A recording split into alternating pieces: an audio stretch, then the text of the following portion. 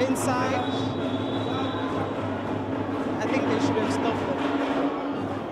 Can... Let's stop them.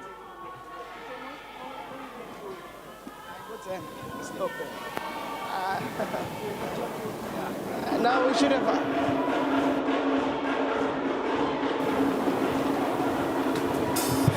Let's all rise.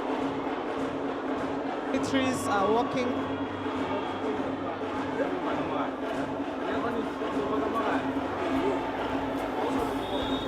Can I request organizers to invite everybody else inside?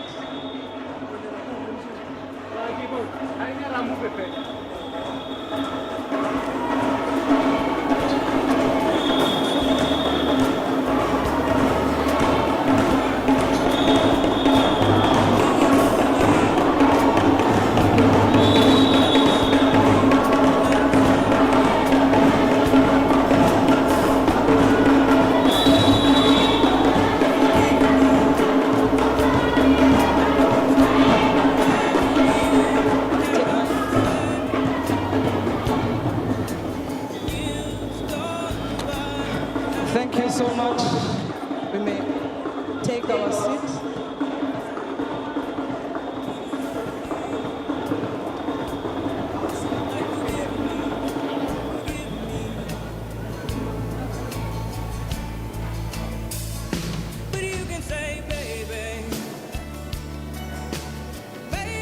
If we can invite all delegates to come inside before we start with our proceeding.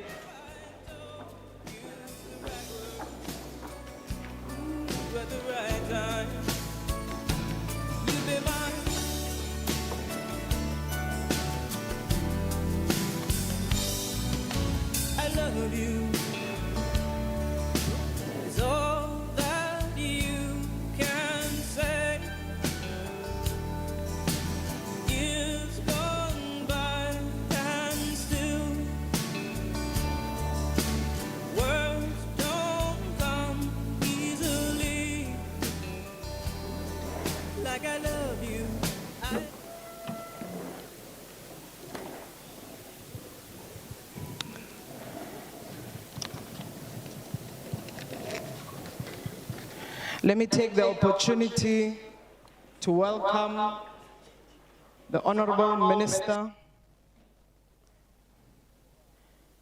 Hlabisa, who's responsible for cooperative governance and traditional affairs, the deputy ministers that are here with us, Honorable Dr. Masemola, who's the Deputy Minister of Corporate Governance and Traditional Affairs, the Honorable Deputy Minister, Ntate Mahlobo, Deputy Minister of Water and Sanitation, Kidumedise Morena Warona Khosi Siatlolo, who's chairperson of the National House of Traditional and Kwesen Leaders. Kidumedise, our Honorable MEC,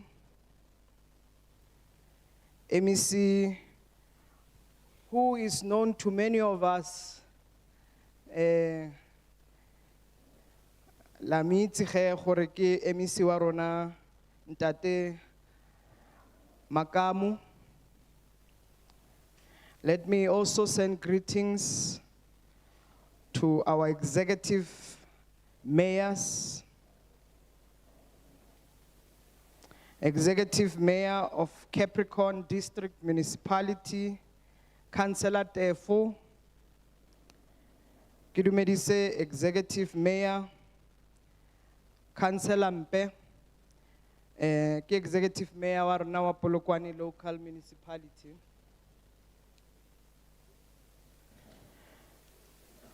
We do have our head of Disaster Management Center, Dr. Sitole. I'm sending greetings to all delegates who are attending here, but most importantly, we've got young people here. Halala Limpopo, halala.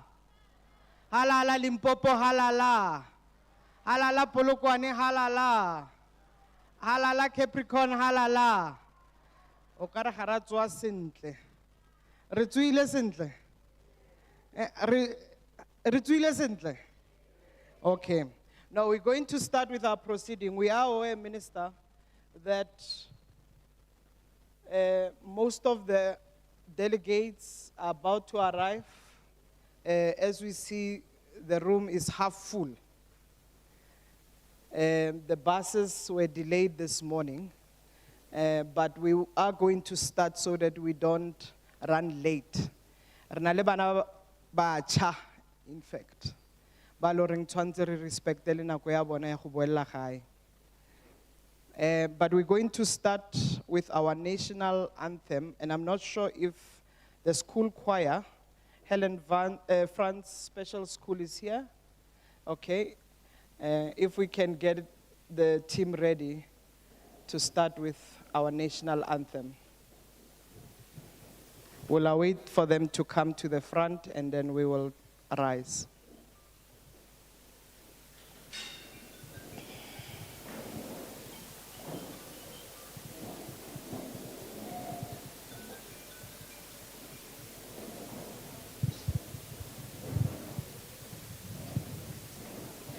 Let them.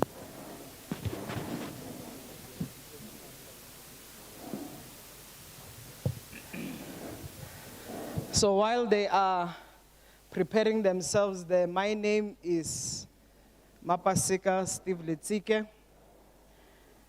I am the Deputy Minister in the Presidency responsible for women, youth, and persons with disability. I'm super excited to be here in Limpopo and to also have our constituency Honorable Minister leading some of the initiatives in this program.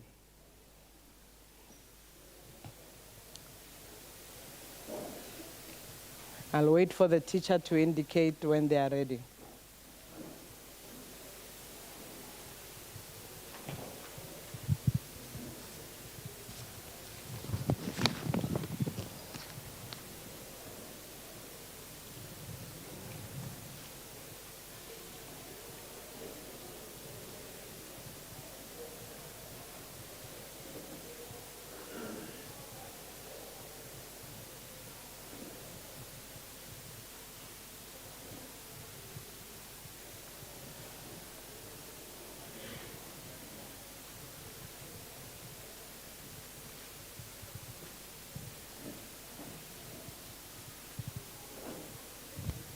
Are we ready? Okay, can we all rise as we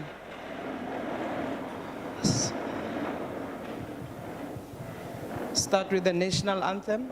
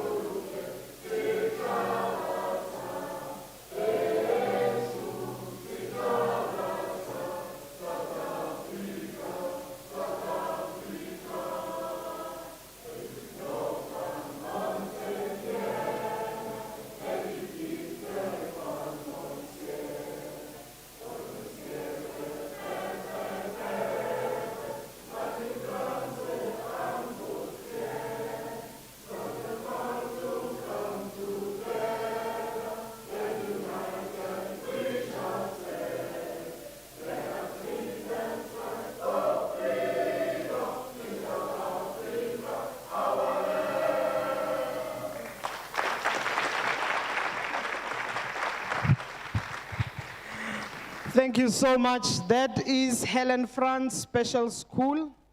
We appreciate that.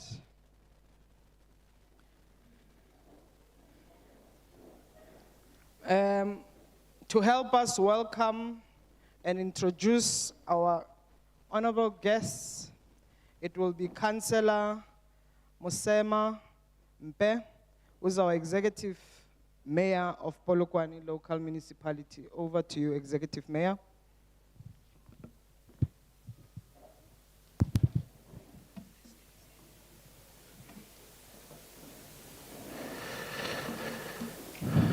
Thank you very much, Program Director and the Deputy Minister for Women, Youth, and Persons with Disability, Honorable Ma Paseka Letike. Allow me to commend my task by acknowledging the esteemed guests that are in our midst this morning.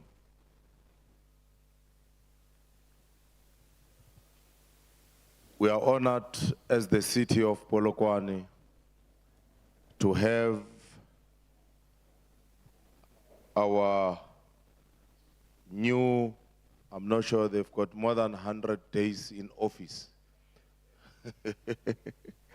Our new Minister, Honorable Minister of Cooperative Governance and Traditional Affairs, Mr. Velenkosini Hlabisa Bulawayo. Let me also greet the Honorable Deputy Minister of Cooperative Governance and Traditional Affairs, Dr. Dixon Namani Masemola, who, as you know, is our former MEC here. He has been occupying quite a number of positions in our province, resident of Limpopo. We're acknowledging you, Swat Tau. Honorable Deputy Minister of Traditional Affairs, Prince Zolile Ngamash, in absentia. Let me also acknowledge the Honorable Deputy Minister of Water and Sanitation, that David Matlobo is, it happens that is always here. Maybe it's because, Minister, we've got many water challenges. So that is why we have become his second, actually his home of choice. Ralewa Deputy Minister, you are acknowledged. Chairperson of the National House of Traditional and Khoisan Leaders, Hosi Tabo Siatlolo, Dabezita, Mamshate, Raleta Misha, Let me also acknowledge the Executive Mayor of our district, Capricorn, Councillor Mamidupi Tefo, who is also here with us. You are acknowledged, Executive Mayor.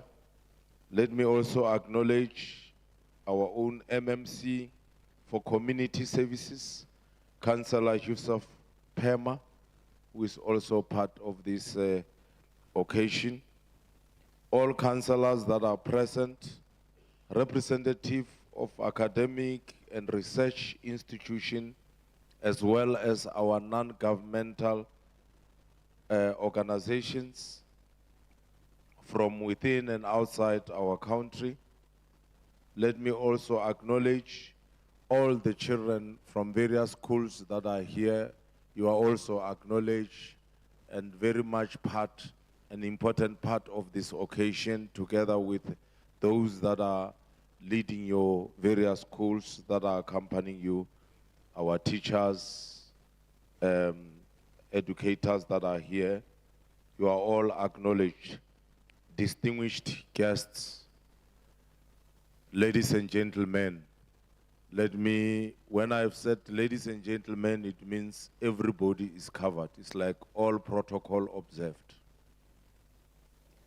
Good morning, Khotso. It is my great pleasure to welcome you all this morning to our beautiful and clean city of Polokwane, to this International Day, commemoration of the International Day for Disaster Reduction, under the theme, the role of education in protecting and empowering youth for a disaster-free future.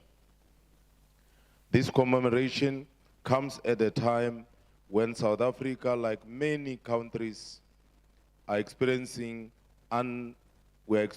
unprecedented disasters such as drought, floods, storms, extreme heat, veld fire, snow, and many other disasters.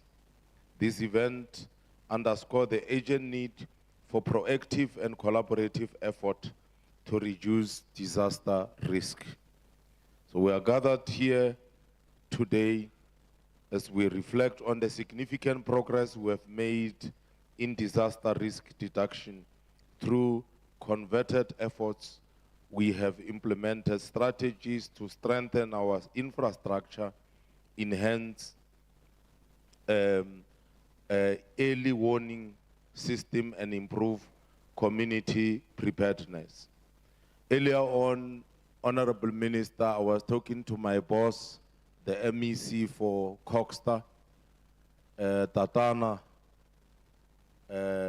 Bishop Makamu, and I was saying we want to thank you for the disaster management grant that we received.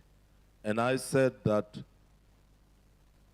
I think it deserves a round of applause. And I was saying that around the city we have been able to even enhance our stormwater system because of that money. But he was also assuring me that there might be more money coming because Polokwane have spent all the money. So we really appreciate. But I also said that in averting that,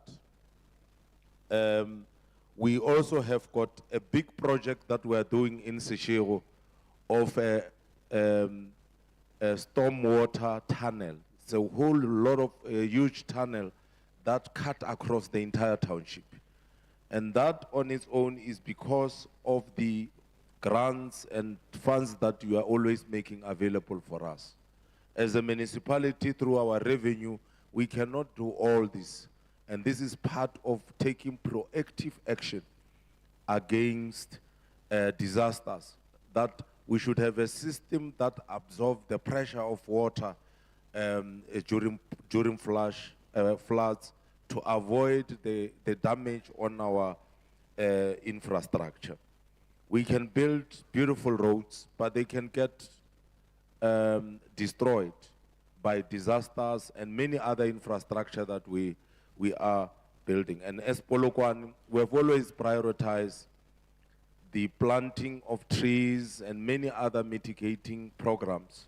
And that is why we are the recipient of 2023, the Greenest City Award, where we received because of the work that we are doing.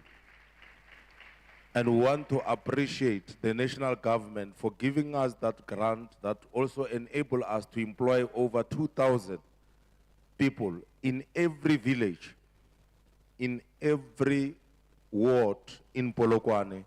In every ward, we've got 40 active people who are cleaning, who are taking care of our environment.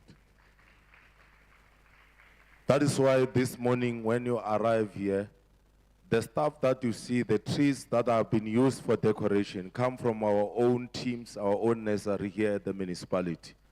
So we are not outsourcing, we are not hiring people to bring trees or to decorate our stage, because we do have a team dedicated to work on greening the city and planting of trees, not only to the city, but to our rural areas. Our traditional leaders are the recipients.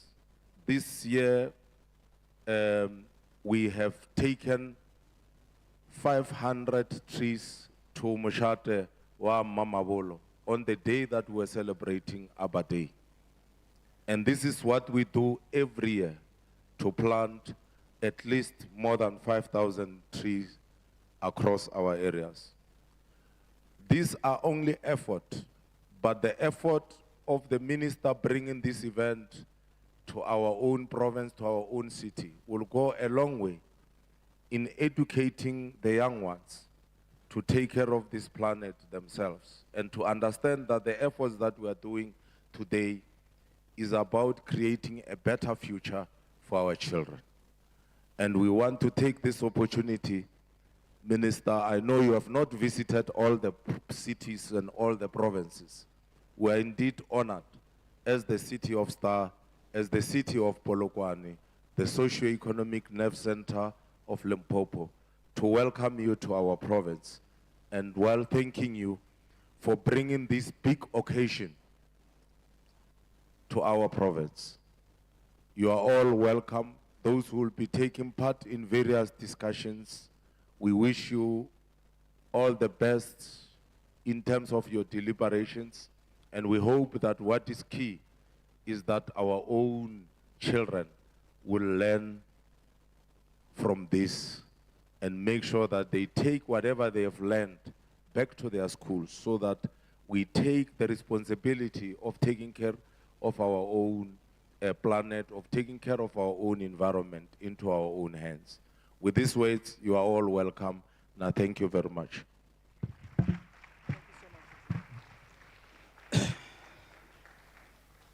Re leboge Executive Mayor wa rona Ntate Mpe. I think we are fortunate to have so much dedication, le kitso ya gore re etsang mo sitting e ya rona Polokwane.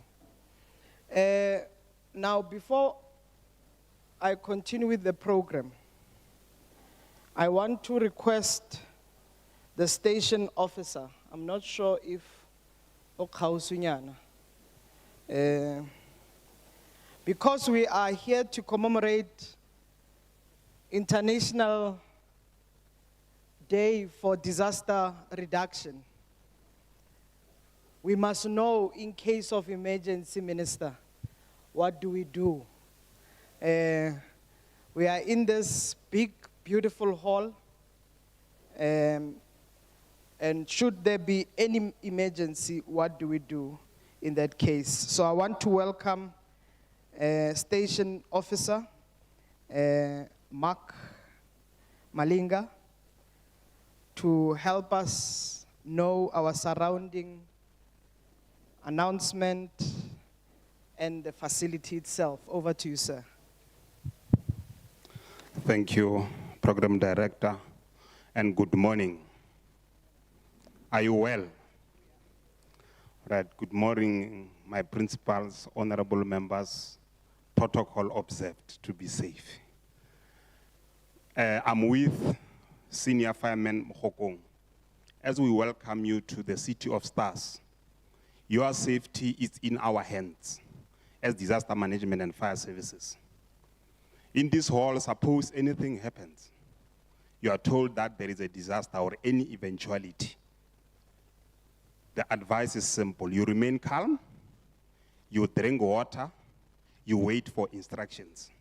If it happens that you are going to be told that you must evacuate, this row, this line, is going to evacuate using all the exit door this side. Then you will find a person who will take you to a safer area, which is called assembling point. Then this side, you have exit door there at that corner. When you go to the foyer, there's exit door this side. You'll have people that will be directing you to different assembling points. Our principals at the back, you have an exit door where you'll be directed to a safer place, suppose anything happen. You are more than welcome. You will also have a senior fireman Mohokong with you full time if anything happens, so that he can alert us immediately so that we can swiftly and promptly respond. I wish you all the best in the name of disaster management cycle. Hallelujah.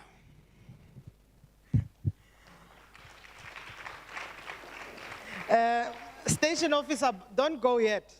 Let's check the room. Because the theme is the role of education in protecting and empowering youth for a disaster-free future. Minister, I want to check if the young people were listening.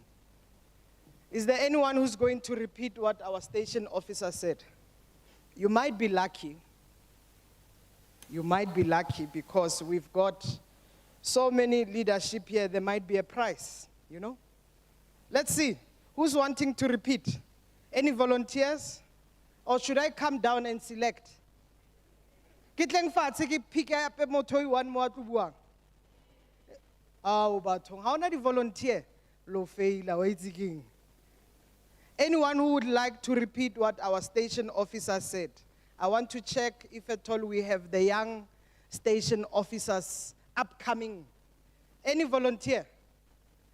Yes, come, Wanyan. Do we have a mic closer, or you can come speak from the front, because he was moving around the stage. Move quickly, come to the front. Come, run. Let's see. Let's give a round of applause. Come around. We want to check. We have young station officers that are coming up. So let's see if at all we can get guidance in case of emergency, what happens. What do we do? Is your mic working? Yes. Okay, tell me, what's your name?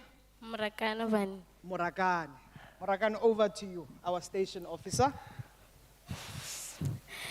The station minister said if anything happens, there are doors that we can exit at. The door that Bua, ke batla o bue le ka language ya hao, o ska betsa ke sekgowa se. O kana o bua ka sekgowa, ka Setswana, ka Sotho. Morakane, kwena station officer kere. Kwena go bua ya wena ya no gore in case of emergency re etsa. Elore una le ntwe thaileng o kana wa ba bangwe ba ka mo side lake ba tswa ka mo ki ba kwa ba tswa mo una le batho ba tlo ba thushang ka monte una le ntwe ba bitsang assembly.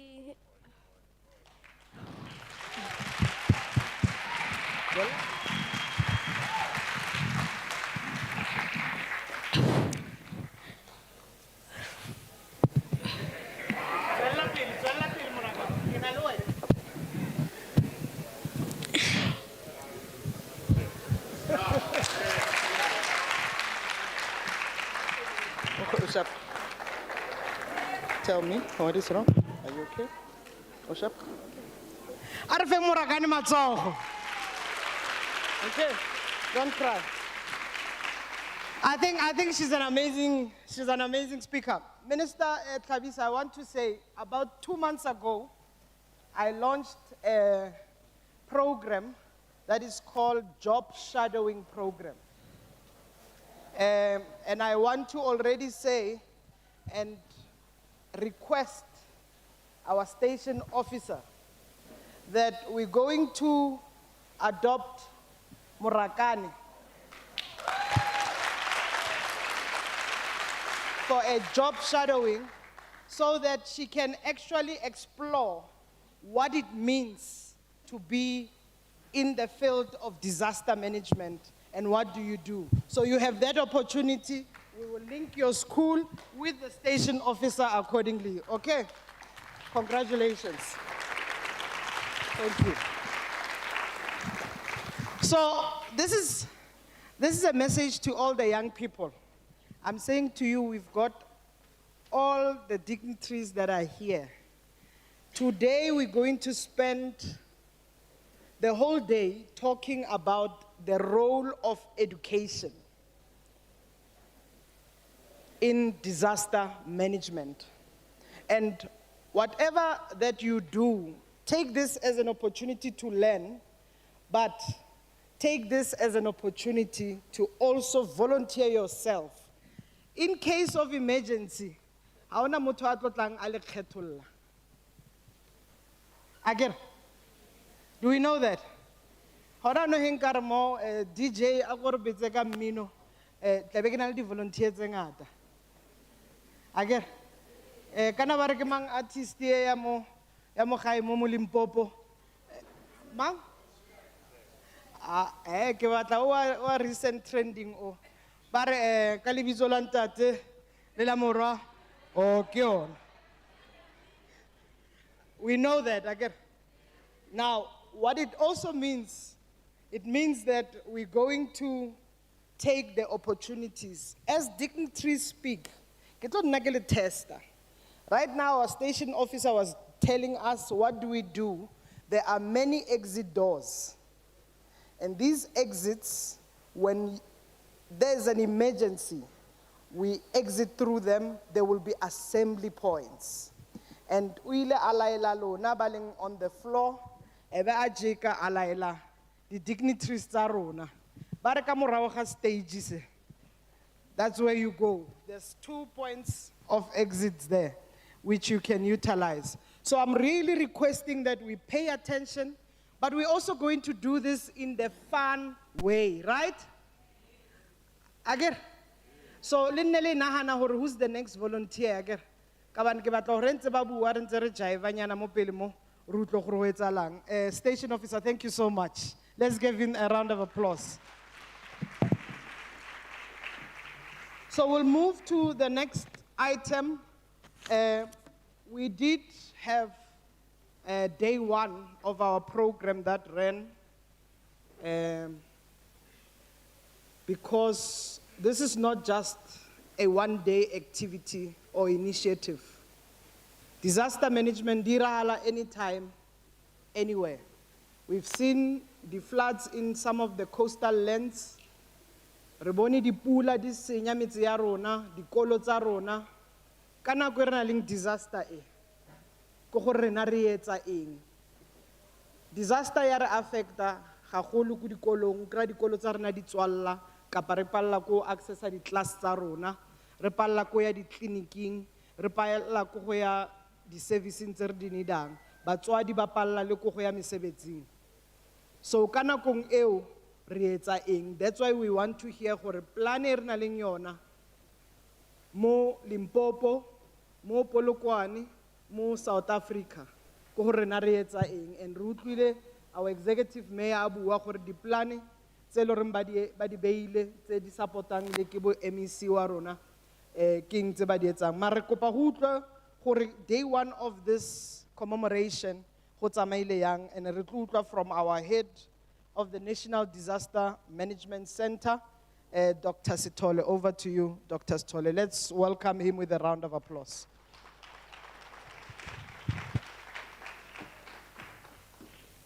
Thank you, Program Director. Let me greet the Honorable Minister and Ministers and Deputy Ministers, the Executive Mayors, the Honorable Councillors,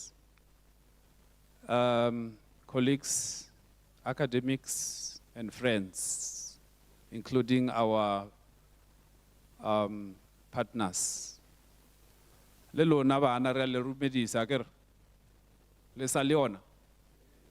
you. Minister Livon. Okay, thank you very much. Put them down. Okay, I'm standing here for Dr. Sithole. My name is Dr. Makananisa. I'm the provincial head of the Disaster Management Center. Yesterday, we, as a recap, Minister, I will just deal with the pointers because really time is not on our side. We were able to drive home the significance of ensuring that disaster management should be inculcated into the mainstream of education program. And then we also dealt with the issue that the far-flung areas should also be able to access early warning systems, just so that they also receive those communications that warn them in the event that disasters are looming. And then we also brought into perspective, Minister, Program Director, that there is a need to use technology, and drones are pretty much what we're going to explore in order that we're able to spot if there's fires and things like those. So we are going to explore that technology. And also, children, also you learned about the 3 types of volunteers. So Minister, what we're saying is we want volunteers on board, because this is a policy of government, to actually help and jack up the need for human resource in disaster management. And further on, we pointed out on the issues of funding, that funding needs to be aligned in respect of disaster management, because we have realized that now we are operating under climate change. So things are different. So we have to also apportion what seems to be appropriate in terms of how we can fund programs for disaster management, and in particular, risk reduction. We also agreed that we need all our stakeholders' hands on board, because government cannot operate without the private sectors. So we felt we have come to that point to say that our door as government is open for private sectors to really take part and actually assist government. And all of these things, we are doing them, Program Director, in line with the Sendai framework, and which also coincide with the National Development Plan.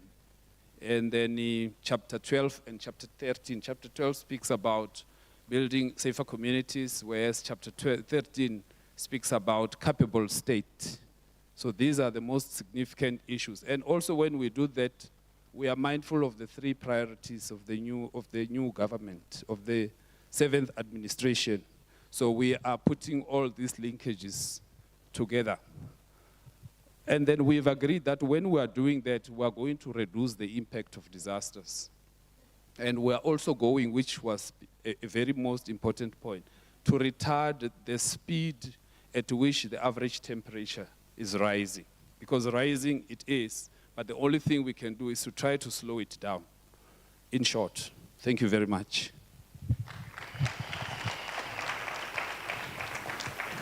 Thank you so much, Dr. Stolle. We are going to move right along with our program.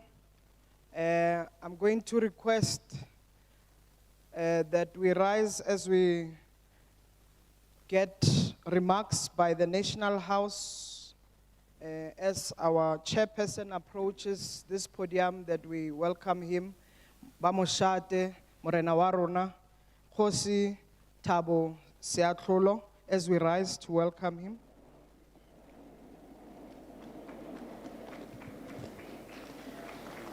We may, thank you, we may sit down. Ke a leboga.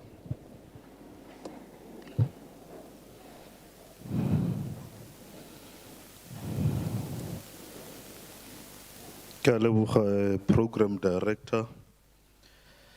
Ke tse nako e ke dumedise Minister wa rona, Re Velenkosini Hlabisa, the Deputy Minister tse di leng teng ka kwano, the MEC wa rona wa dikgotsi, le merero ya di masepala, Re Biskop Makamu, le di executive mayor tsotlhe tseo tsamayang le tsone, our children that are here, le dumedisa le lona, government officials, I also see our partners in the National House, the Alim Dad Foundation. It's good to see you here.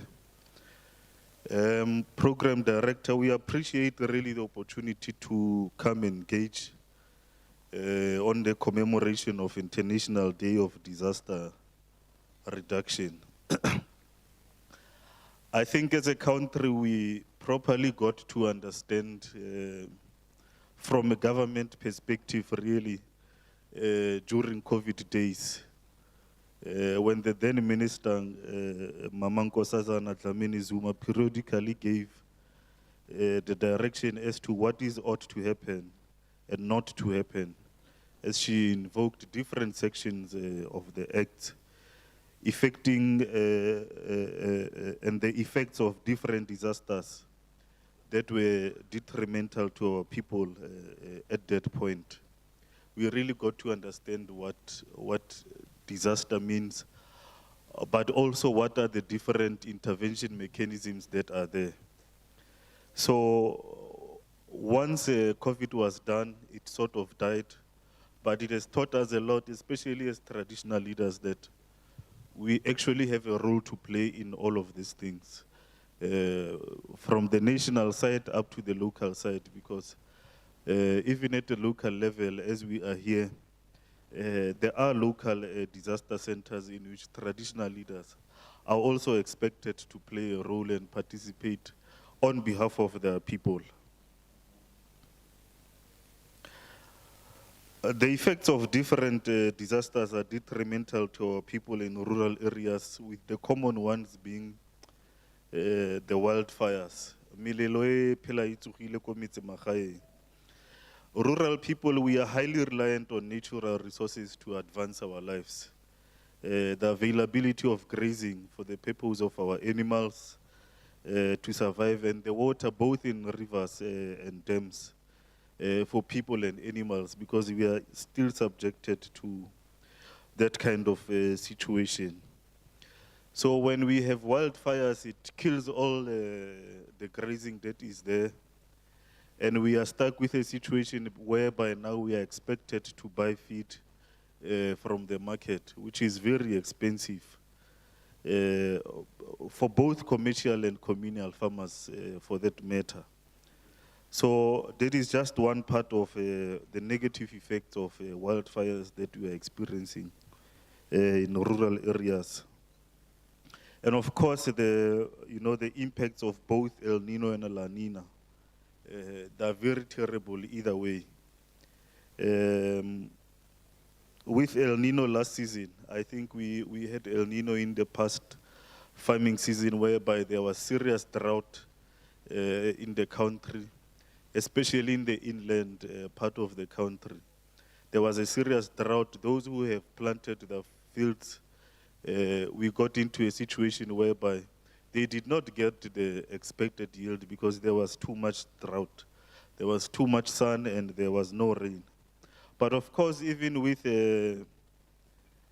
La Nina, it's also a problem because there's too much rain.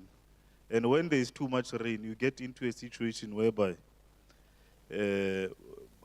because there's too much water, your plant starts to rot. And because of how it rains, sometimes it even damages the fields. So whether it's El Nino or La Nina, we still find ourselves in a very bad situation. And of course, we are looking at the American situation in Florida currently, where you have something called Hurricane Milton that is terrorizing the area. Minister, one of the commonalities of traditional leadership across the country, because when people who write about traditional leadership and our history in terms of Botswana, Bapedi, Bavenda, Zulu, Xhosa, and all of us, a lot of times they will be telling you how different we are, so that we can continue to look at each other with a suspecting eye. But one of the commonalities of traditional leadership in the country in terms of how they administrate land is that it's the traditional leader and the traditional authority that will welcome an individual into a community. However, it's the head man or head woman who will be allocating a certain site to that individual. And there are certain instances in our communities whereby you find that headman or nduna, it will be in a low-lying area, whereby that person will be susceptible to flooding in that area when it's time for rain. So I think we need to bring our headmen and headwomen in to give them training, to say there are these kinds of disasters. If you place people, you need to place people in a correct space. And I think part of joint planning that we were talking about is quite important in this manner, because it will assist us as traditional leadership to properly survey our rural areas so that we can know that this place is dolomitic, this place is low-lying, you can't put people here. Demarcate the area properly to say this is for agricultural purposes, and not put people whereby they will be in a situation whereby they will be in danger when disaster strikes.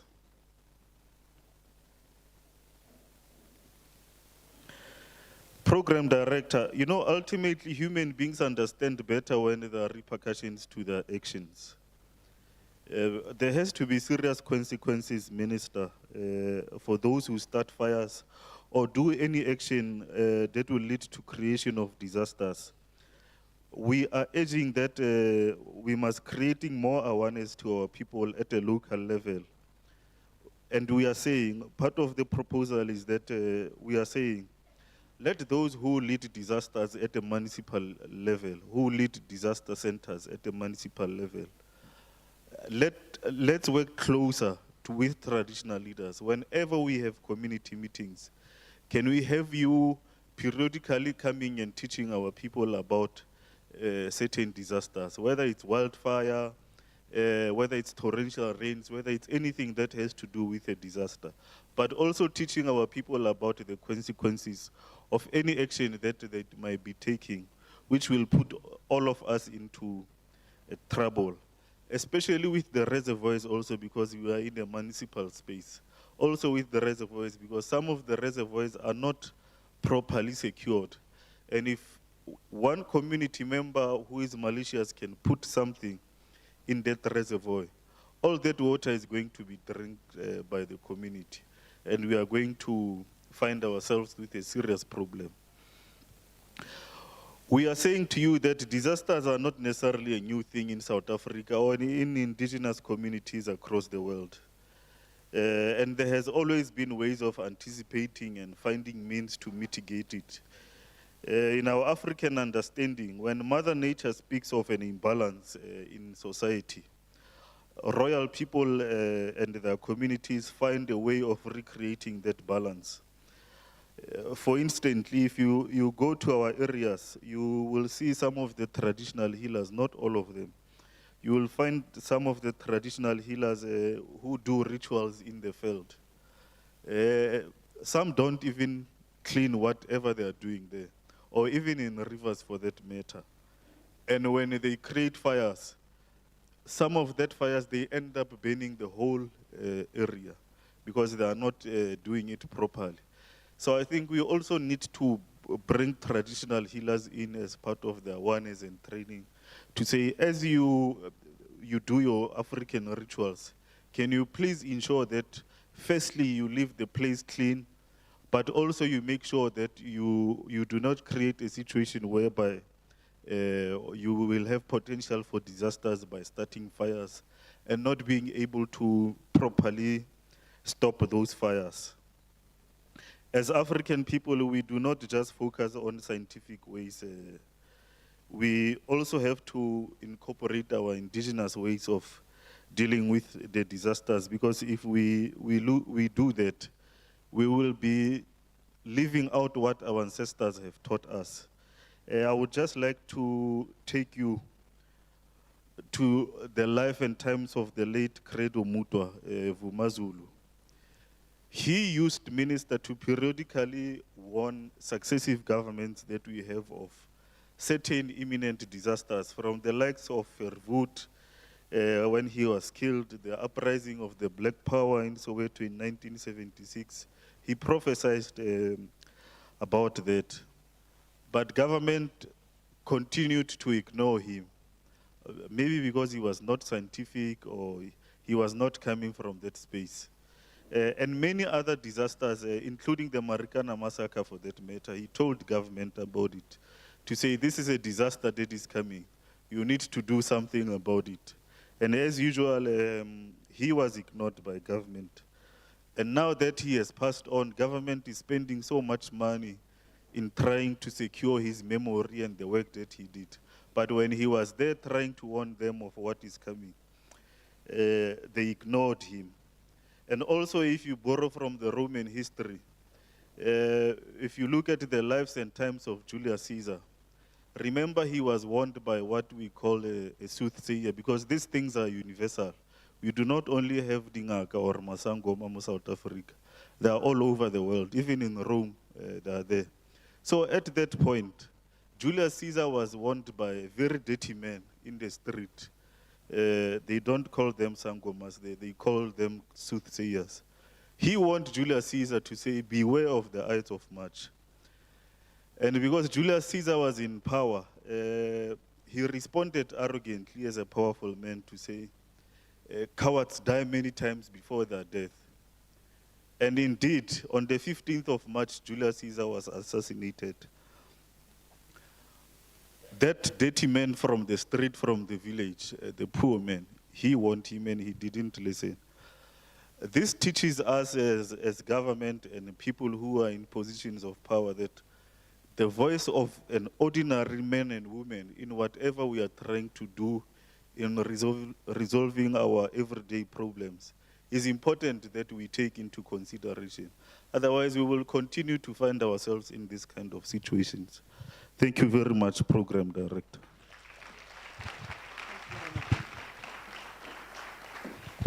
Thank you so much, Chairperson Khosi Siatlulo.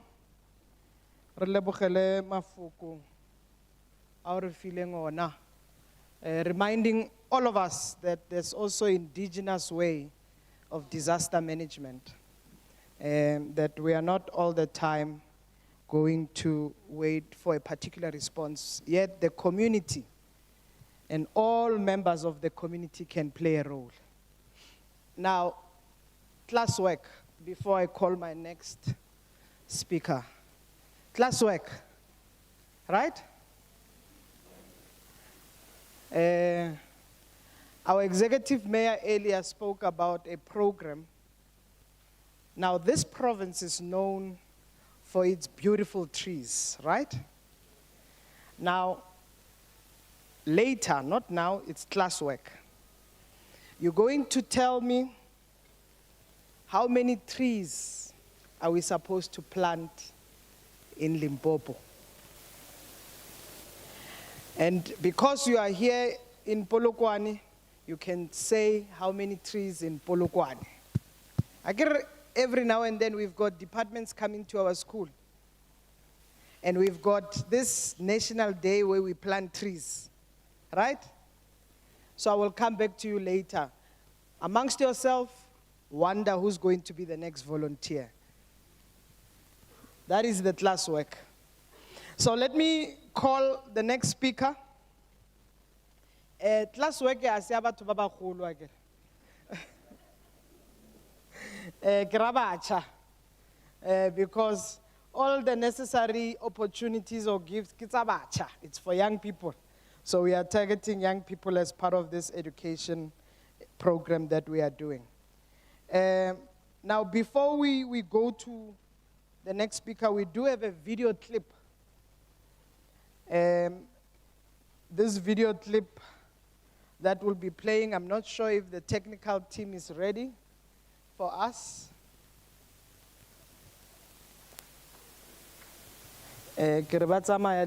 Program. Are we ready? Excellent. Over to you.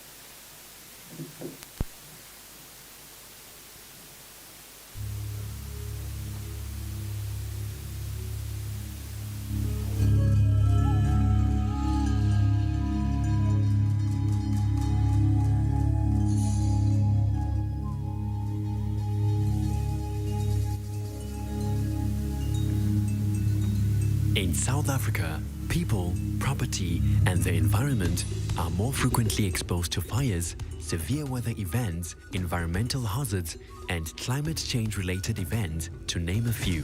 These recurring events play a major role in undermining the resilience of communities as well as their ability to meet their basic developmental goals. Can we all When hear a it? disaster occurs, schools that are damaged disrupt the educational rights of children, as the loss of instruction time untimely reduces the quality of education. The lack of proactive and reactive plans for schools denies students continuous schooling, with many unable to catch up and some eventually dropping out permanently. In response to Capricorn District Municipality, through the district's Disaster Management Center, DMC, in collaboration with its partners, have developed a disaster risk management school awareness program to bring awareness as a critical tool that contributes towards disaster risk reduction. Ba Capricorn District Municipality ke tsebane le bona he ile he be ke theleditse radio ba tlile ba le mo Mohodi FM ya be le re ba tlile ka program ya disaster management na ba re butša diputšišo and then diputšišo tšeo ke arabile ka mokgwa ba mputša ka gona so ka wina first aid kit le fire blanket. Sekolo sa rena se ithutile tše dintšhi go tšwa mo go CDM program ka kitchen tša rena tša go apea re be re se na le first aid kit mola CDM ya tlang mo sekolong sa rena re ithutile gore basadi ba ka kitchen o sentse gore ba be le first aid kit ya bona le ka ofising ya sekolo go be le first aid ka mo diphapošing tša rena re be re se ra dira wiring ya mohlagase gabotse na pile ba CDM ba rile go tla ba re fa gore re dire dilo gabotse ba re bontšha gore mentshitšo wa rena a soa ba gabotse e nngwe ke gore ka kua kitchen re be re se ra notlelela mabetlelo a rena a gase bjale CDM e rile go tla mo sekolong ra dira gore go be safe ka kua kitchen. Patapadima Special Schools for learners with severe intellectual disability. The school is at Mashashani, Maune area.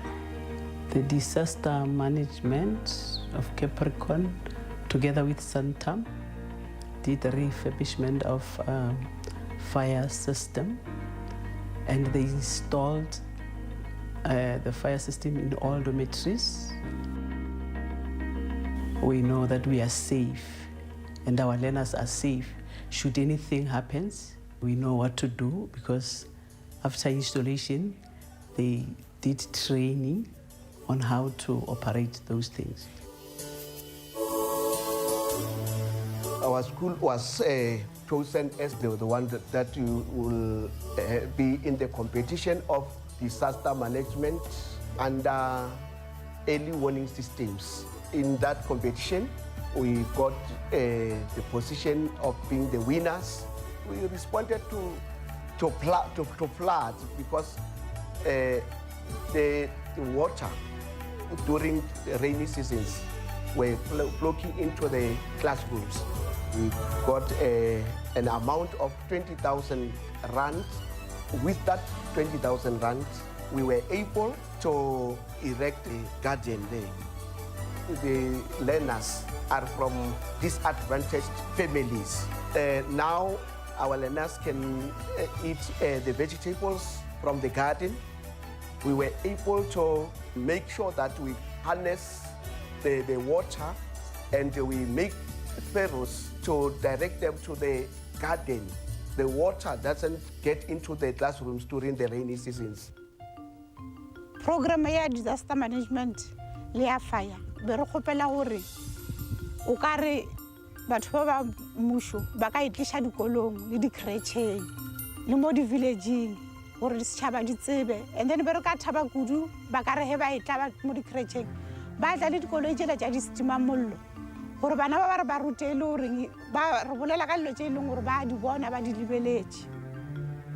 Bana ba grade R be ba tsenela dithuto tša bona ka ofising ya principala morago ga gore CDM e sepele ba ile ba re romela di-mobile tše tharo. Re leboga CDM ga ile ya kgona go tšea matsapa gore ba mmušo ba re tlišetše di-mobile tšeo.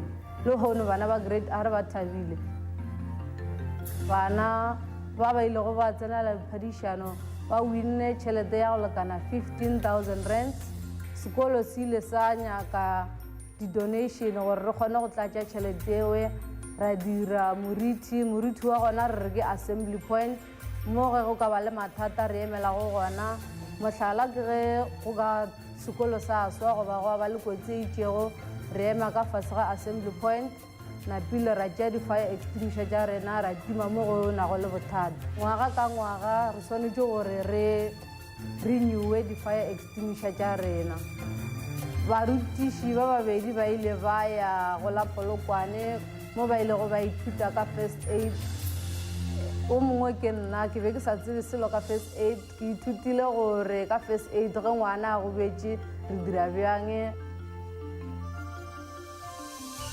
How about this disaster management?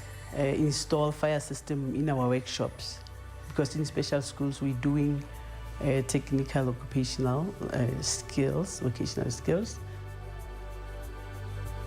Re ka thabela ge CDM e ka tšwela pele go tla go re etela mo sekolong sa rena gore e kgone gore tlhotlheletša ngwaga ka ngwaga gore re se ka ra boela morago. Re a leboga kudu-kudu thekgo e ba re fileng yona le mo kretšheng ya rena.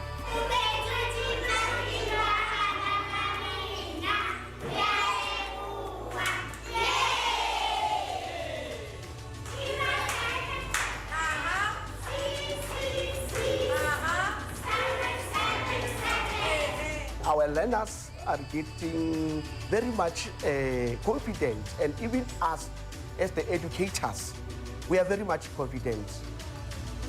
Re leboga kudu disaster.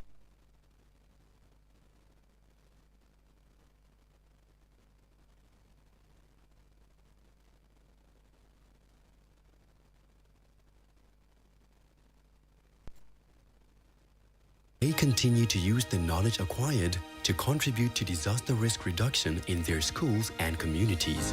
We would like to thank all stakeholders that were involved in making this program a success, especially Centum, the main sponsor of this program.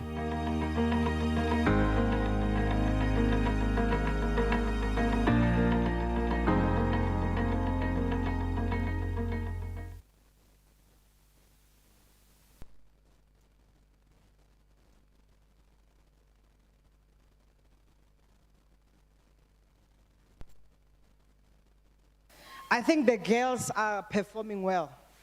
I'm worried, boy children. How, Bashimanyan? Let's give a mic there, emergency number.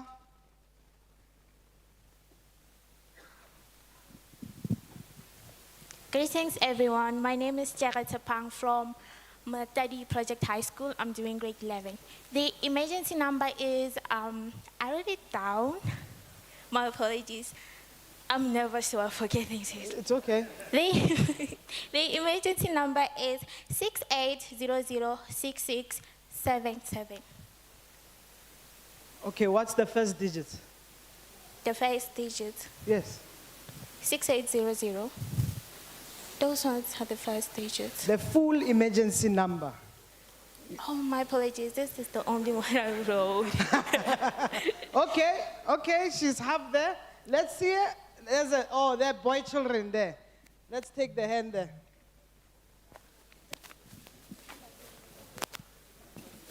Excellent. I like volunteers, Minister. The young people are volunteering. They are paying attention. Oh, there we have a young one. And please remember when you speak, remember to say your name and the name of your school. And I think it will also be lovely to hear your age. I like the young one. He's coming right here.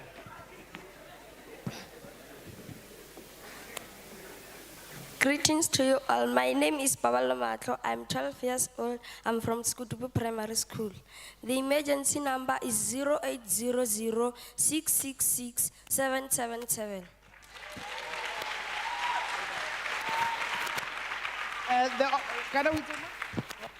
Babalo, one of the organizers will come to you. Thank you. I want us to also acknowledge some of the sponsors and the partners, stakeholders that we work with.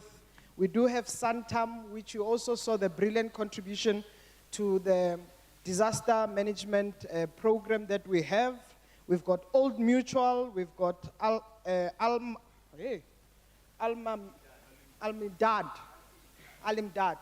There we are, Alimdad Foundation. Apologies for that.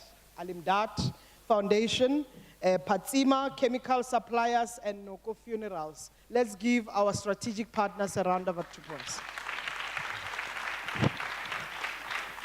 So we will move now to the next item, which there will be, of course, a bit of short remarks and introduction of the Deputy Minister, which will be done by our Councillor, Metefu, who is our Executive Mayor of Capricorn District Municipality. Malibongwe.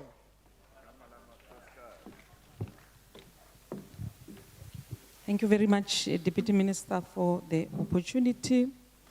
Let me also acknowledge yourself, Honorable Deputy Minister, for women, youth, and persons with disability. Allow me also to appreciate and acknowledge the Minister for Cooperative Governance and Traditional Affairs, Honorable Minister Velenkosini Hlabisa, together with the Deputy Minister of Cooperative Governance and Traditional Affairs, Honorable Dr. Dixon Masemula, the Deputy Minister of Water and Sanitation, Honorable David Matlobo, the Chairperson of the National House of Traditional and Quasi Leadership, Bohoshi Siatolo Realocha, and again, the Executive Mayor of our beautiful, clean city, His Worship, Councillor John Mbe, the MEC for Coxstar in our province, Honorable Biskop Makamo, and Salga, represented by Councillor Mzweng, members of Mayoral Committee and Chairperson of Portfolios who are representing different municipalities, particularly those who are dealing with disaster management, administration, and our panelists. But the most important people for the day, our learners and teachers. Let me take this opportunity to appreciate and greet everyone who is here today attending our program on International Day for Disaster Reduction. Because we know that disaster management is everybody's business. So it's important that indeed we ensure that the younger ones, particularly the learners, learn different ways of mitigating disaster. So my role here today is just to present a leader who's known to all of you, particularly the people of our own province, Limpopo. He was born at Ramarishana, and I must also indicate that he needs no introduction, particularly to us here in the province. But I will perform the task that I'm supposed to perform. He also started his political activism during his youth days, and he participated in South African Student Congress and local organization affiliated to South African Youth Congress, and later joined the African National Congress, which he served in different ranks, and he was once the chairperson of Sekhukhune region, and later was then appointed as the deputy chairperson of the ANC in the province. And I must also say that he served in different government structures. He was once the executive mayor for Sekhukhune district municipality, and he later joined the provincial government as he was sworn in as a member of Limpopo legislature. During his term as a member of Limpopo legislature, he served in different capacities, particularly as the member of Executive Council. He served as the MEC for Education, and again, he served as the MEC for Public Works from 2013 to 2014, and from 2019 to 2020, he served as the MEC for Transport, and from 2020 to 2022, he also served again as the MEC for Public Works and Infrastructure in our province, and the same year, 2022, he served as the MEC for Social Development. He's highly educated. He received a doctorate from the University of Limpopo, and his thesis was about the impact of leadership on socio-economic development, particularly of municipalities in South Africa. So it is not by mistake that the president of the country appointed him as the deputy minister of cooperative governance and traditional affairs. I present to you Honorable Deputy Minister Dr. Dixon Namani Masemola. Obet.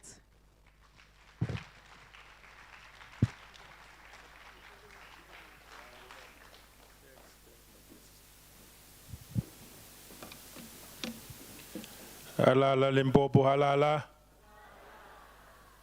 Halala Limpopo, halala. Thank you very much, Program Director of this important event today, Deputy Minister Steve Litsike in the Presidency, Honorable Minister responsible for COCTA, Minister Velenkosini Hlabisa Bulawayo, Executive Mayor of Polokwane, City Municipality Makoro John Mbe, Chairperson of the National House of Traditional Leaders in the Republic of South Africa, Kgoshi Siyatlhulo, and other traditional leaders who are here this morning. Deputy Minister responsible for water and sanitation, Honorable David Mahlobo, and other senior officials from the Department of Water and Sanitation resident in this province. MEC of COCTA in the province, MEC Makamu Hakensa Mhlabe, Executive Mayor of Capricorn District Municipality, and the Chairperson of the ANC Women's League here in Limpopo, Me Mamidupi Tefu, Kiatamisha Khadie Khulu. Members of the mayoral committees of both the district and as well as the local municipality of Polokwane, members of the academia, government officials from various government departments present here today, principals and teachers and learners of our schools in the province. I see they are led by my former colleague, Dr. Mashaba.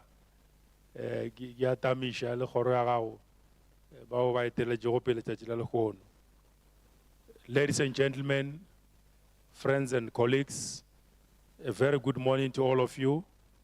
Dumelang, Lochani, Dimacheroni, Abshein. It is an honor and a privilege for me this morning to be in your midst at this provincial occasion which commemorates the empowerment of our communities through observation of the International Day for Disaster Reduction.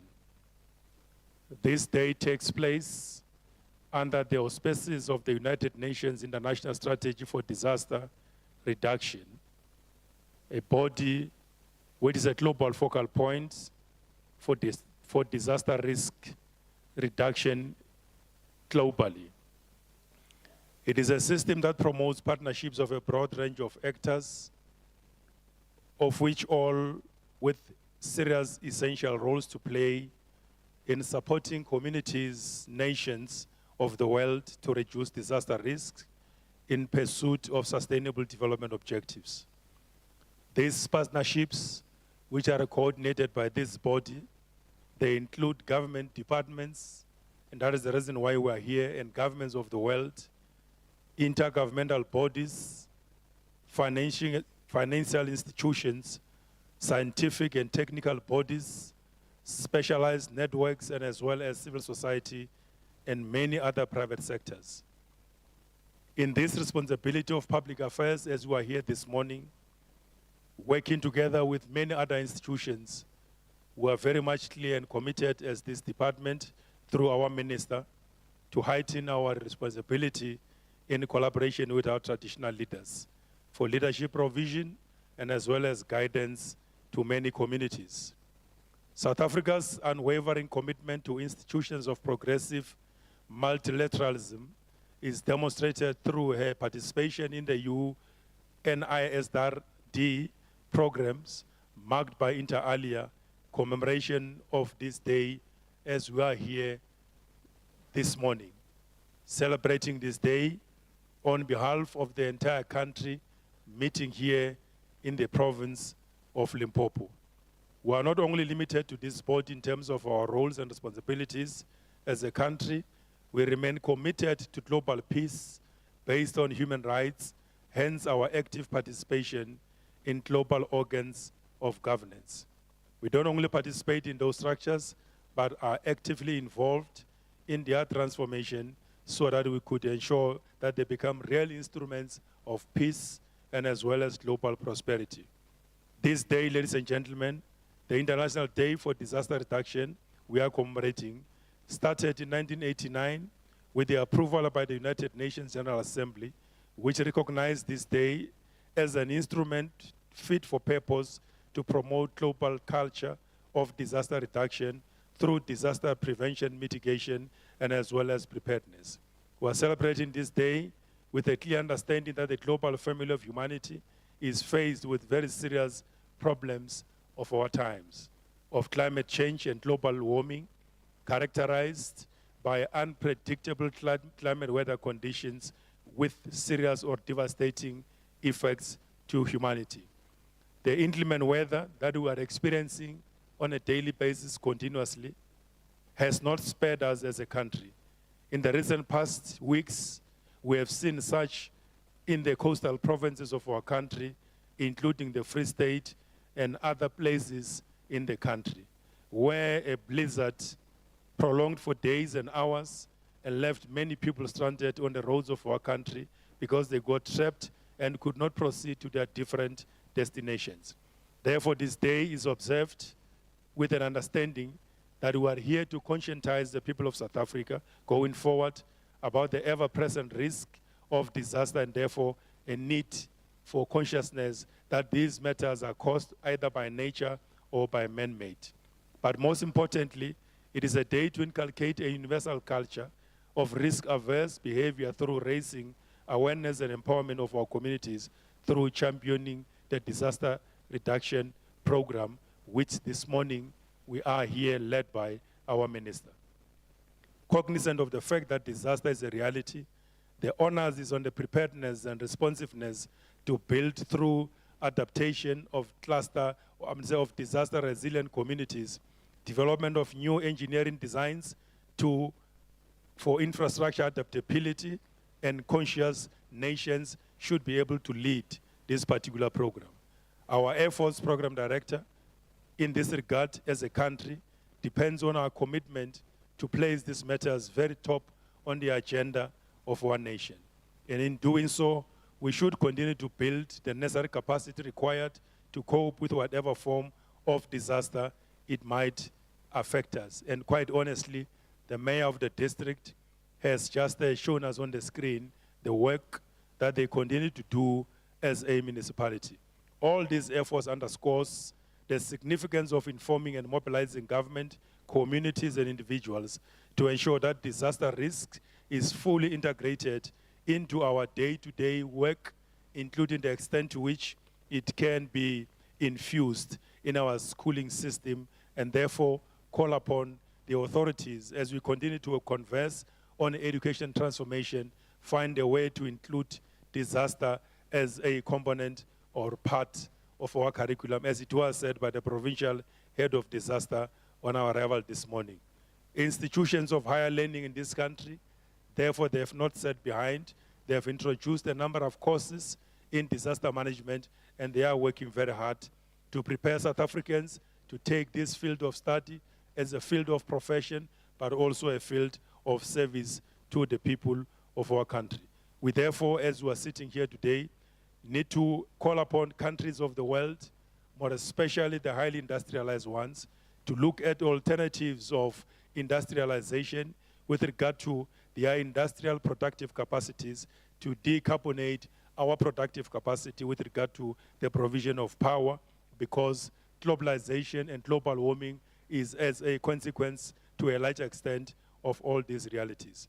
Through the leadership of our minister, we are here this morning to come and celebrate this day with the people of Limpopo. And I would therefore like to call upon municipalities and the people of this province, and to a large extent South Africans, to be very conscious of the need to have very serious combative strategies and programs to deal with matters of disaster. May, as we all respect our responsibilities in this regard, particularly municipalities must work very hard to enforce bylaws in their own areas, because people sometimes, they settle in floodline areas which are not conducive for habitation, and therefore predispose our communities to different forms of disaster. These matters must be avoided by seriously embarking on enforcement of bylaws. I wish everyone present here this morning a successful participation in this program until the end of the last item. Thank you so much. Thank you, Dr. Masemola. Let me call upon the MEC of Kokta, MEC Ntate Baskopo Makamu. Over to you, MEC.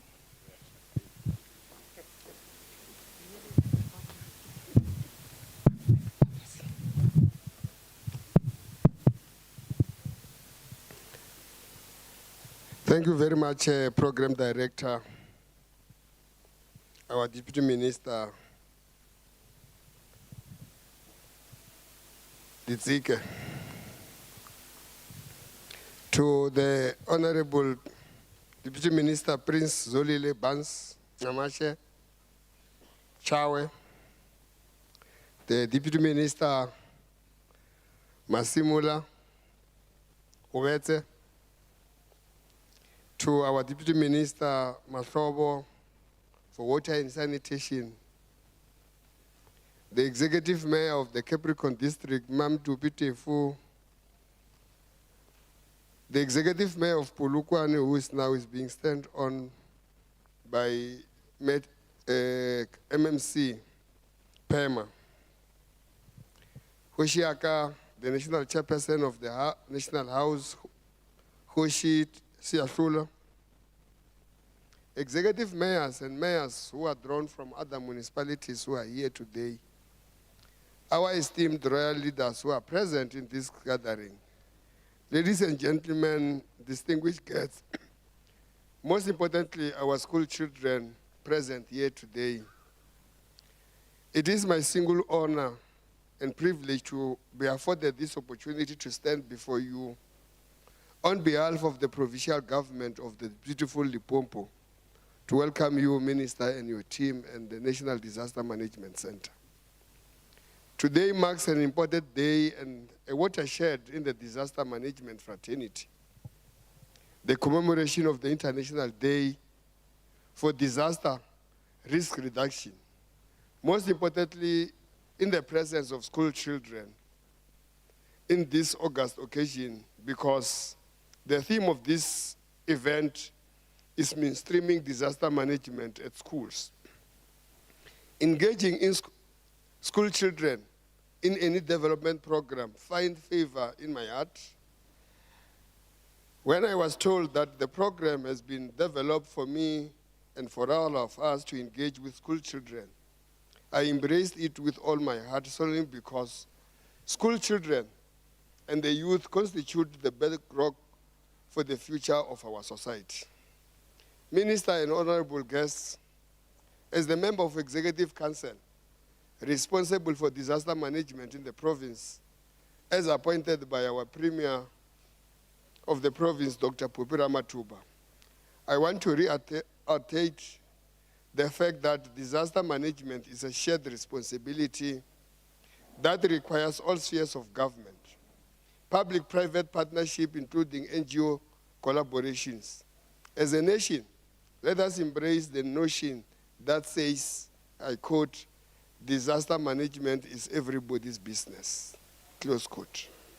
Program Director, I want to highlight the fact that our daily lives are subject to disasters. The world over is always under threats for forces of nature, such as climate change, which has got devastating effects to the lives of our people, damage to the critical infrastructure, negative impact to economic and well-being of communities, and causing the seriousness of environmental degradation. People over the world become victims because of the brutality caused by the adverse impacts of the climate change. I must say one thing, Minister, that when the executive mayor was here, said that more money, he wants more money. I was reluctant to agree with him, because when you get more money for disaster, it means you have got more disaster, which I don't want. Because the money of the disaster is on condition that you have gone through disaster process. But I must tell you, Minister, that we appreciate the money that you are giving us for disaster, because we are restoring some of the things. I don't want to talk much, but here, my role is mainly to come and present to us the Minister. Ladies and gentlemen, the Minister is a member of Parliament. Velenkosini Hlabisa, Bulawayo. In the ministry, dear Mahlobo, we call each other our clan names because we are working with traditional leaders. So I call him Chawe, I call him Hubetse, I call him Bulawayo, they call me Mushabe. So that is how we call each other with all the other MECs when we are in our... I know you are a prince as well, but let me tell you that the minister is a South African politician, a former teacher. He is the sitting president of one of the political parties in the country, being the Inkatha Freedom Party, since 2021. He previously served in that political party as the Secretary General. He served as a member of the National Assembly of South Africa since 2023, and also served as the IFP parliamentary leader. Mr. Hlabisa is not new in the era of local government, having been served as a mayor of the Big Five Hlabisa local municipality within Umkanyakude district municipality. It's a minister that have come, and I must say it, that since the 7th administration, he has not made sure that he consult with MECs. I don't know, Minister, how many MINMECs we have held to show that you want to take everybody on board. And I must say that I'm not surprised that when today you are here in the province, as we go all over the country, you will want to make sure that definitely disaster is also one of the responsibility that we should be able to do. I'm requesting all of us, those of us who should be able to stand, and we invite the minister to come and talk to us.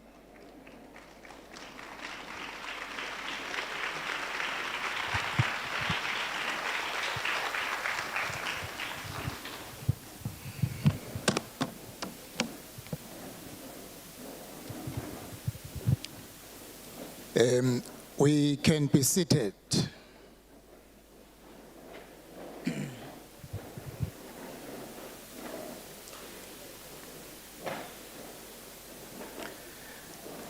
Thank you very much, Honorable MEC, for the introduction that we have done, to invite me to the podium. Firstly, let me greet our program director, Deputy Minister Mapaseka Steve Letsike, the chairperson of the National House of Traditional and Khoisan Leaders, Khosi Siatlolo,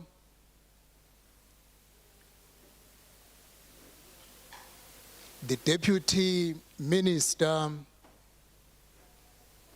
Dr. Masemola Tau, the Deputy Minister, Xolile Bans Ngamashe Chawe, the Deputy Minister, Umahlobo, who is present amongst us, our District Executive Mayor of Capricorn Municipality, Councillor Mamedupe Tefo,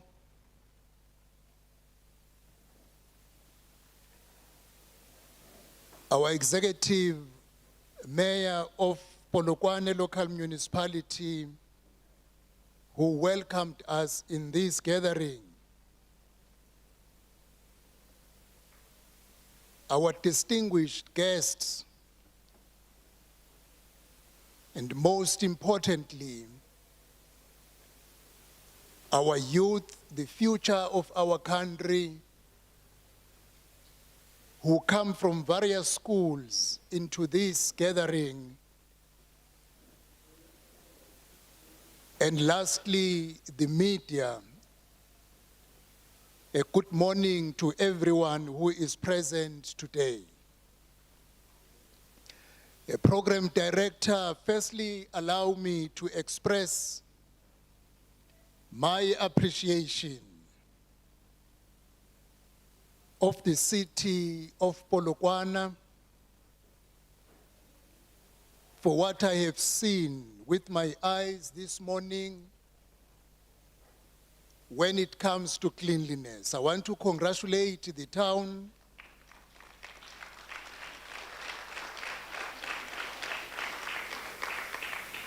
for the good appearance. I also do want to appreciate Honorable Mayor of the Polokwane Municipality, the state of the hall in which we are. Ubaba Mahlobo will know which we will use to associate this with other races in South Africa. It is encouraging when money was invested in building a structure like this one and it is properly maintained, and when you use it, you don't feel ashamed that, hey, look, it was beautiful, but it is no longer. I also want to congratulate the municipality for maintaining the infrastructure and keep it in a good state so that whatever money that is available is not duplicated on one and the same project, but it advances the development of our communities. I also want to congratulate the municipality that during the 2022-2023 audit outcomes, the Polokwane municipality received the unqualified audit outcome.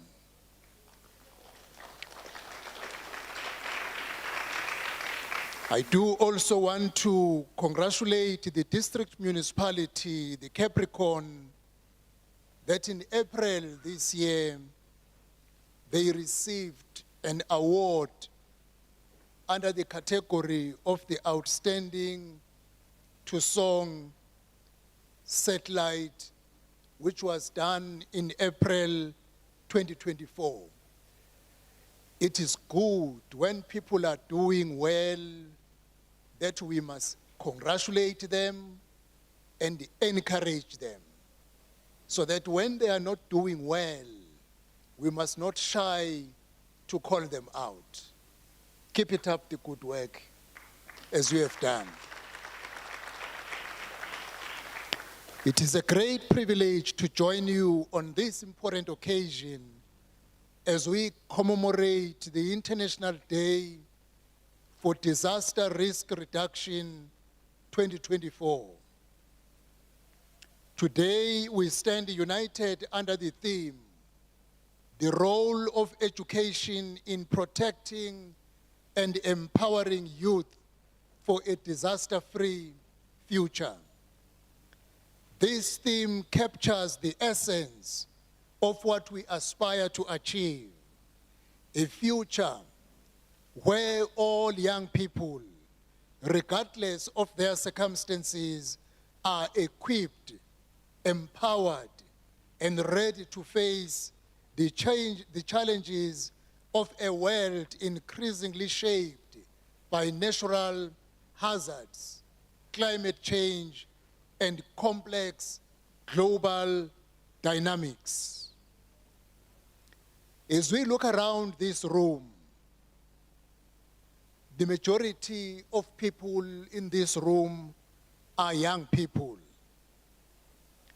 We see the faces of the future leaders, the innovators, and the change makers.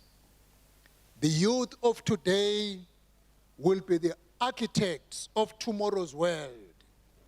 Their resilience, creativity, and determination are the building blocks of a safer, more resilient society. However, to realize this potential, we must ensure that every young person in every corner of our nation has access to knowledge, tools, and opportunities they need to thrive in the face of adversity. Disaster risk reduction is not just responding to disasters when they occur. It is about creating a culture of prevention and preparedness where risks are understood, vulnerabilities are reduced, and resilience is built into the fabric of our communities. And the question is, who can champion this cause better than our youth? The answer is none. Youth empowerment goes beyond education. It involves engaging our youth in decision-making processes, listening to their ideas, and involving them in community-based disaster risk reduction initiatives. By so doing, we not only build their capacity, but also foster a sense of ownership and responsibility towards creating a disaster-free future. Education is a cornerstone of disaster risk reduction. Through education, we can instill a culture of prevention, preparedness, and resilience. We can teach our children not only how to respond in the face of disaster, but more importantly, how to anticipate, mitigate, and prevent these disasters from occurring.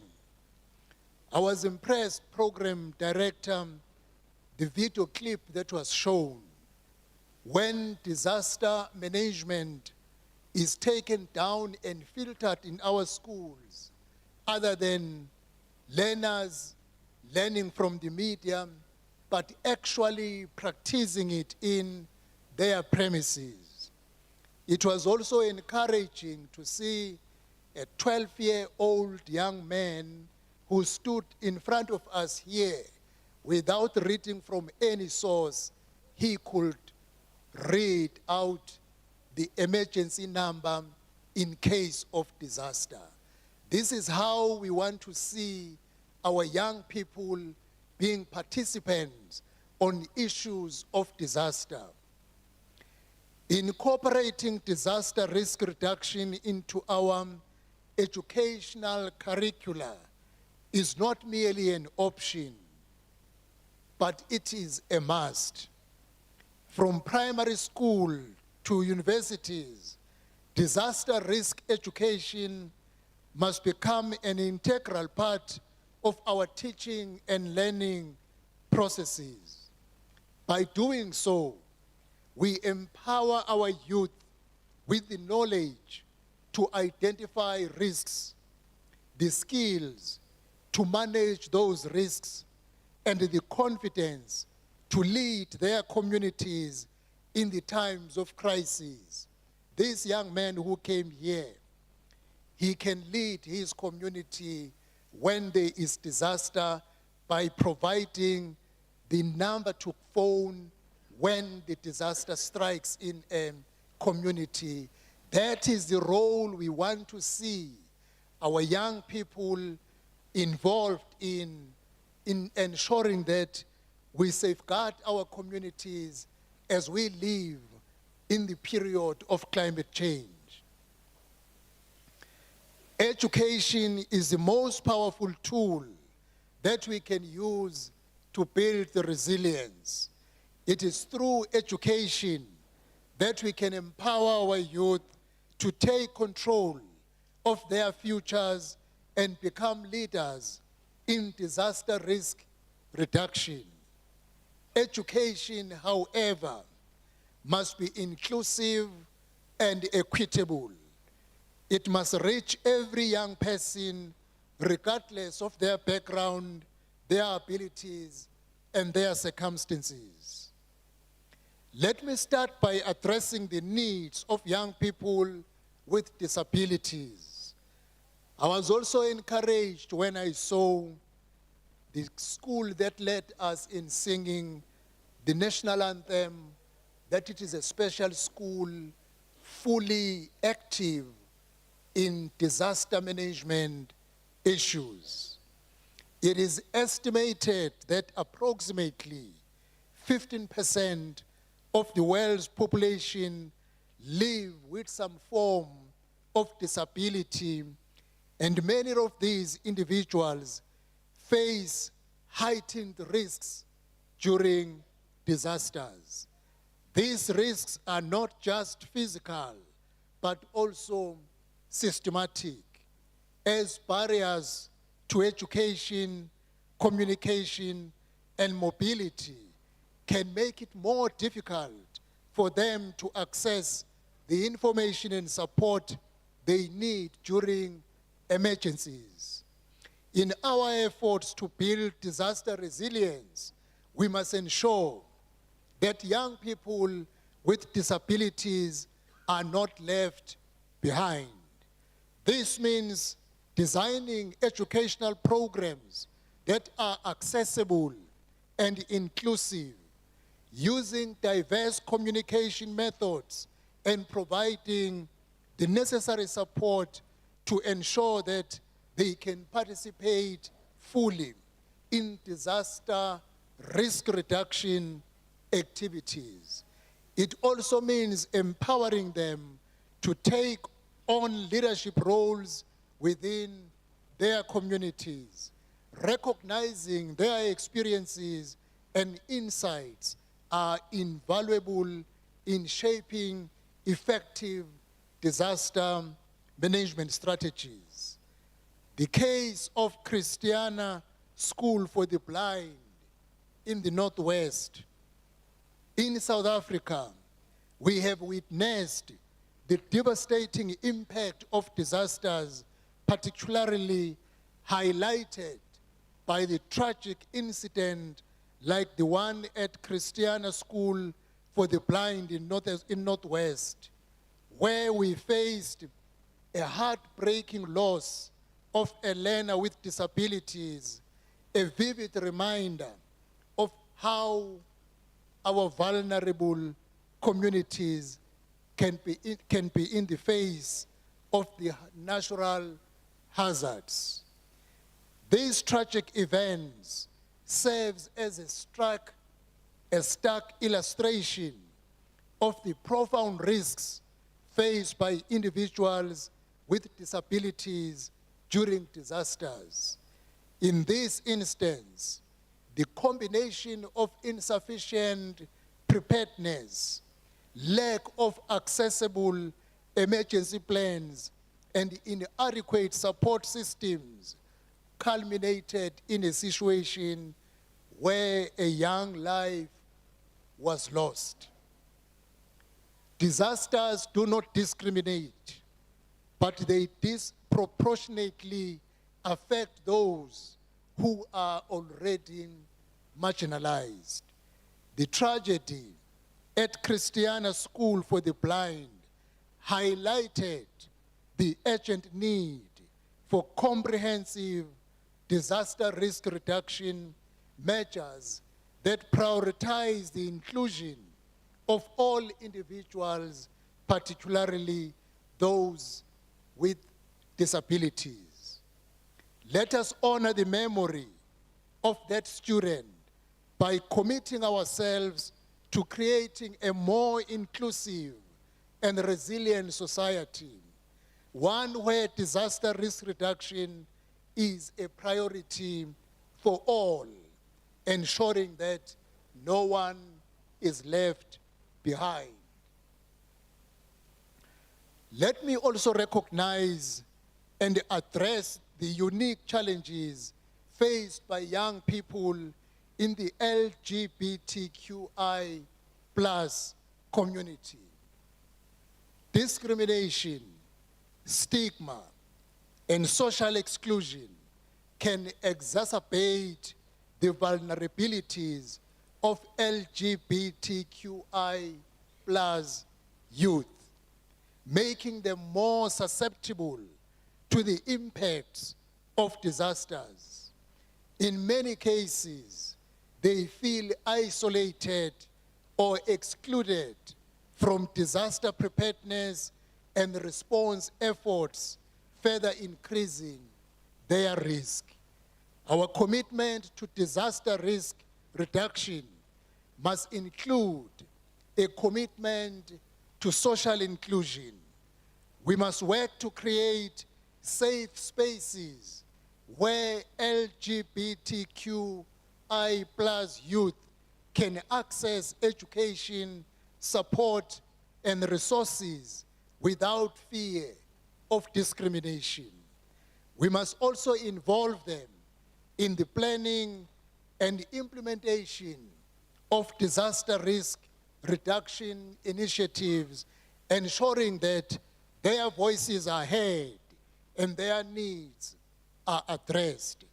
By so doing, we not only protect and empower LGBTQI+ youth, but also strengthen the overall resilience of our communities. Education, as we know it, is a powerful tool, but it is a tool that not only young people have access to. Across our nation, there are countless children and youth who are not in school due to economic hardships, family responsibilities, and other challenges. These young people are often among the most vulnerable to disasters, as they may lack access to the information and resources that are essential for the disaster preparedness and response. Therefore, we cannot afford to overlook these young people in our disaster risk reduction efforts. We must find innovative ways to reach them, whether through community-based education programs, peer-led initiatives, or mobile and digital platforms. By so doing, we can ensure that all young people, regardless of their educational status, have the knowledge and skills they need to protect themselves and their communities during the times of crisis. Similarly, we must pay special attention to young people in rural areas. Rural communities often face space with unique challenges when it comes to disaster risk reduction, including limited access to infrastructure, healthcare, and educational resources. Yet these communities often on the front lines of disaster impacts, from floods and droughts to wildfires and storms.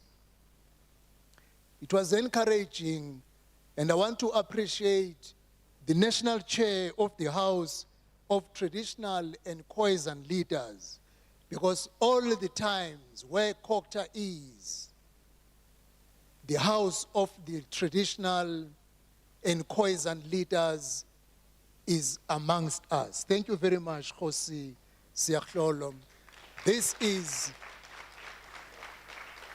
a practical demonstration that the Department of Kokta is cooperative governance and traditional affairs. Our communities, I really like to appreciate what the chair said when he was talking about our people who sometimes they settle in areas that are not good for human settlement, and when floods occur, they become victims. Empowering young people in rural areas is critical to building resilience in these communities. This means ensuring that they have access to quality education that includes disaster risk reduction, providing them with tools and resources to take action in their communities, and involving them in decision-making processes. Your presence here today, all of you, learners from various schools, is a demonstration that mitigation steps against disaster management cannot be done without you. You are our future. You are the ones who must inherit the best ways of preventing disaster hitting badly our communities. As we reflect on these diverse needs and challenges, I want to appreciate the role played by other stakeholders, as I see the foundation which is present here, which deals with and which becomes on board when disaster strikes in our communities.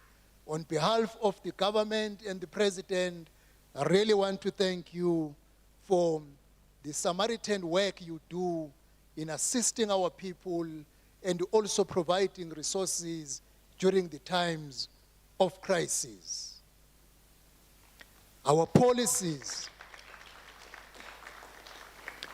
as we reflect on these diverse needs and challenges, it becomes clear that the role of government and other stakeholders, the NGOs, is more important than ever. Our policies must be inclusive, our resources must be equitably distributed, and our efforts must be coordinated and collaborative. We must work hand in hand with educators, the civil society organization, traditional leaders, the private sector, and most importantly, the youth themselves, to ensure that disaster risk reduction is truly a collective effort. We must also recognize that disaster risk reduction is not just a task for emergency managers and scientists. It is a cross-cutting issue that touches on every aspect of our community, from health and education to housing and infrastructure. Therefore, it requires a whole of society approach where every sector and every individual plays a role in building resilience. I'm sure the schools will play a great role, especially our educators, when there is an alert that is made from South Africa Weather Services, that we become an extension in mobilizing our communities to obey the alerts. We nearly had a disaster 3 weeks ago when the snow closed our roads. People were informed timeously, but people did not take notice. We thank God, though we lost one person, but it could have been a disaster. We need to make the disaster issues an all-inclusive issue, and all persons must participate in ensuring that we work together in reducing the impacts of disaster in our society. As we move forward, our goal must be to build a culture of preparedness, a culture where disaster risk reduction is embedded in our daily lives, our educational systems, and our governance structures. This culture must be one that is inclusive, where every young person, regardless of who they are or where they come from, is empowered to contribute to a disaster-free future. This is a challenging task, but it is not an impossible one. We have the knowledge, the tools, and the resources to make this vision a reality. What we need now is the commitment to invest in education, to support our youth, and to work together towards a common goal. That is why the biggest audience today is our young people who are at a school age in our various schools throughout the province. In conclusion, as we celebrate the International Day for Disaster Risk Reduction 2024, let us reaffirm our commitment to the protection and empowerment of our youth. Let us recognize the diversity of our young people and ensure that our efforts are inclusive, equitable, and far-reaching. In line with our theme today, all what we do today is not for our ancestors, but it is an investment for the future generations. Educating a child is the investment for the future. The future we aspire to, a future where disasters will no longer devastate the lives and communities, is within our reach.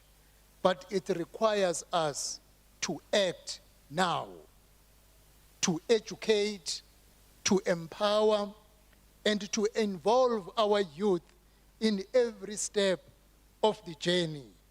Together, we can build a disaster-free future, a future that is safe, resilient, and just for all of us. Before I sit down, Program Director, I want to wish all the matriculants in the province of Limpopo, who will be beginning their examinations on the 21st of October. As parents and as government, we wish you all well, outshine, and unlock your future next year and beyond. And to all of you who are here, when you begin your final examination, do your best. You are future ministers, future deputy ministers. The future president will come amongst you. Do your best in your school work. I used to say when I was at school that education is the greatest equalizer. If you made use of education, your background doesn't matter at the end of the day.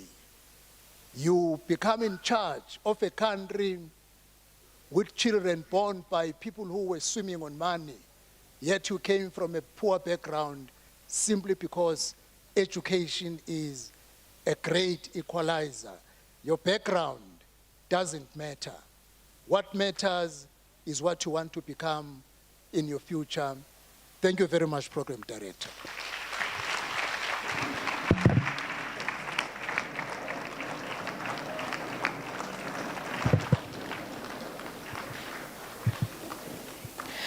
Thank you so much, Honorable Minister.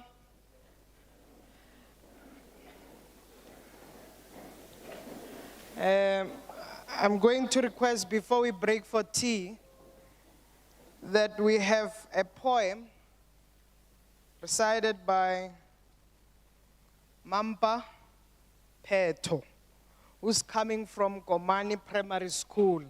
Let's give a round of applause.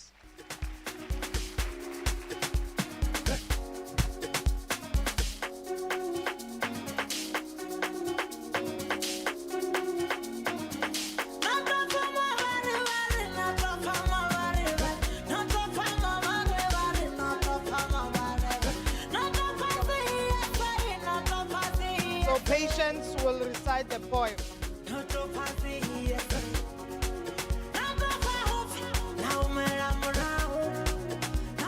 Greetings, all protocol observed. My name is Patience Mhlatla in grade 4 from Komani Primary School. Our theme for today is the role of education in protecting and empowering youth for a disaster-free future. What is a disaster? Disaster, an unexpected natural or man-made catastrophe of substantial extent causing significant physical damage or destruction, loss of life, or sometimes permanent change to the natural environment. Empowering children or youth to be safe through age, appropriate education to understand and act on the risks they face. These include building their preparedness to take early action in response to early warnings. Empowered children become agents of change for more resilient communities. International Day for Disaster Risk Reduction. Increasing disaster, many of them driven and exacerbated by climate change, threaten the well-being of the children and youth. According to UNICEF, approximately 1 billion children worldwide are at extremely high risk due to climate impacts, including climate-related disaster. In 2022, the number of children affected by flooding in Chad, Gambia, Pakistan, and Bangladesh. In the recent year in Ukraine, Russia, and Israel, Palestine, most children left school because of wars, erupted in these countries. School buildings, feeding scheme programs were destroyed by the bombs, missiles, the drones, and also the heavy artilleries. Empowering children, especially through education, can enable them to protect themselves and to become agents of change in their families and communities by sharing what they had learned. Example, on 9 October 2010, a girl child aged 15 named Malala was brutally shot by the Taliban gunmen in Afghanistan and now is an agent for disaster risk reduction. The IDDRR 2024 calls on countries to harness the education sector to reduce the disaster risk of school-aged children, especially by investing in two key areas. 1. Protect children and youth through safe school and education facilities. 2. Endorse and implement the Comprehensive School Safety Framework 2022 to 2030.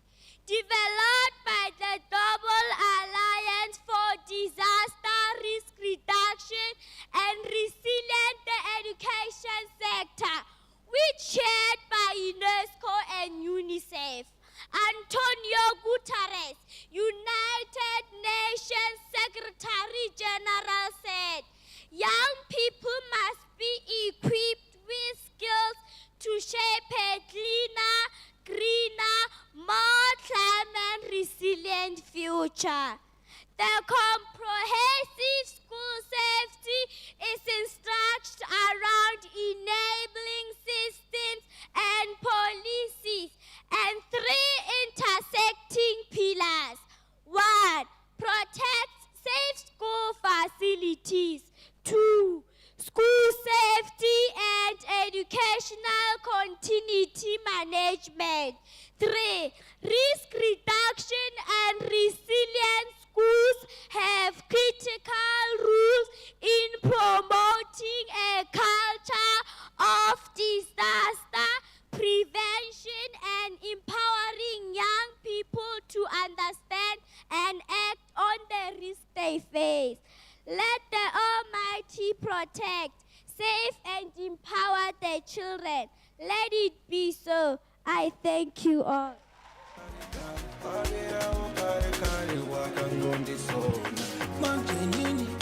Well done.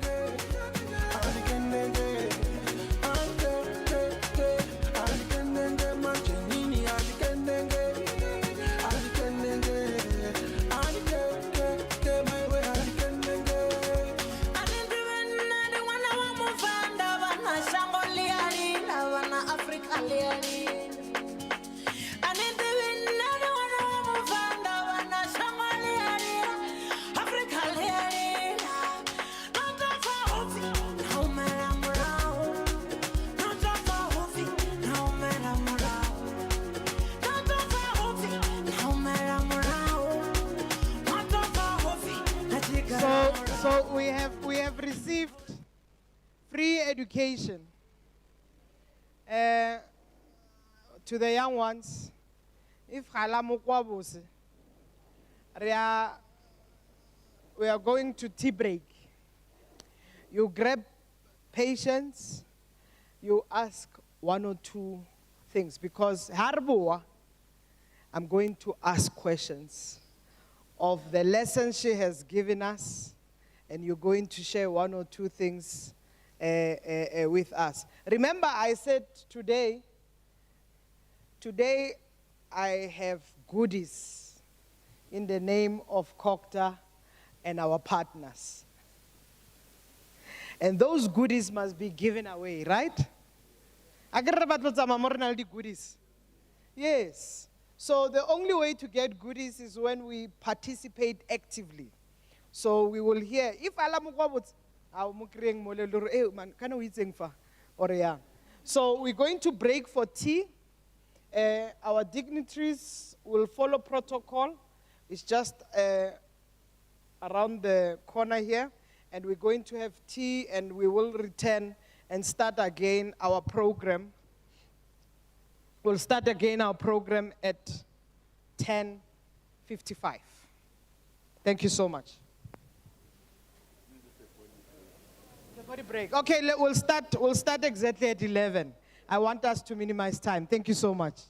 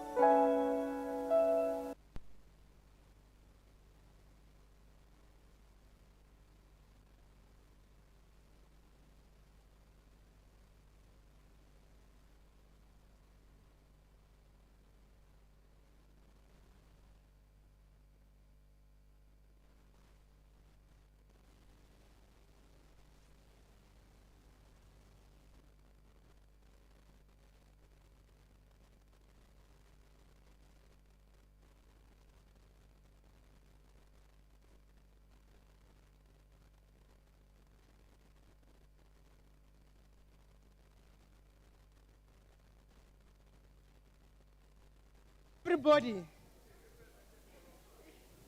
this is a testament. Everybody can join in. The big purpose here is that we are dancing to reduce disaster. We are dancing to end any kind of leaving anyone behind. We are dancing because we want safe schools, safe communities, and in case of emergency, that we know what we need to be doing.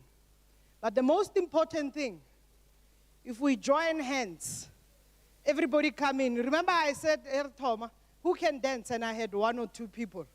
But you saw how full the stage was. And we saw how everybody joined in.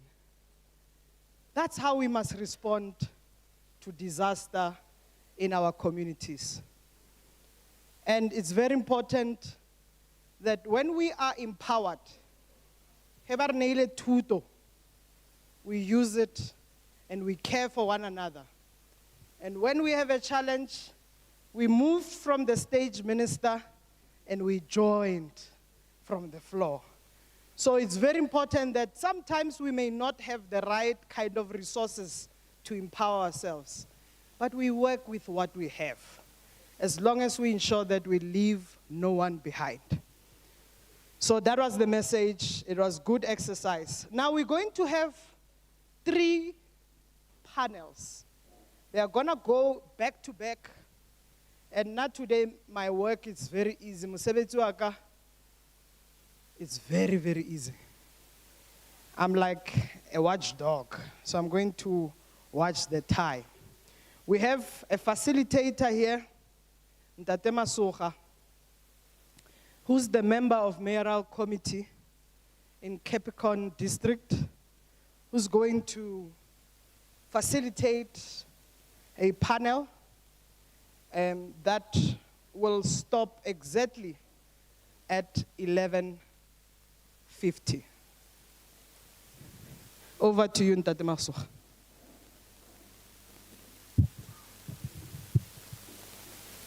Thank you, Program Director, for the opportunity provided over to me.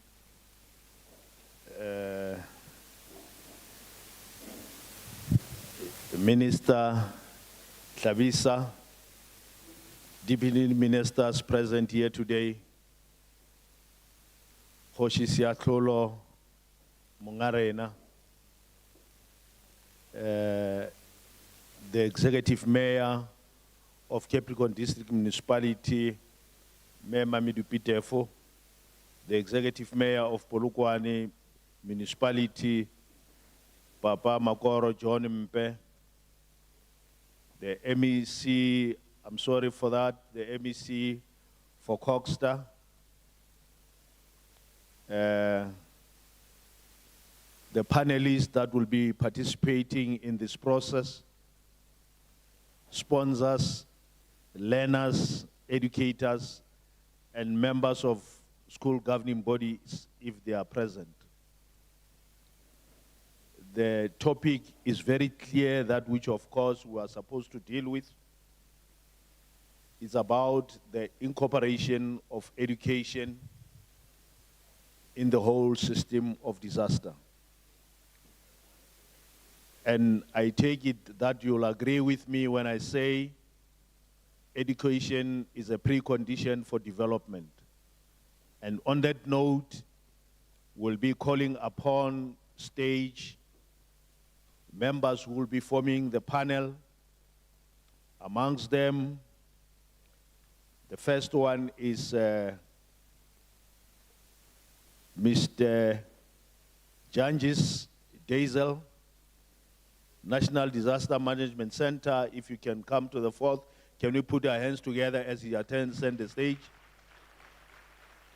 In the similar way, let us call upon the municipal manager for Capricorn District Municipality, Ramaguntuan Slepe. Can you come forth, Mr. Slepe? And we must as well call upon the acting HOD for the Department of Education, if we can ascend the stage as well. Let's put our hands together as they come to the fourth. And I take it that the last learner who came here to make a presentation made it very clear that we should understand exactly what are the things. No, you can take your seat as well.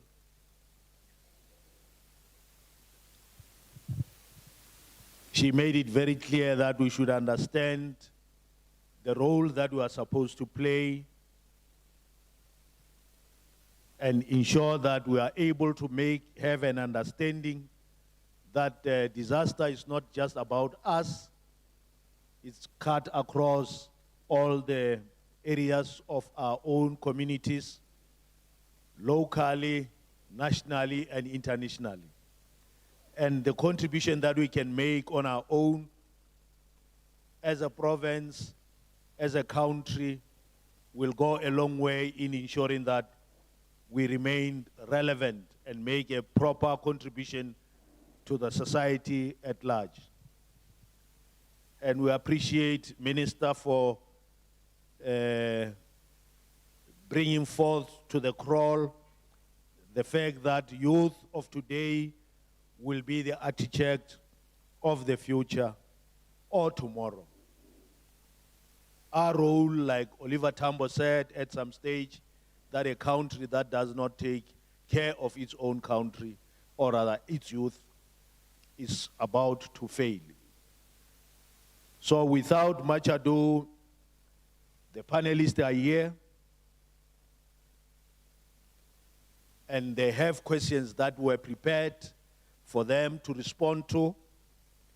The first question is, what role can political leadership play in driving disaster management policy direction to ensure that DRR education is prioritized in both national, local government agenda? The second question goes this way: how does current disaster management legislation support the integration of DRR into education sector? I will not actually read through all the questions, but rather read for you as they come. Mr. Dazel, over to you, if you can come here so as to make sure that you are clearly visible to everyone. Let's put our hands together for him as he comes.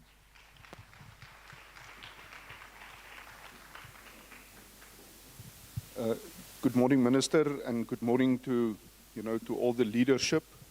The facilitator dealt with all the protocols, so I will say let protocol be observed. Honourable Minister, it's really humbling to be invited to speak at such an event. And not only that, it's really humbling to follow the speeches and the inputs of the Minister and the young, vibrant children, and the messages that they bring. Because it's encouraging to see, and it's really humbling, and we are privileged to know that our country is in the good hands in terms of the leadership, but also, as you have indicated, in the hands of the future leadership sitting in the hall. So our future is really bright, Minister. So I've been asked to touch on a number of things in terms of that, and it's not an easy question to answer in a few minutes, because one can really talk about it. But I want to go just to a quote that I found, because I think within that quotation is really the essence of what we want to achieve. It talks about the well-being of all future generations depends on the knowledge base and values of those currently in our schools and our colleges. The children is our future. In our schools, we teach our children the values, the things that we need to achieve. I just want to check, Alf, who's moving.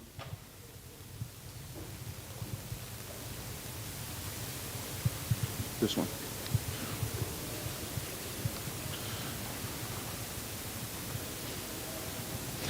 So, Chair, in terms of, let me just organize myself here.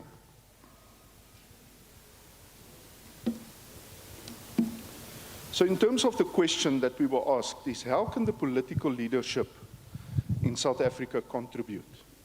And I thought to highlight just 5 or 6 points. And I want to be very clear. It's not that these things have to be done. We have done them. And we are busy optimizing them.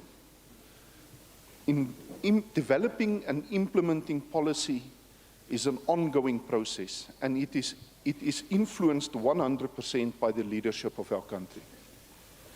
So when we talk about what can be done, we talk about policy formulation and legislation. South Africa, by and large, is one of the best contemporary disaster management frameworks in the world. Because as far back as 1994, the new government already realized that we need to implement contemporary disaster management issues that not only focus on disaster response, but also deals with disaster risk reduction, deals with education training, with information management, and a number of issues. And I think it's important that we understand our legislative framework has been in place since 2002. It's been implemented since 2004. During that period of time, we learned a lot, and we're continuously learning. And in terms of the legislation, Cabinet has already made decisions, and we are busy doing, and we have done a lot of work in reformulating our policy and legislation about disaster management with the review process. In terms of resource allocation, how do we allocate resources? There is a saying that says, if you want a garden, you have to appoint a gardener. You have to allocate the resources in order to invest in disaster risk reduction. And when I was looking at the video, when I was greeting some of my colleagues that I work with on a daily basis in the province, you realize that investments have been made and outcomes are being achieved. In terms of public awareness and advocacy, events like this, events like you have seen in the video, are methods that we use in terms of raising awareness. And by using these kind of platforms, where the children of our future can interact with the policy, can interact with the leadership, is fundamental in understanding how we move forward.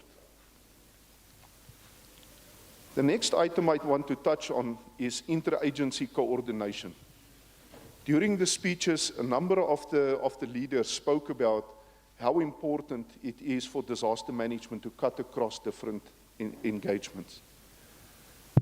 And the term was used, disaster management is everybody's business. I cannot agree more.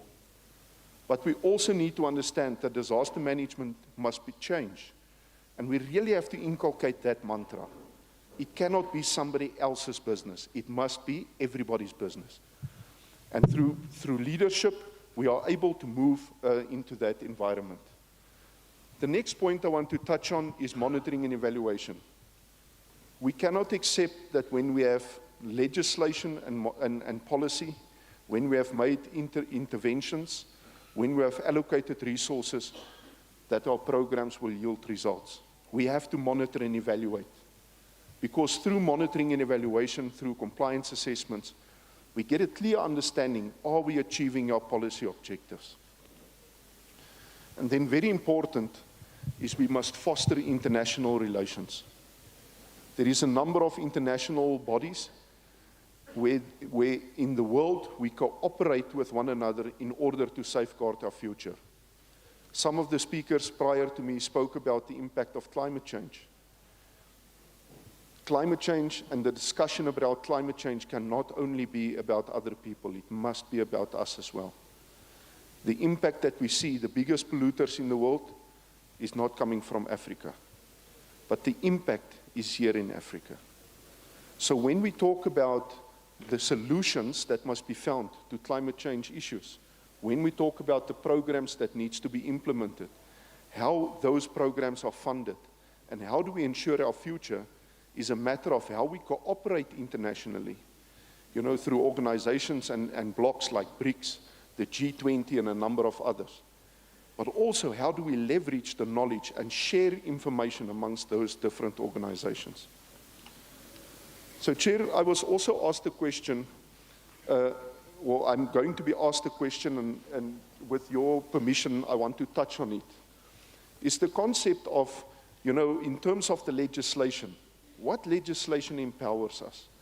I already touched on the Disaster Management Act, and within the Disaster Management Act, as you can see on the screen, there's a very clear mandate that is provided to us. And it's very encouraging and humbling to sit and to see that in this province, we are responding to the legislative mandate. We are seeing the results. I finished my schooling career in 1990. I cannot recall one day in my 12 years at school where we were taught about disaster management.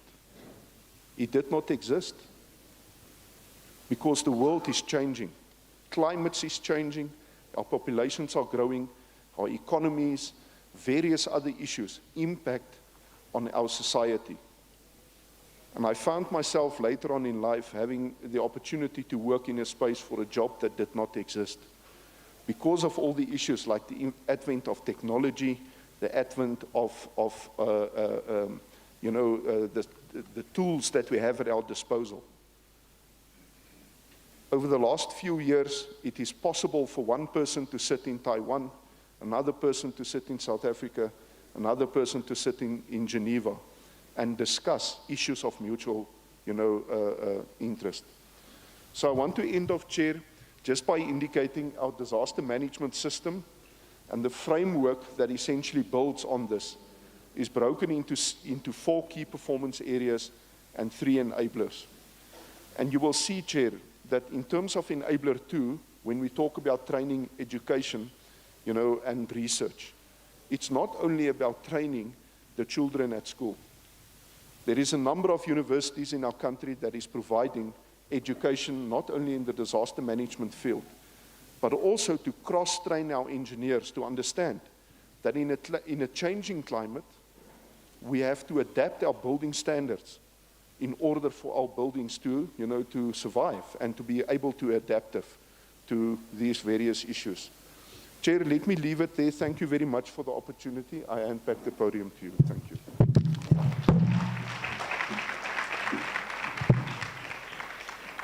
Thank you very much. And I take it that there's a bit of triangulation for those who understand very well. Reinforcement of information that was actually presented earlier on by different speakers. So, which means we are right on course. And I'm happy that he's actually assuring us that as South Africa, we're doing very well in ensuring that we respond to the necessary legislation. Councillor Mamidupi, your worship, Mayor Mamidupi Tefo, the role that you are playing has been confirmed as the correct way of ensuring that we're able to respond to the challenges that we're facing on a regular basis. Can we then go to Mr. Slepe, who will be responding to the following questions. What role can political leadership play in ensuring that education is prioritized both nationally, local government agenda as number one? What role can local government play in ensuring that initiatives are prioritized and funded for any eventualities that may or may not happen? The third question being that what specific approaches can be taken to involve local communities to ensure its relevance, effectiveness at the grassroots level? And I take it that those kids the video has actually responded to some of these questions, reinforce. Thank you so much, Program Director, MMC, and Councillor Masura.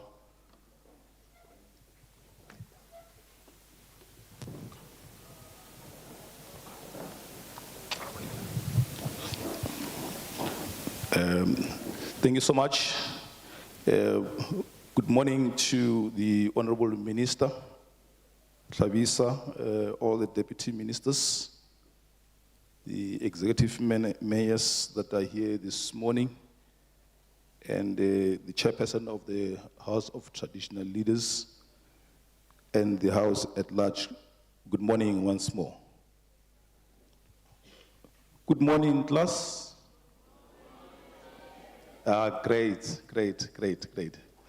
The Honorable Minister, in my earlier days at primary school, when we were taught about Noah, the biblical Noah who built the ark, I did not know that one day I'll have a direct relationship with the kind of responsibility that he did. Being part of the modern Noahs, led by yourself as our chief modern Noah. So that was the basic education that we got, but it came in a way that we didn't really realize that the issues of disaster are such a challenge, or will be such a challenge in the future. I'll be talking to two questions. I see the program director has actually added one more question, but I'll juggle with that. The first question that I would like to speak to is what role can local government play in ensuring that DDR initiatives are prioritized and funded for any eventualities that may or not actually happen? And then the second question will be on what specific approaches can be taken to involve local communities in DRR education to ensure its relevance and effectiveness at the grassroots level.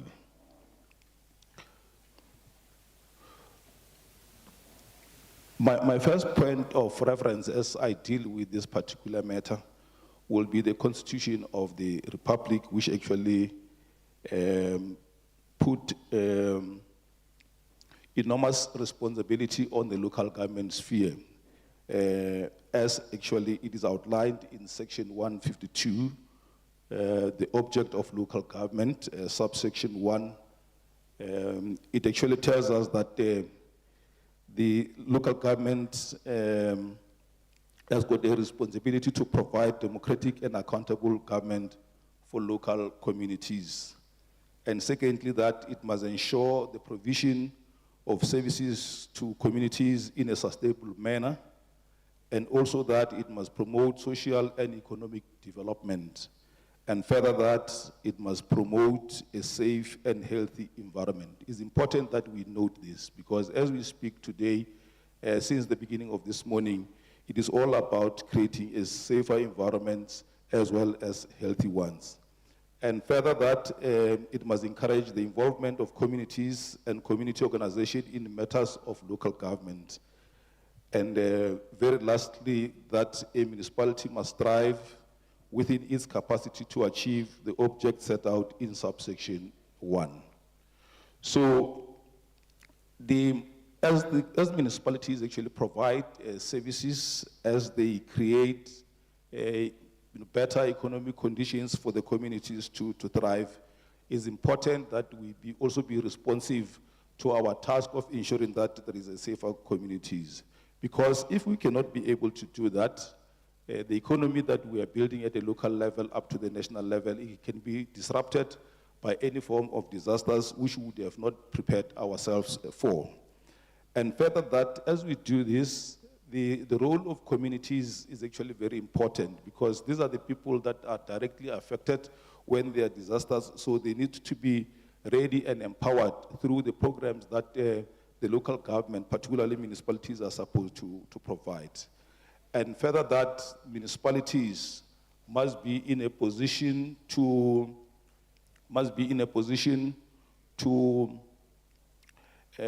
provide resources that will enable themselves in the execution of their responsibilities to be able to address the issues of disaster, particularly disaster risk and reduction activities and programs. As we go to the deeper side of the discussion, I would like to indicate that the Disaster Management Act of 2000 places a legal obligation for all municipal disaster management plans to form part or rather integral part of the municipalities' IDPs. That is where it starts, that the municipalities must ensure that they have proper and well-formulated disaster management programs. And further, because of the challenges of coordination, the head of disaster, Ndade Stolle, had actually issued out guidelines on the integration of disaster risk reduction into the municipal integrated development plans. The guidelines themselves aims to coordinate the work of local government and other spheres of government into a coherent plan, which means that as earlier on it has been said that disaster management is everyone's business, the entire government system is supposed to be able to respond accordingly to these particular issues. But at the center of that is how these disaster management plans are actually resourced for the municipality to be able to respond to such issues. As such, the development of the municipal disaster management plans as well as the disaster risk reduction programs must be factored in the cycle of planning, particularly all the different phases of the IDP must be able to cater for this to make sure that as we do the situational analysis, as we must not actually place people in areas where it can be very hazardous during rainy seasons or any other season in terms of actually disaster. So all those issues must be able to be factored in that. Also to make sure that the projects that we plan and we fund are able to factor disaster risk reduction measures as a way of actually building resilient communities in terms of disasters.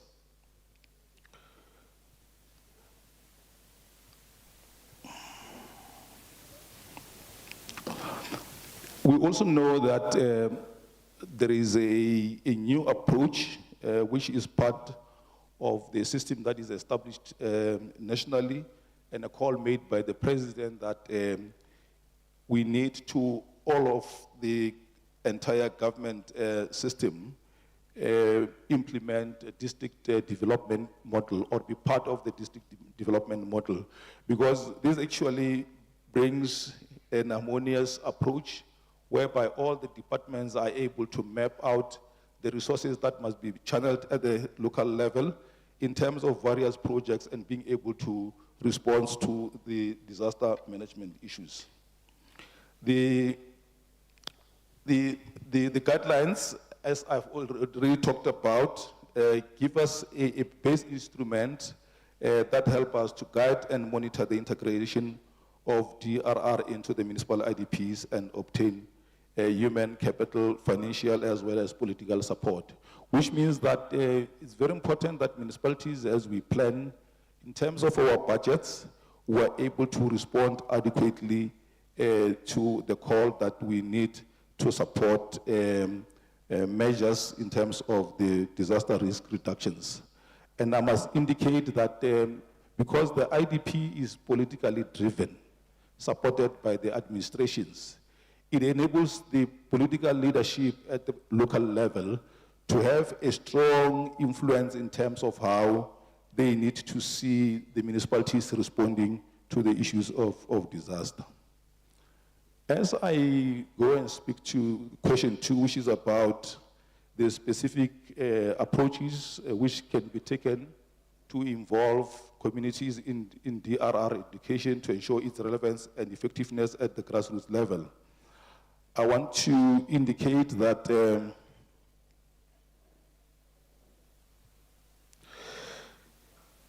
disaster as it happens, as already acknowledged by various speakers, it has got an adverse impact on the local communities. Hence, it is important that at all material times, the communities are at the center of risk reduction initiatives and approaches. And I must indicate, for instance, that within the Capricorn District Municipality area, we do have actually volunteers that have been brought into the equation who are actually trained properly in terms of the accredited programs on prevention, mitigation, preparedness, pre-disaster phase and response, as well as rehabilitation and reconstruction post-disaster phase.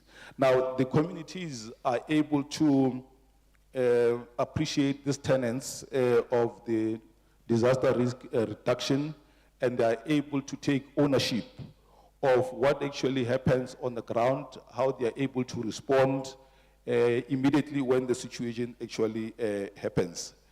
They also are able to apply their indigenous knowledge in how they need to respond to these various disasters. So these are some of the measures that are being put in place, and I must indicate that these volunteers are trained in terms of the basic disaster management, basic firefighting, occupational health and safety, as well as first aid. You can see in the video, you've got the community members, the creches, and the schools who are now exposed to how to use the first aid kit as part of the program that is actually offered by Capricorn District Municipality. And of course, further to that, there are awareness programs that are conducted for various role players, the EPWP that are actually within the district, because they are at a local level. We're able to train them to make sure that they are able to provide and guide communities as well in terms of response. The councillors, who are the political champions at the local level, are also provided with the awareness training as well as workshops. The community development workers, the traditional leaders, the various community role players, as you might have actually seen, the school, the disaster management school program, which actually has been running for a period of 6 years, is one of the key programs where the community is empowered, particularly at the younger side of the community. And we should actually acknowledge the role and the support that has been provided by various partners such as Santam, Sanlam, and many other business organizations.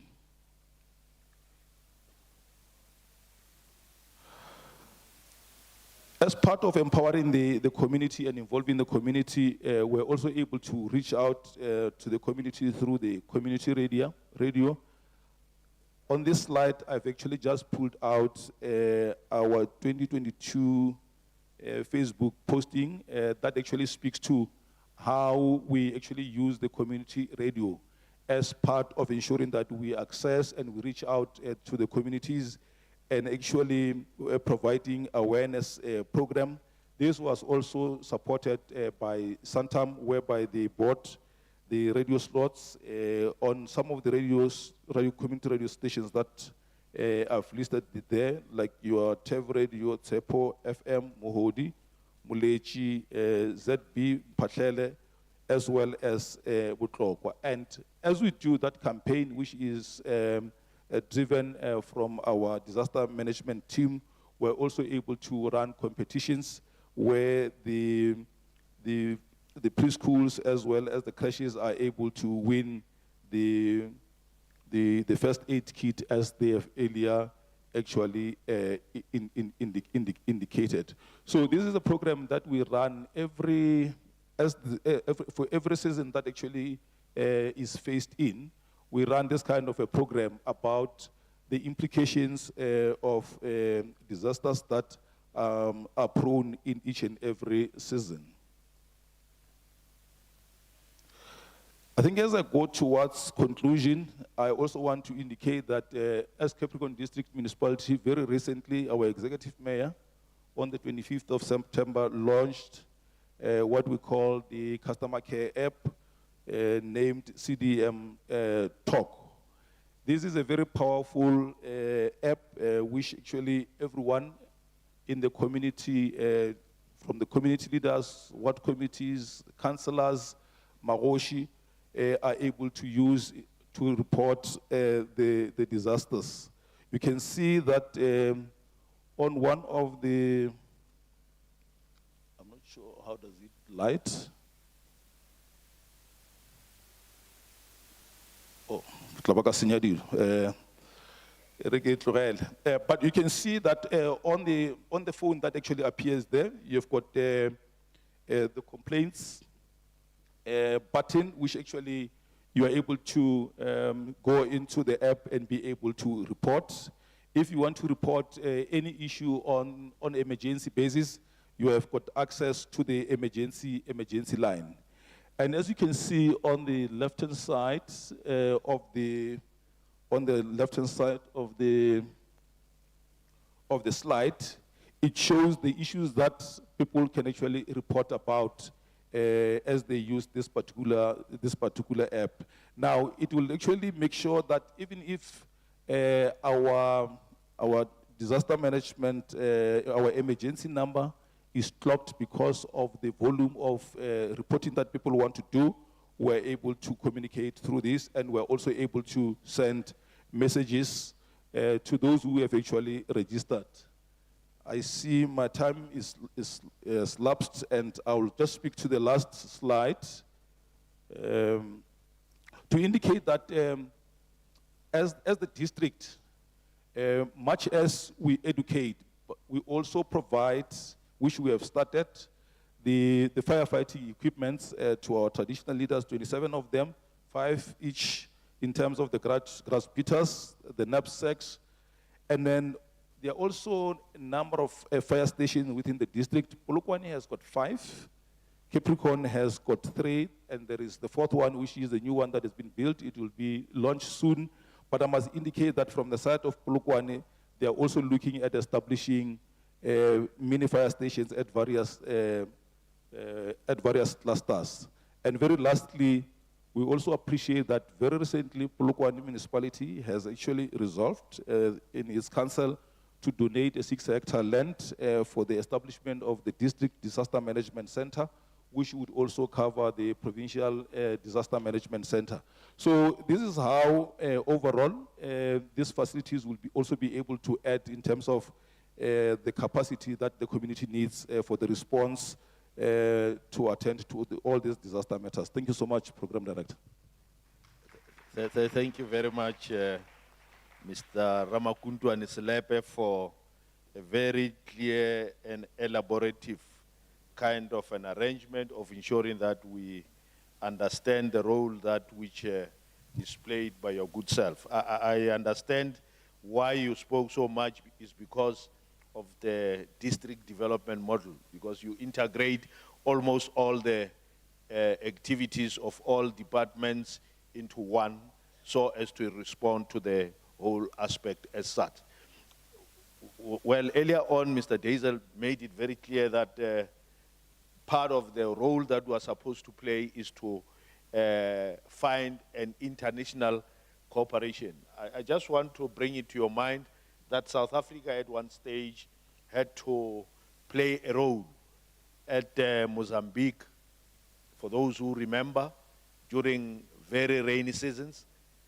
One lady gave birth, you remember it very well, and South Africa responded, which shows you that disaster is never a hometown activity. It will remain a matter that requires all of us to participate in.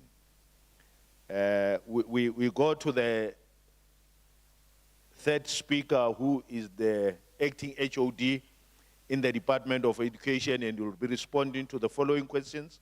How can integration of indigenous knowledge, how can the integration of indigenous knowledge into school curricula enhance risk reduction education, especially in rural areas? And furthermore, what specific approaches can be taken to involve local communities in the education to ensure relevance of and effectiveness at the grassroots level? Baba Golo, ke kgopela hore le bolele le bona.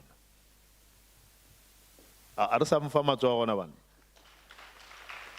Le a lebala hore ke ena re tshwaretseng sekhiye sa 100% in the province. Yeah, and we must appreciate the role that he's playing. Thank you very much.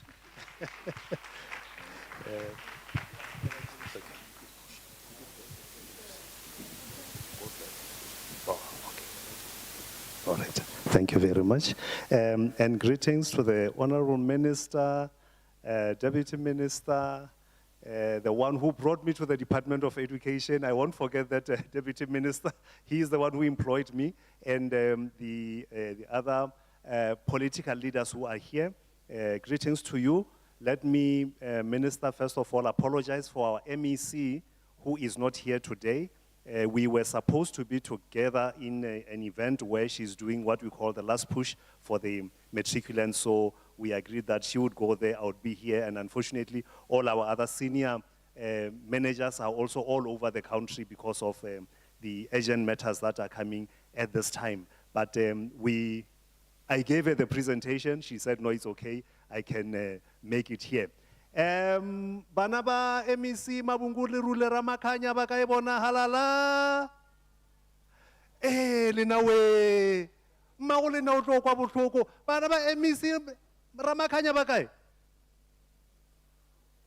yo bana ba le ba sekolo ba tsebore ke bona ba e reng halala MEC Ramakanya halala halala MEC o rile ke le botse gore wa le rata o paletse go ba lena today, but you know that she will be coming to visit you in your schools anytime soon.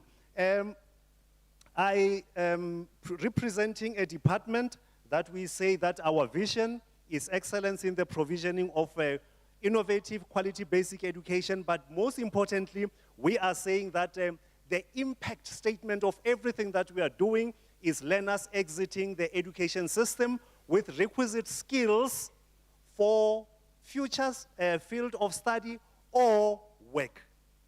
So we are saying when our learners exit the schooling system, they should be ready for whatever that is coming their way. And we cannot speak about excellence if we do not address the issues that are before us with regards to disaster management and risk reduction.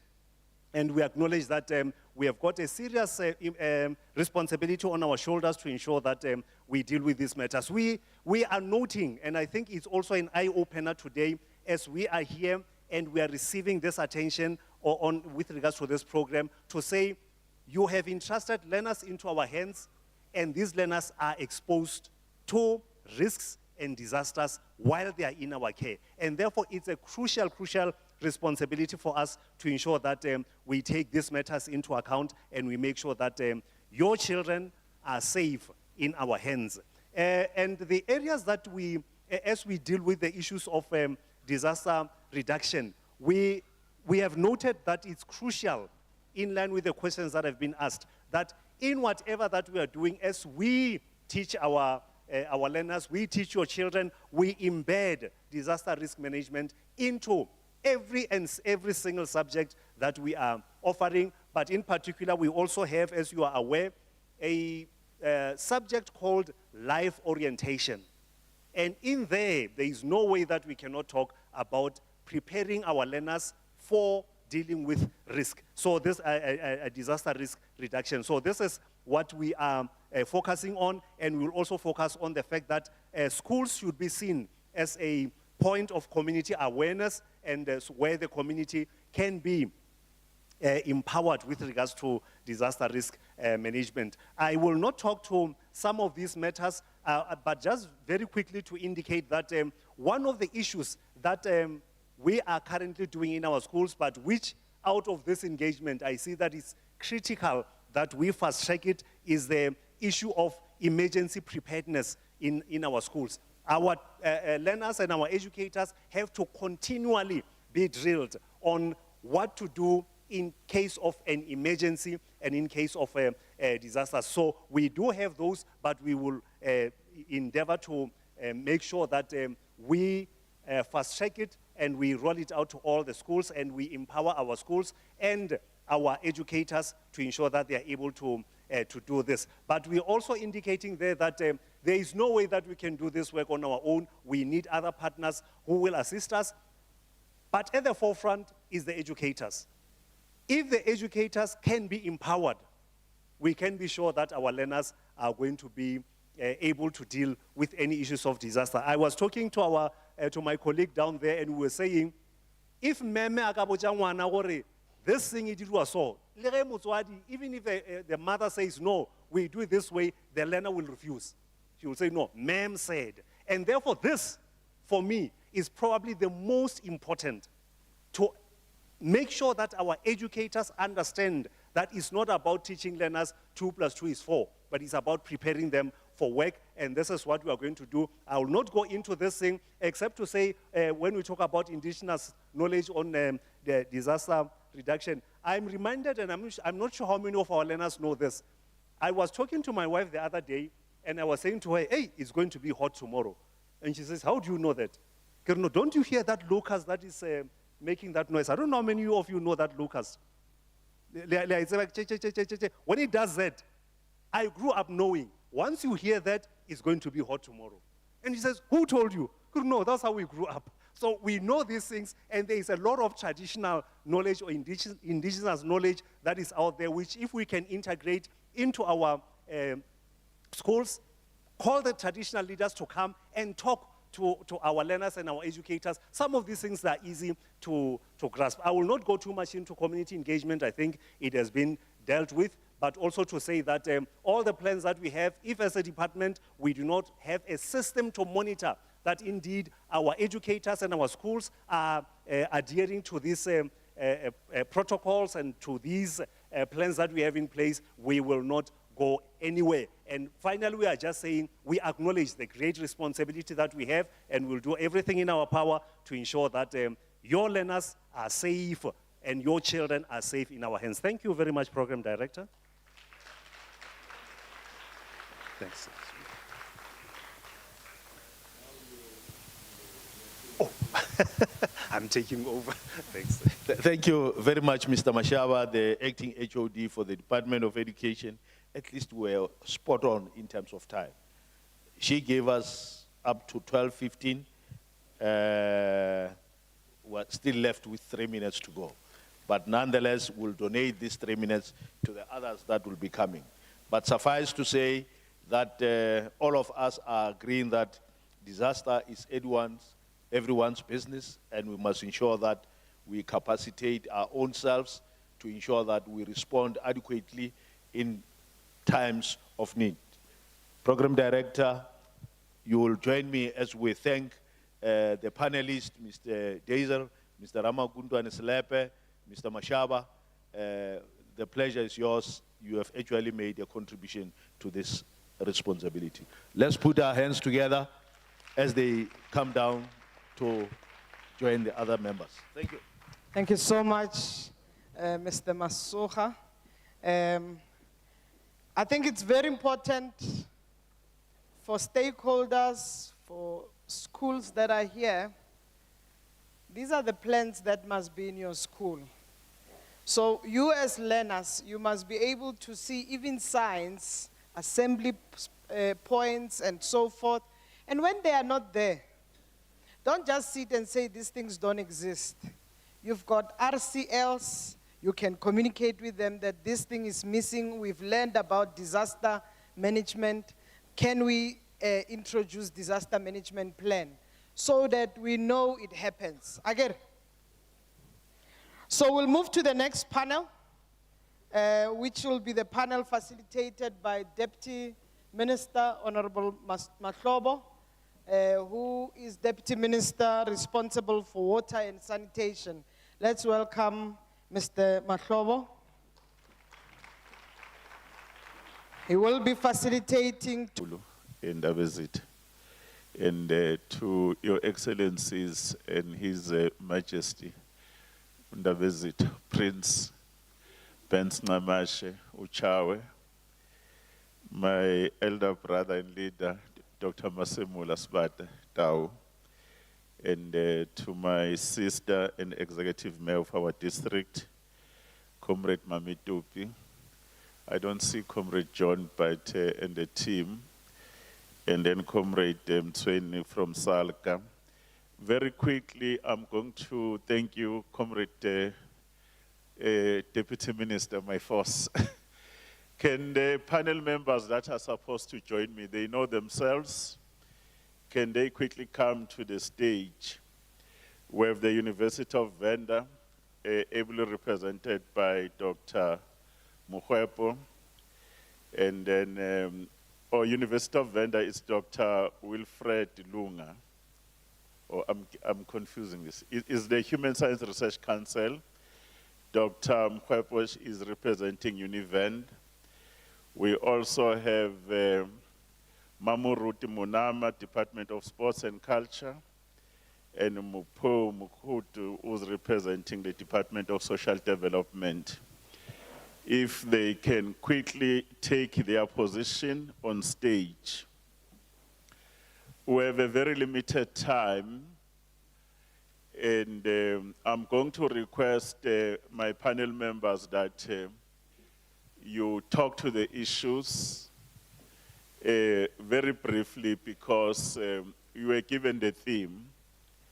It's going to be important, like the first panel they spoke, and the minister guided us here.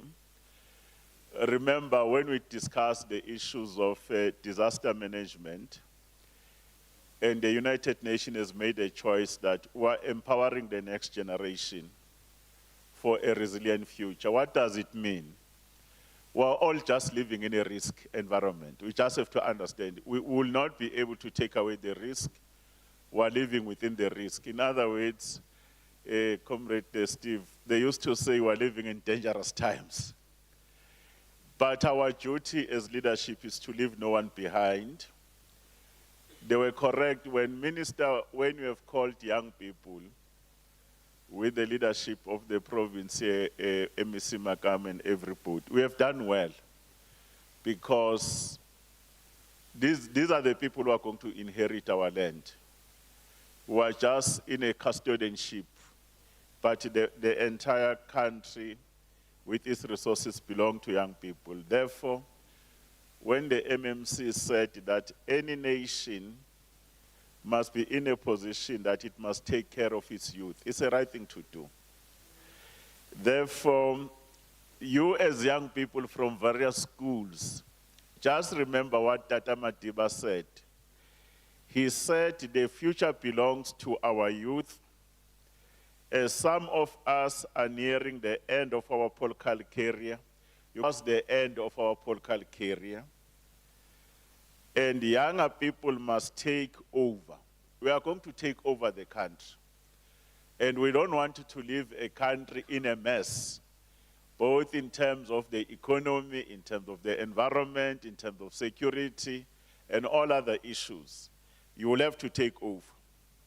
Young people, you must seek and cherish the most basic condition for peace, namely unity in our diversity, and find lasting ways to make that particular goal.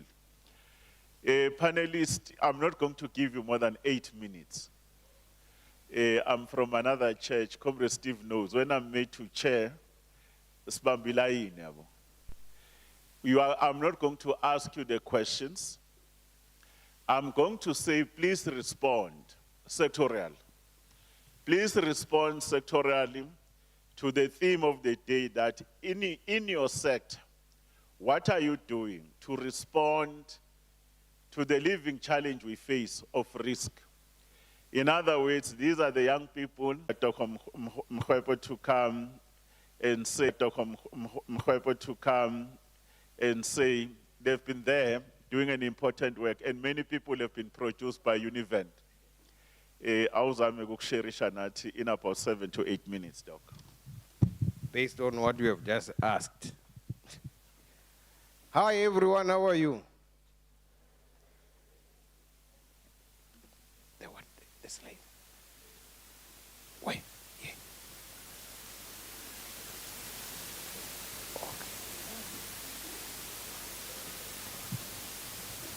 Okay. I'm going to make a clear presentation, shorter and very fast. What I'll be talking about today is how then can formal education produce youth that are ready for tackling disasters. So the first question is, what is formal education? It doesn't move. Okay.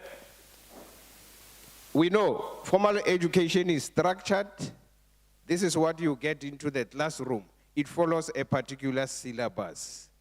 And then, on the other hand, we have what we call informal education.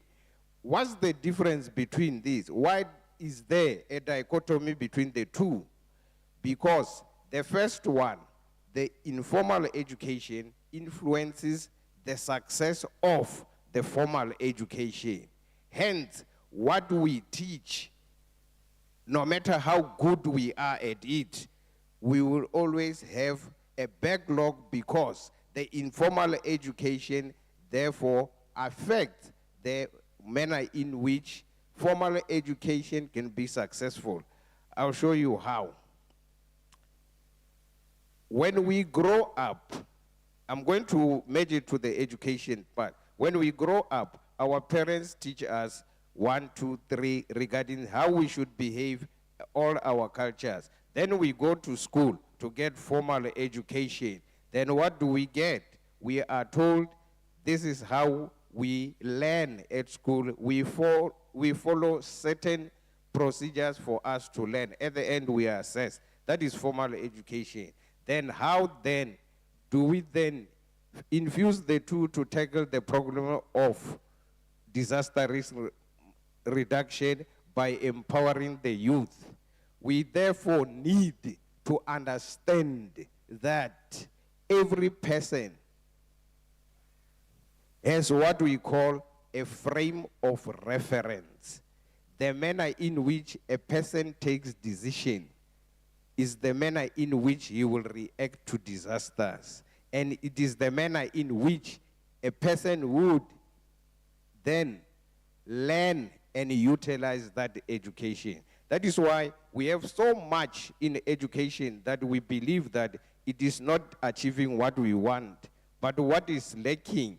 One, we have to understand that every person is molded by his parents or her parents. But that education in form of culture will influence the manner in which a person will execute the outcomes of education. Therefore, it is crucial to transform the beliefs normally that come from the influences of our parents, our parents as idiosyncratic influences of this is so and so, he looks inferior, and that person will not then learn accurately with other people. So what I'm saying with the presentation is that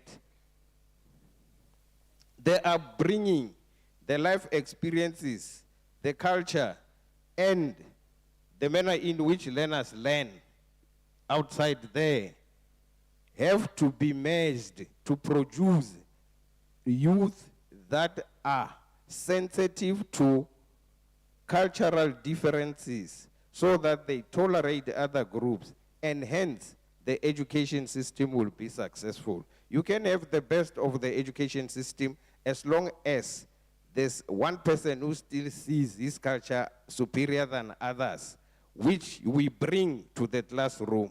Our education system will never be successful.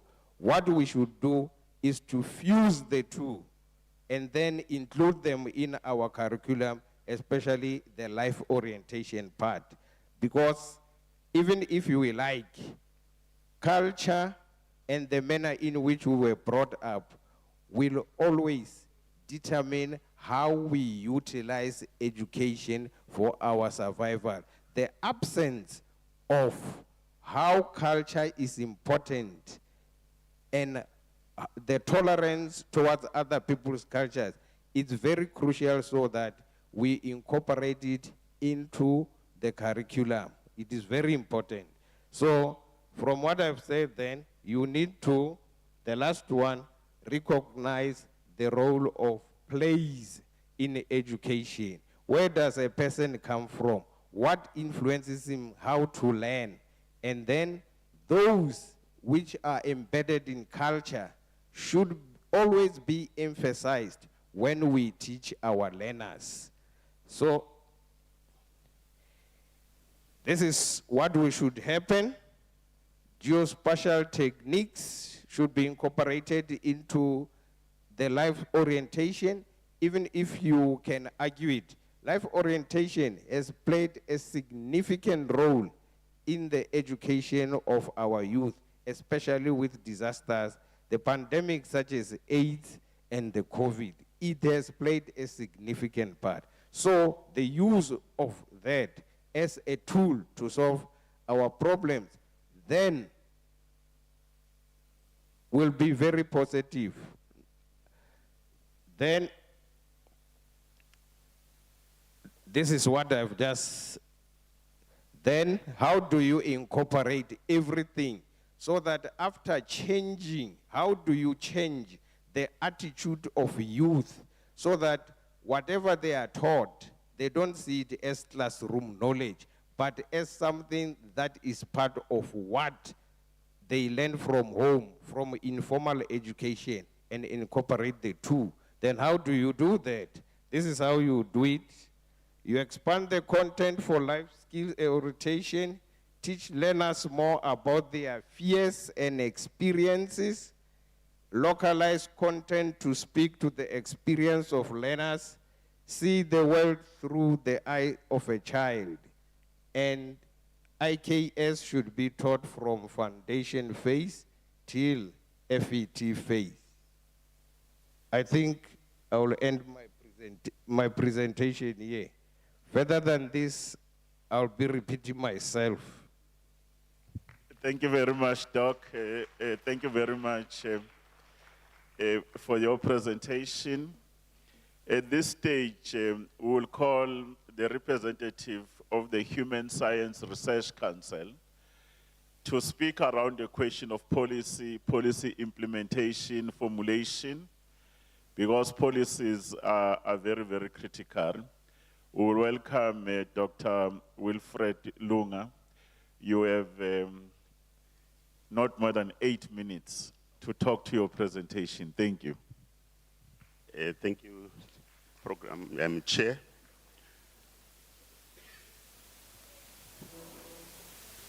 Okay. Which one? Oh,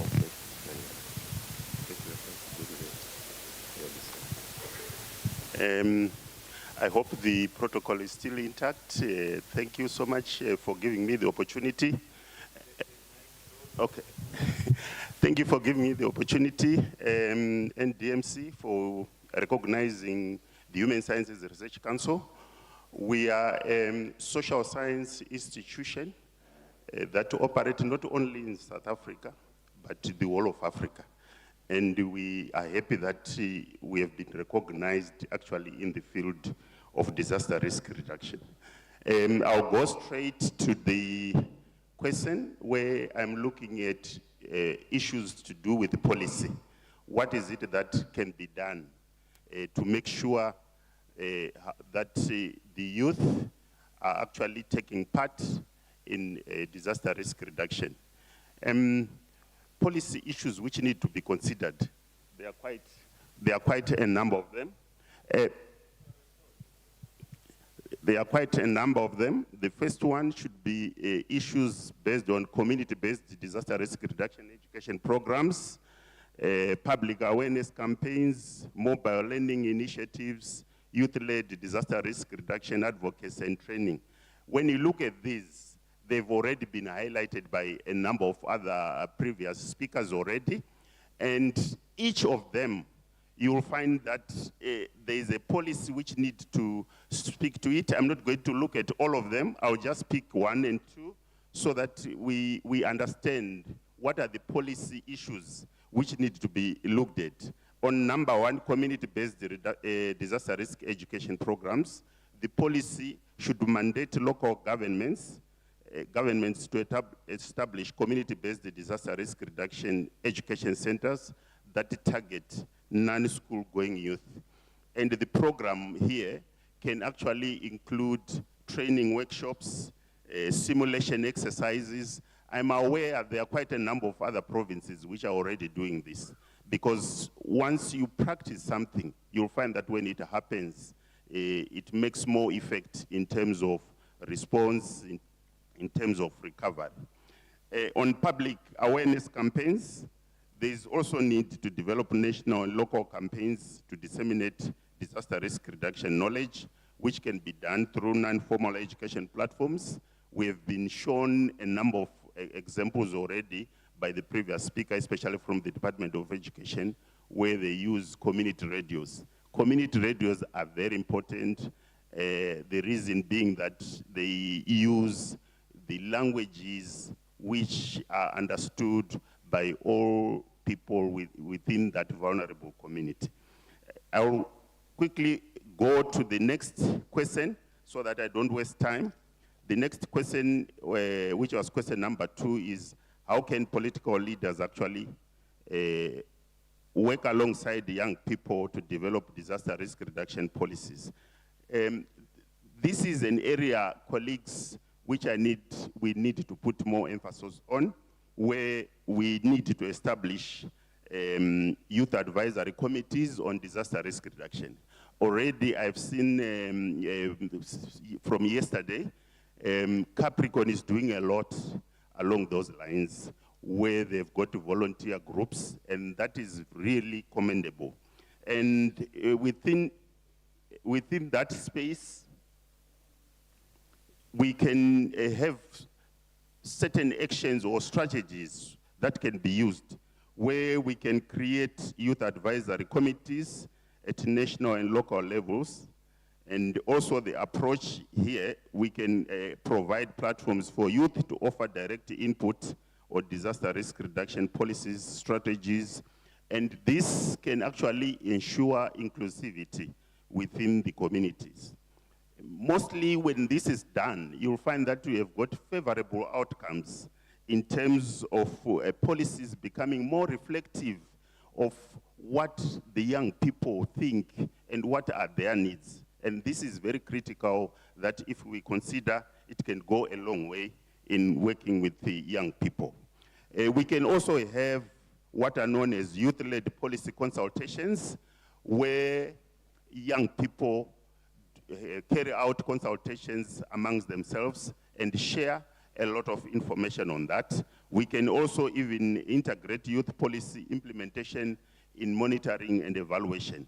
And above all, colleagues, we can also create flexible funding mechanisms for youth-led disaster risk reduction initiatives, as well as promoting what we call intergenerational dialogues and collaboration. In most cases, you find that when the elders are having meetings, we tend to neglect the youth.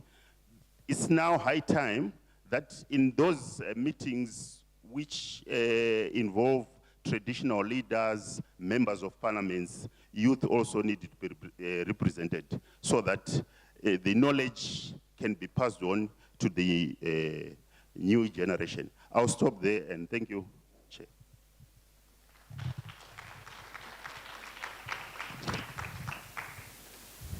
No, thank you very much. Once again, a round of applause to Dr. Lunga. We have the Department of Social Development. Remember, when it comes to disaster management, we leave nobody behind. It affects all of us. The social development must speak about vulnerable groups.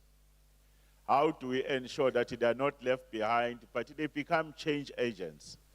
And they are the most vulnerable when disasters they strike. I will ask Asumpo just to come to clarify some few issues in the space where they are in, whether indeed the next generation is well prepared to be able to face those particular issues. Asumpo? At least if you see women speaking, there's going to be strong leadership. They always have a tendency of running away when disaster strikes.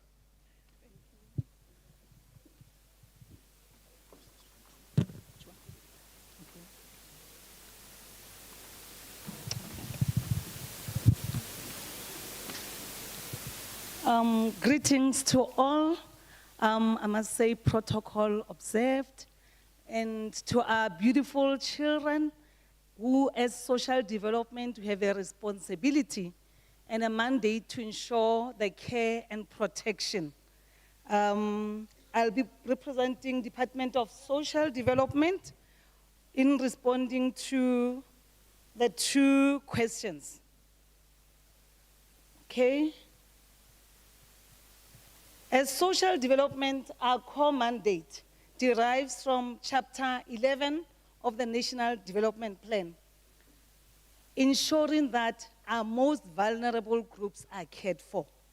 And supported by the legislation, Children's Act, in particular Section 10, talks to participation of children in all matters that concerns them. And I'm happy that children are here as part of an important stakeholder to engage and learn about important issues around disaster. Let me pass this one.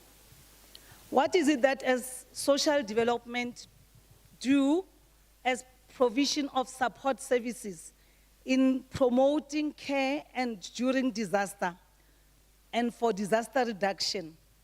We have support services at the level of prevention, wherein we conduct awareness campaigns at a community level, in schools, in ensuring that we raise issues around child protection, and in ensuring that the most displaced children, orphaned and vulnerable children, and child-headed households continue to receive the care and support that is needed. We facilitate dialogues with our traditional councils to ensure that as and when we have displaced young persons and children, they are able to provide them with stands, and we must be able to appreciate and linking with our local municipalities for provision of housing, prioritizing our children, or especially the most vulnerable who are orphaned children and child-headed households. We also facilitate the provision of social relief of distress. When fire breakouts occur, and floods, most children and youth don't have the school uniform, the documents, and the necessary clothes. So usually what we provide is food parcels, we provide school uniform, and in areas where because of the natural disasters, children don't have families or persons to take care of them, we place them in child and youth care centers, that is at places of safety or children's home. And for displaced youth, we also place them in sheltering programs within the province. I've already indicated incidences of natural and man-made disasters. But we must understand that with natural and man-made disasters, there are effects thereof. One being loss of life, that results in death, many times with accidents. We have children that are displaced, or youth will have issues of substance abuse, especially with loss of your amenities. If you're used to walking and you get disabled, your leg gets amputated, you no longer enjoy your life. So that loss on its own has an effect on children and youth. And what is it that we provide or do as the department? Okay. Okay. We have community-based centers for orphans and vulnerable children. Our drop-in centers in the communities that assist in ensuring that children receive continuous programs. And because drop-in centers exist in the communities, we have a responsibility of ensuring that we capacitate them on norms and standards. And because we don't provide sites or land, we have a responsibility of working together with our municipalities in ensuring that they enforce the bylaws in terms of ensuring that the structures are safe for these children to be able to access them, and in terms of ensuring that occupational health and safety issues are also promoted. We also have a Resiha program. That is a Tsonga word that means resilience. And building resilience ensures that young persons or children continue to be capacitated on life skills.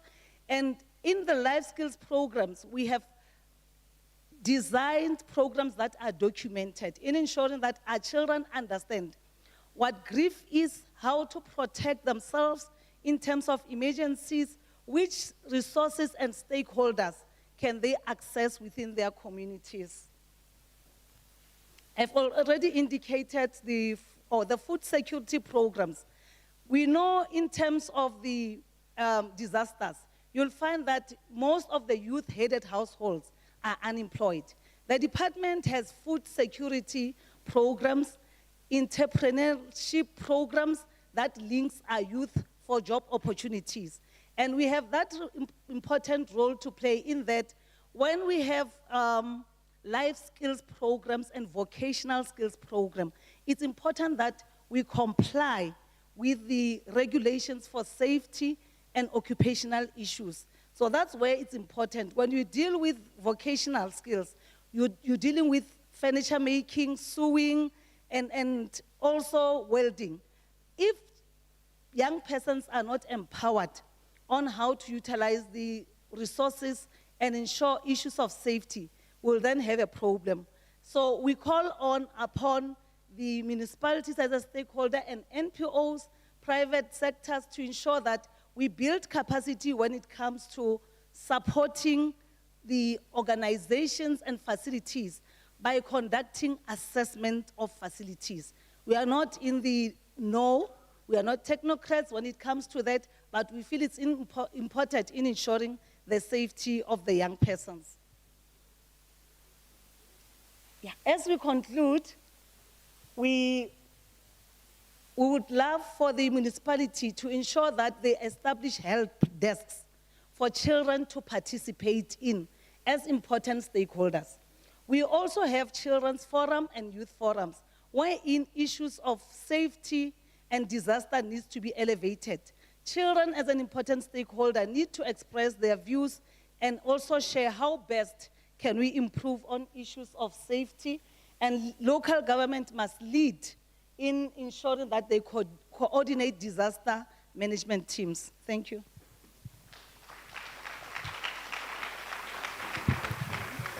Don't take my plate. Thank you very much, Ausmpo. Let's give another round of applause. Comrade Steve, do we have the fourth person or not? No. No, let's just say we want to, maybe because we're left with some few minutes, what is our take home from this panel, Minister? One of the strongest issues that come from you is that knowledge development is key. Therefore, the question of education, both formal and informal education, is important, including respect of indigenous knowledge and education systems, emphasis on training, research, and information. The second point, we are very happy that we are raising the issue of early warning systems. In other words, we must do dissemination of warnings. Minister, you also spoke about it. The question of preparedness measures, protection of critical facilities, and sometimes application of science and technology. I want you to give you only 60 seconds. Now that you have spoken around the key themes, what are the areas of improvement that you want to give to the leader of our delegation, the minister responsible for disaster management, working with all of us in the country, because we sit in the National Disaster Management Committee of the state. And don't be polite with them because they are government. Be critical as thought leaders. We have only 60 seconds to say, after all what we're doing, what are the gaps and what can we do to improve? 60 seconds, we start you with Dr. Mkweb. Yeah, imakhona la duze kwami. Yeah. Okay. Oh, Tswara, this one. 60 seconds, what should we do to improve? Okay. What needs to be improved is, let us acknowledge and make it important that culture plays a bigger role in the manner in which learners are going to apply their knowledge when they walk out there in the streets. Because it is not a function of education, it is a function of what they've been taught at home. Then how do we then make culture play a critical role in the changing of attitude based on what learners have learned in their classrooms? Thank you very much, Doc. Dr. Lunga, your parting shot. Mine is curriculum inclusion and diffusion. You include in all the subjects, not in life orientation only. And make sure that if you want people to practice, it is tested. That's the area which I think need to be looked at. Thank you. Mine is integration of facilities for children in need of care protection. The municipality adopting facilities to ensure that issues of resilience around disaster are embedded in the facilities. Thank you. Let's give this panel a round of applause. On my side, Comrade Chair, I just want to say thank you very much. We just have to note that There is no way. We have to find ways to live with risk. And our ability to mitigate is an important thing. The last message to the young ones. Nelson Mandela loved you so much as young people. And one of the things which is his message I want to quote, we can change the world and make it a better place. It is in your hands to make a difference. Don't leave these matters to us who are about to retire. We are going to have to hand over a country in a better position, and you must inherit a country not for you. We are borrowing you the country not for you, but for the next generation. Thank you very much. Thank you so much. Let's give them a warm round of applause.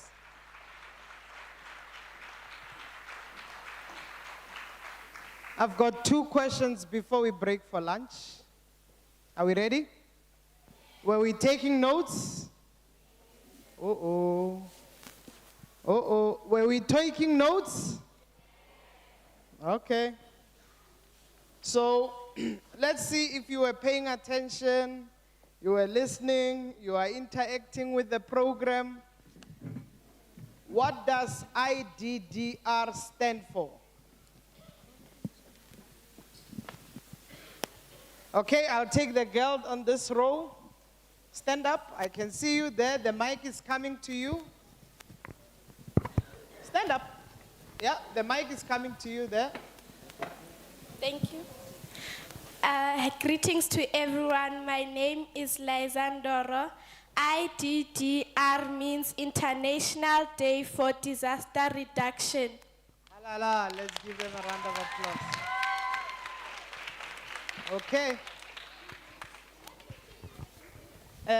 We'll move to the second question. Are we still awake?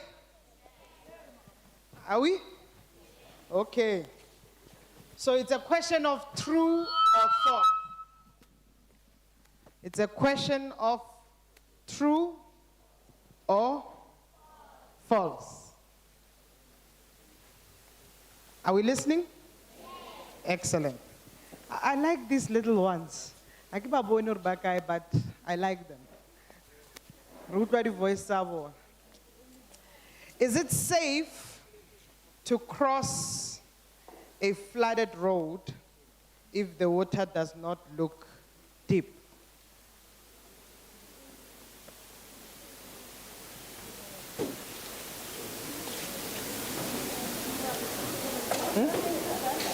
Is it blue? Okay, we can have an answer actually, rather than a true or false one. I see a hand. There's a young man. Let's see. No. Where you are, go back a little bit. Exactly, that hand. You give a response. Is it safe? Don't say true or false. Is it safe? No, it's not safe. And you justify why. It's not safe because you might not know how the water is deep. You might not know. You might not know. Excellent.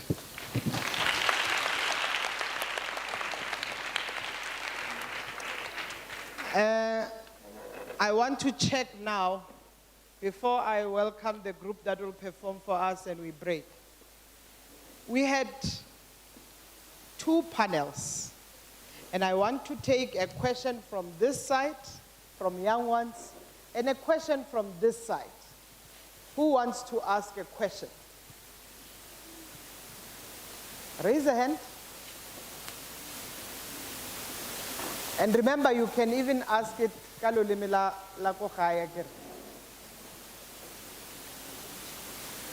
Anyone? There's a hand at the back. There's a question. Let's identify another hand this side. Who's going to ask a question here? Any question to the panelists? There's another hand right at the back. You also can stand up so that the person who's moving the mic can see you. Just remember your name, your age, and your school. I am Manaka Mukonyama from Situata Secondary School. I want to ask what the key tenets of DRR. Thank you. No, say that again. What are key tenets of DRR?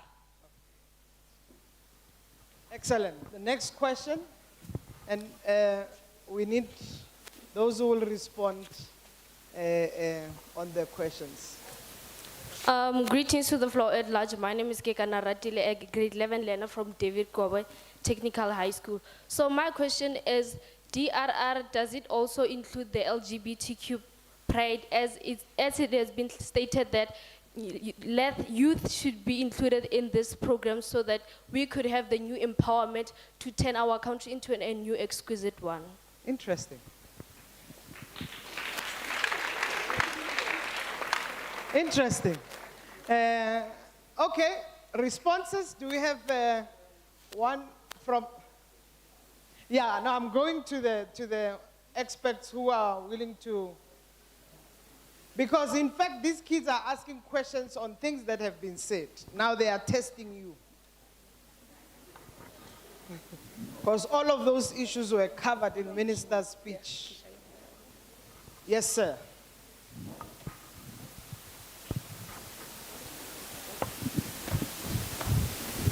Yeah.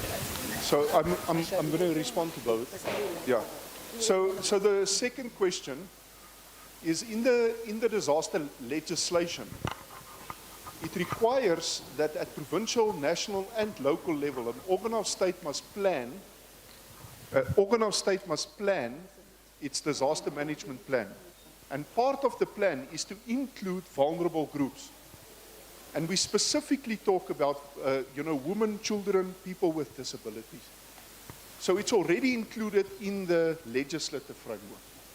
I think that's very important to understand. So that when a municipality plans, there is an advisory forum that is established, and from those different community groups, they must form part of the advisory forum on the principle that they can speak for the group that they represent. So I think that's very important to understand. And then the question that you're asking on disaster risk reduction, I'll try and simplify it.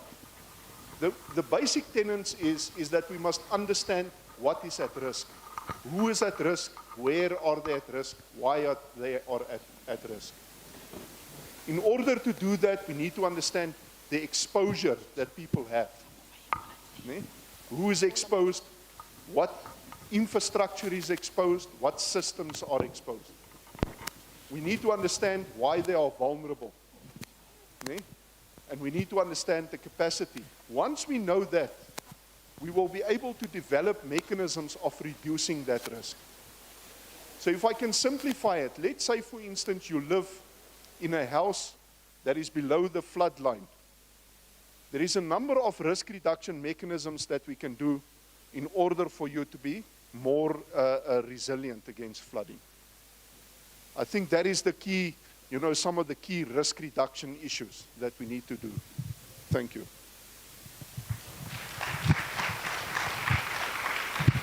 Thank you so much. And I think the point here is that we leave no one behind, but a proper plan must be in place. We must understand the vulnerable groups. We must understand the population and also the tools we are going to use to really respond to the disaster. So we will take questions, other questions later. Just put it down. And if you have more questions and you don't think you are strong enough, put them down. I will get them later when we come back from lunch so that we can have this interactive engagements. I like it because then we can speak also to the minister, we can speak to the deputy minister of all these points that we have. Just a quick note, I know learners were registered separately. The adults that are here, the dignitaries and the delegates, in front of you, you've got a paper that has got QR code. We are in the day of digital era or technology advancement. If you take it and you scan it, how you scan it with your camera, and it will pop up in terms of confirmation of your attendance. We do want to know who was attending besides the ones that we have noted. Now for performance, before we break for lunch, We're going to have Nonyana Primary School. I hope you all can see them. They are in my left side here, where they will be performing. And immediately what's going to happen, dignitaries, delegates, we will be guided by ushers. The delegation led by minister will have their lunch at the same area where they had their team. Delegates also will be ushered by, delegates will be ushered by, will be ushered in terms of where they will have their lunch, including all learners accordingly.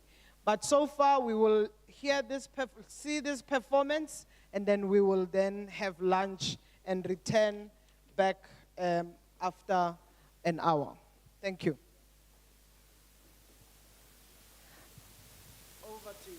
Another one. May we have 2 mics? Two mics. You need 2 mics? Yeah. Perfect.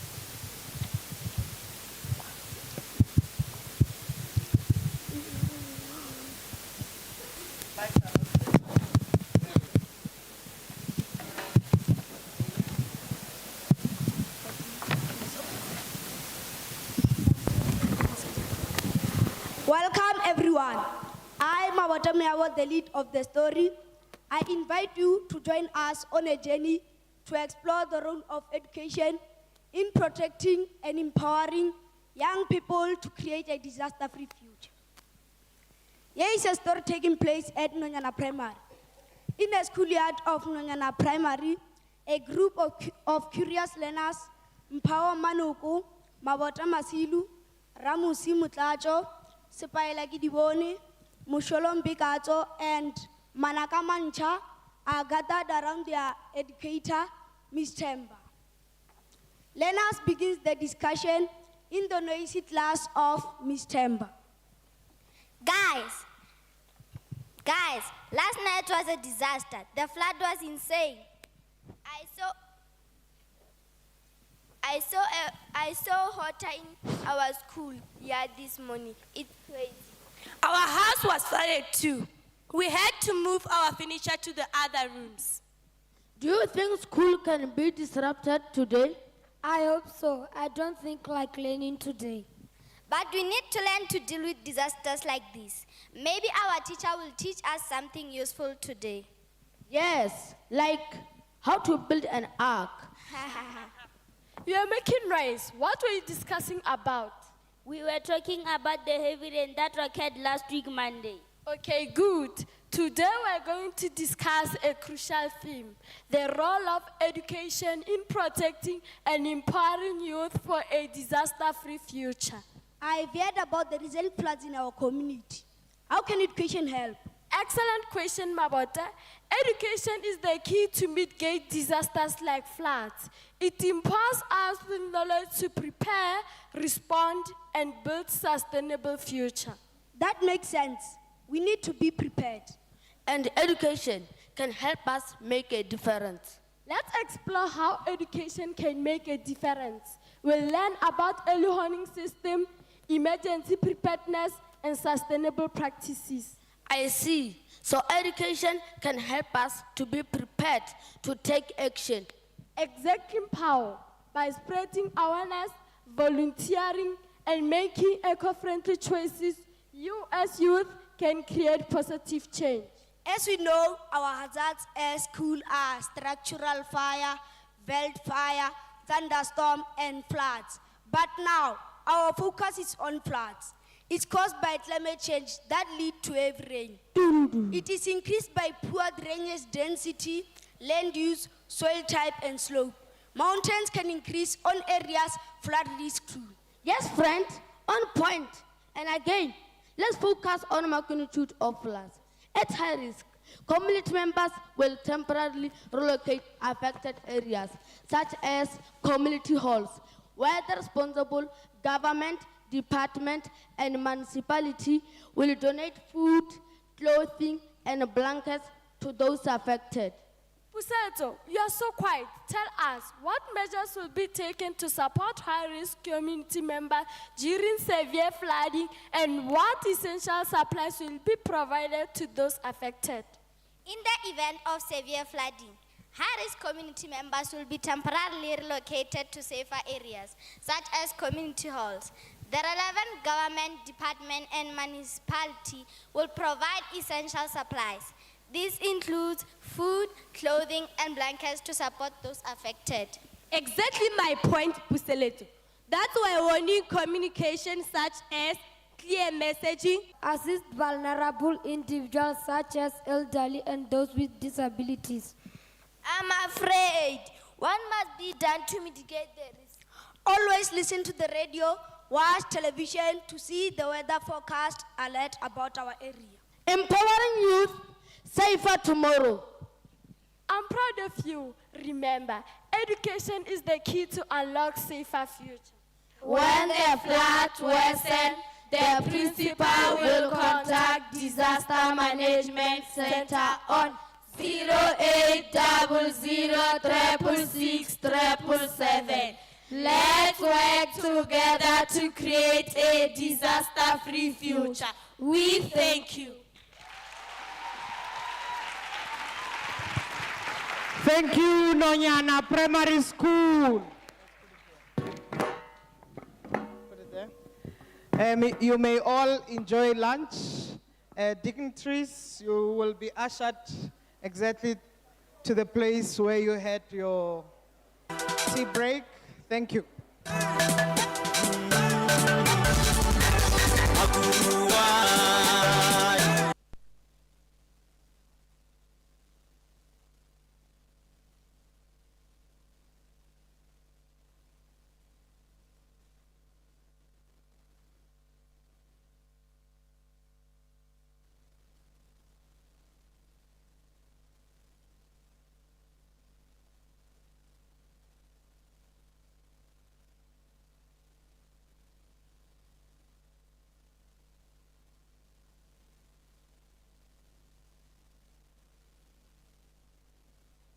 disaster volunteers, and so on. Aha, I'm going straight to Ramatala.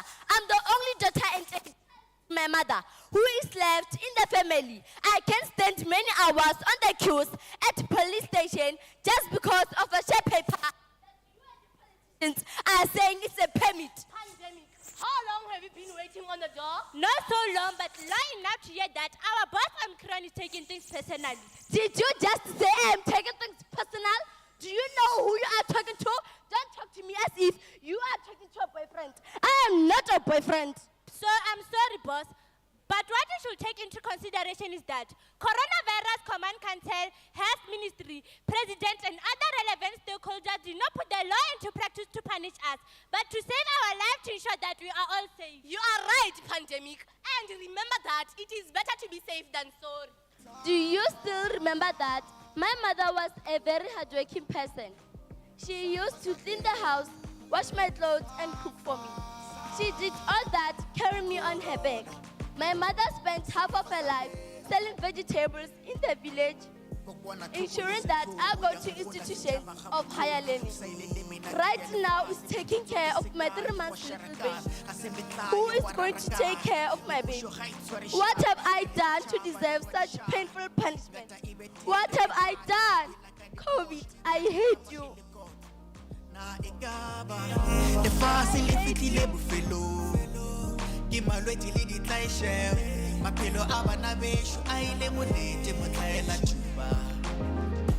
Reducing Jade. One Nike Kudu.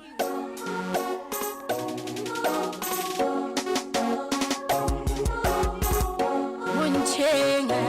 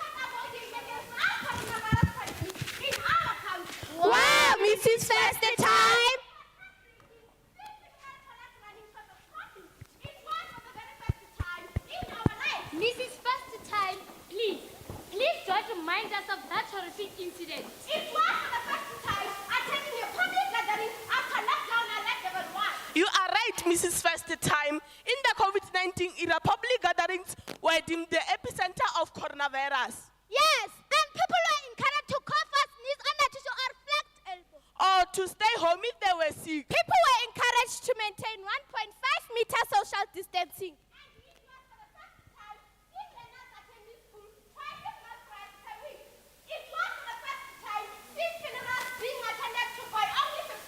People are not allowed to enter public space without wearing a 3-pair mask to protect themselves against the invisible catastrophic coronavirus.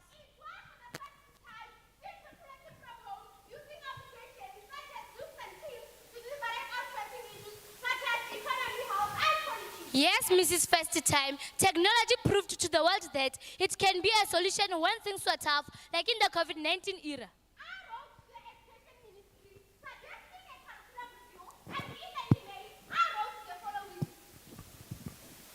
Minister, we can agree that technology plays a role of assist towards our economy when we were helpless and disparate in the COVID-19 era.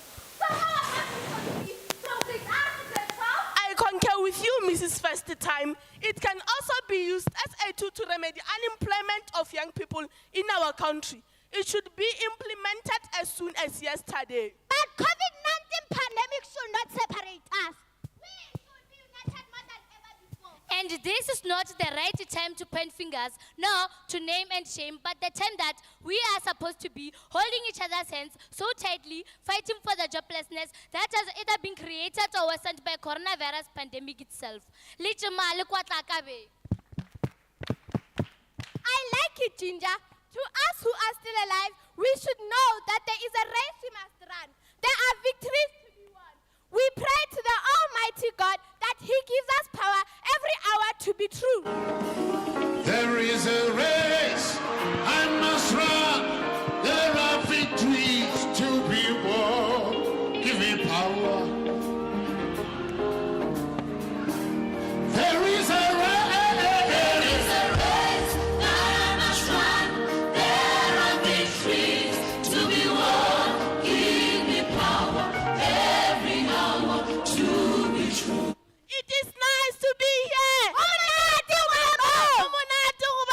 It is nice to be here. 2 Timothy chapter 1 verse 9 says, He has saved and called us to a holy life, not because of anything we have done, but because of His own purpose and grace.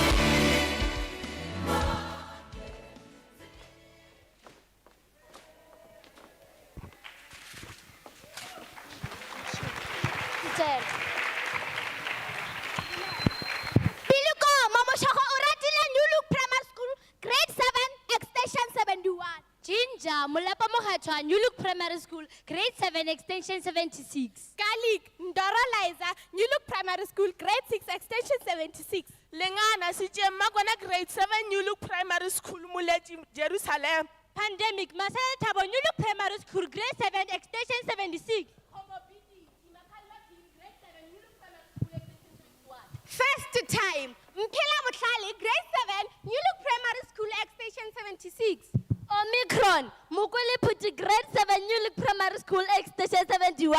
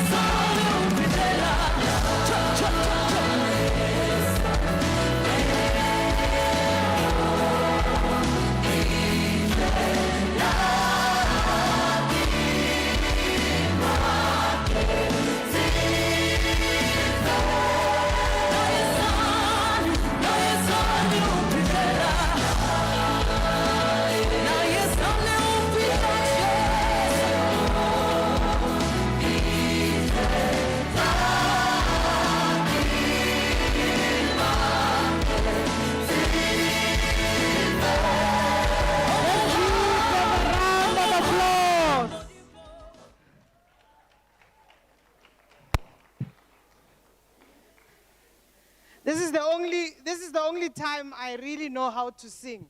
When the volume is too high, that you really can't hear my voice, and I really know how to sing.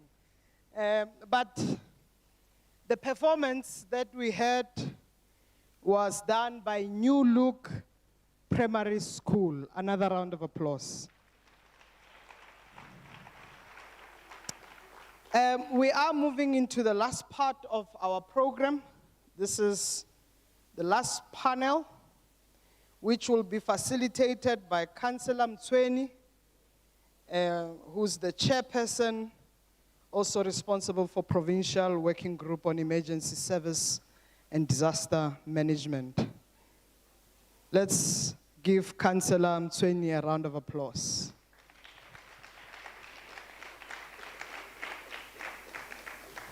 I'm hoping you will still take notes, because we'll have the last goodies to give away. Over to you, Councillor.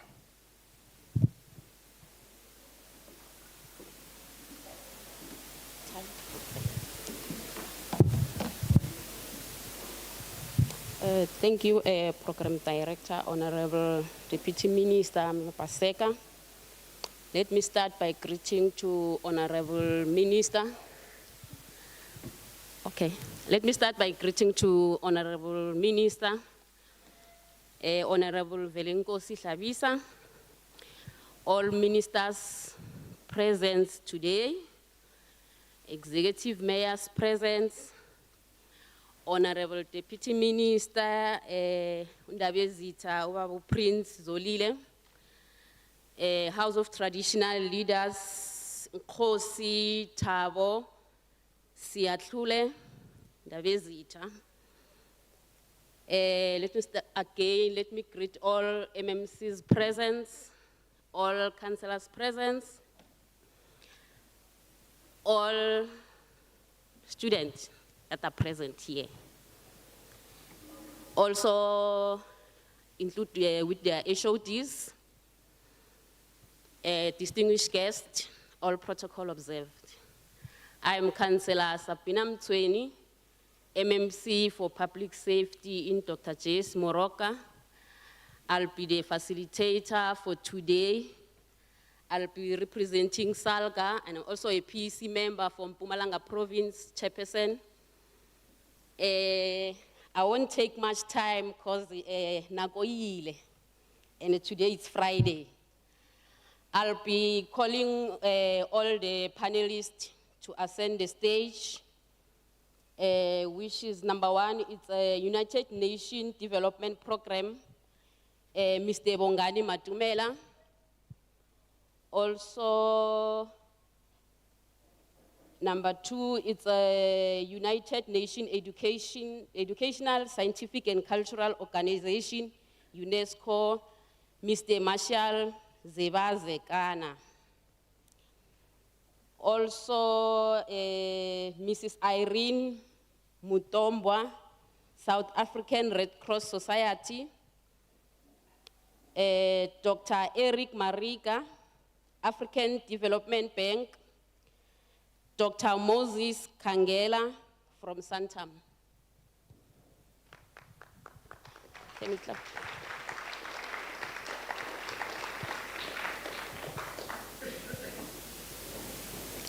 Where are the other two panelists?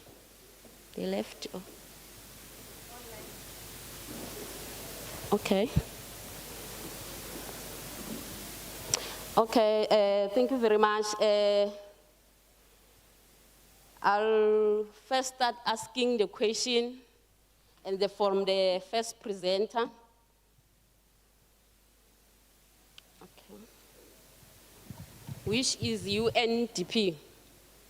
My first question is, how can the United Nations Development Programme facilitate partnership between government agencies, civil society, and private sector to create a more cohesive and comprehensive disaster risk reduction strategy? Question number one.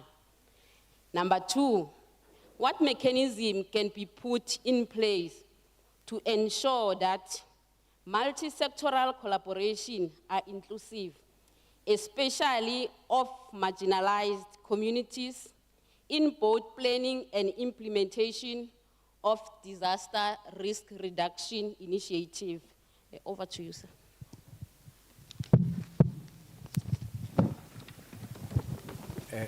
Thank you. Am I audible?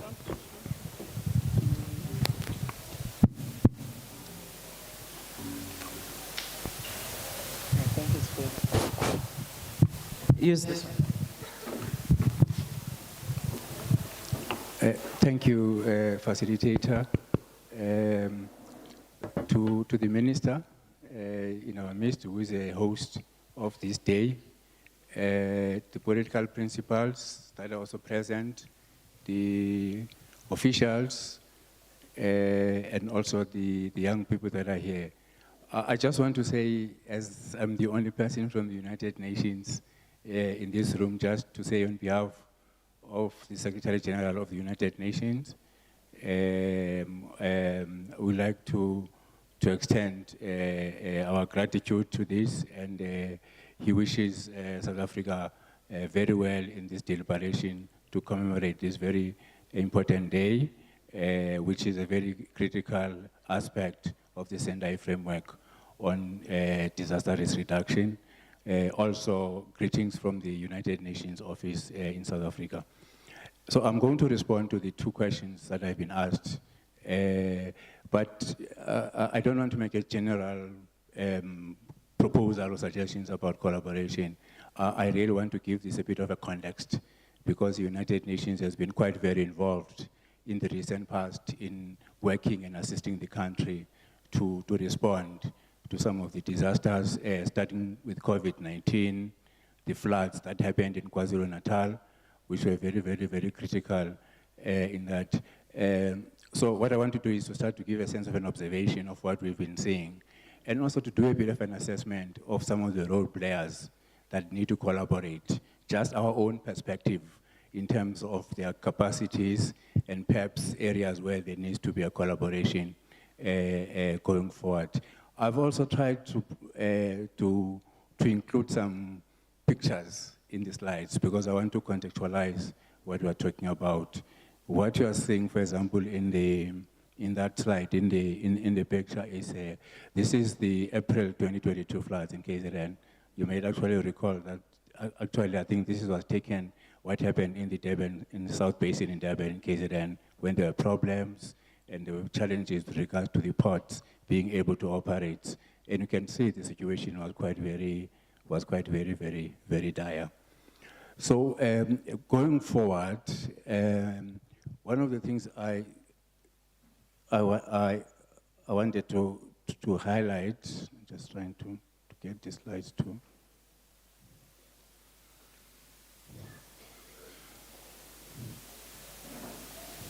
Sorry, how do you make it?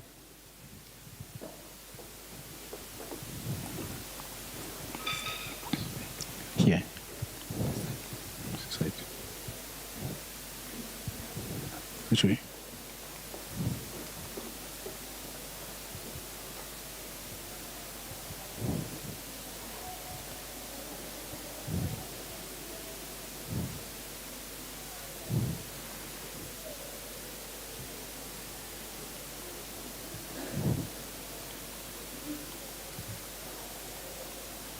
No. No.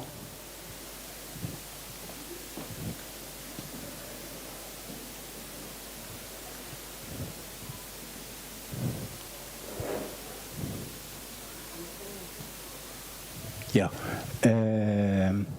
So we've done a bit of an assessment just in terms of the institutions that are sort of basically there. We had a very privilege of engaging with some of our colleagues and stakeholders from our regional office. We had colleagues that were from countries that have been through these situations, from Bangladesh, from Pakistan. And one of our assessment in terms of generally what we are seeing in terms of the capacity of the disaster management centers is that there's a lot of professionals with high level of skills in terms of being able to execute the task. We have a very well-designed, coordinated disaster management framework in the country. The capacity issues obviously are prominent. There are structures to coordinate. And mainstreaming is actually basically happening as well. Why is this thing going back?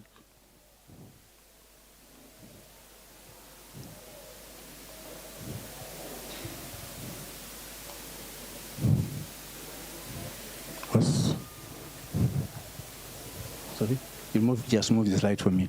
So this is generally the sense that I'm getting. And in terms of the role of government, government has a very critical role to play in terms of planning, providing guidance in terms of monitoring, evaluation, stakeholder involvement. And when our proposal as a UNDP is that we have a very critical role to play in terms of ensuring that we assist, especially with regards to issue of risk-informed development and building resilience and adopting a whole of society approach, because it's not only the responsibility of government, it's also the responsibility of society basically as well.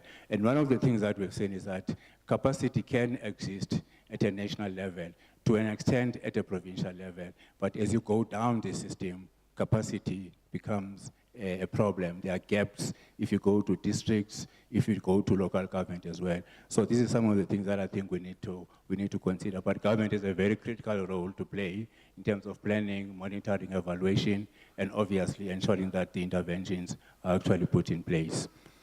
With regards to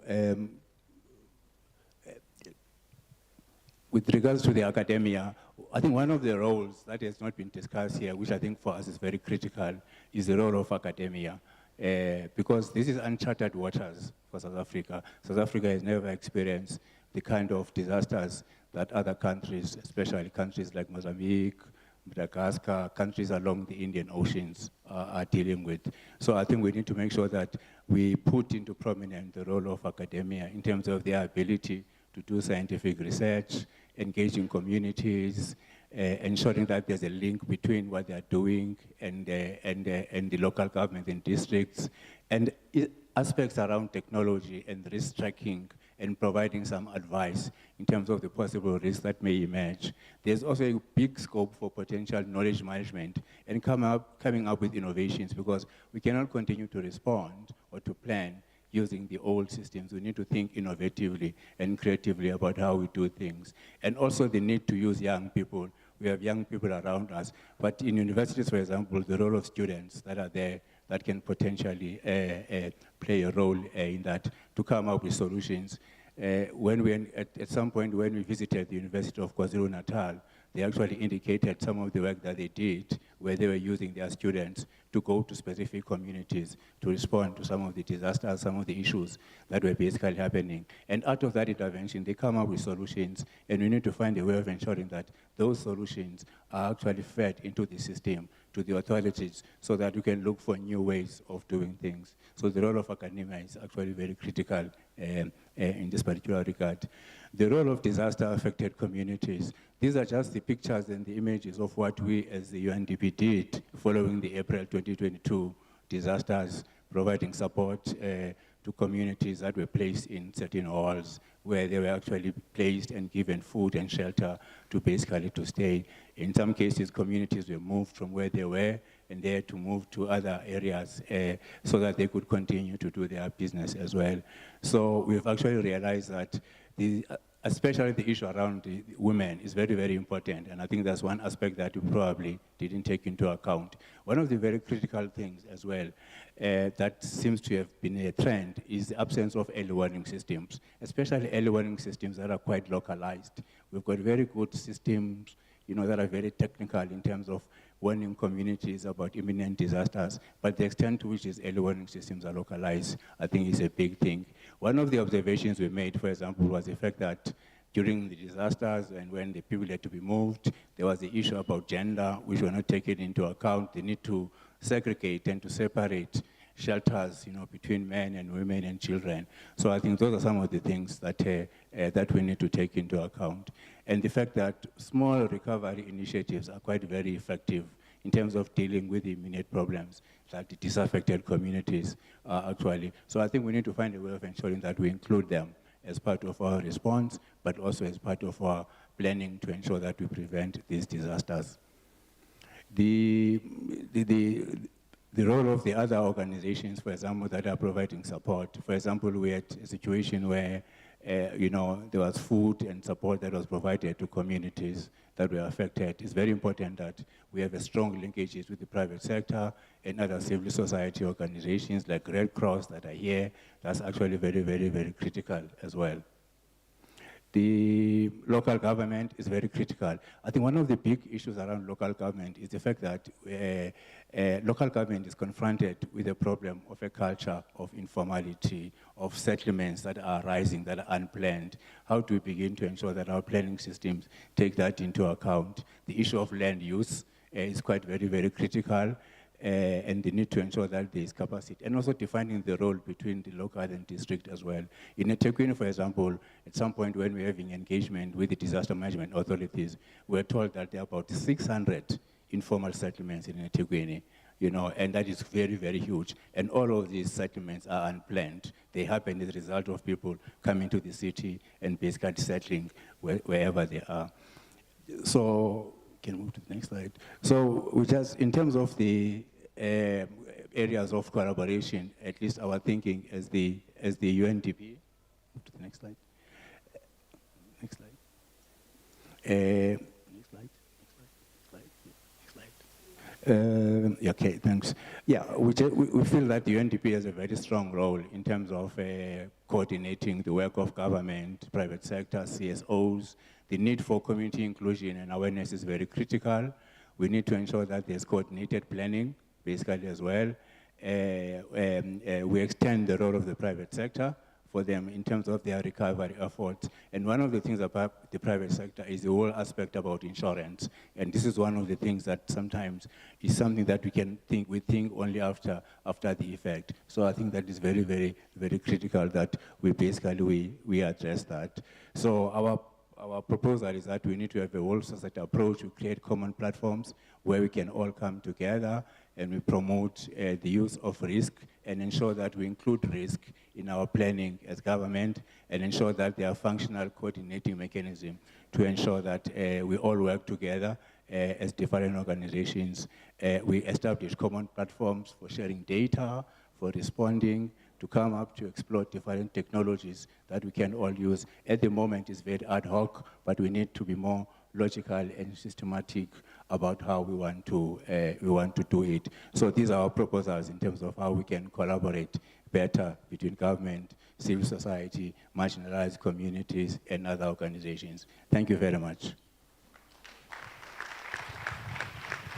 Thank you very much. Siyathokoza, Mr. Bongani Matomela, but we must be mindful of time because we are having 5 presenters. Now I'm going to call South African Red Cross, Miss Irina Irene Mutombwa. I'll ask two questions before you ascend the stage. My question is, what role can Red Cross play in bridging the gap between humanitarian response and long-term disaster risk reduction through partnership with government, private, and community sectors? Number two, how can the Red Cross and perhaps other NGOs collaborate with other sectors to build local capacities, especially amongst youth, for effective disaster preparedness and response in vulnerable communities? You can ask them. I'll give you 5 minutes because we are still having 3 presenters.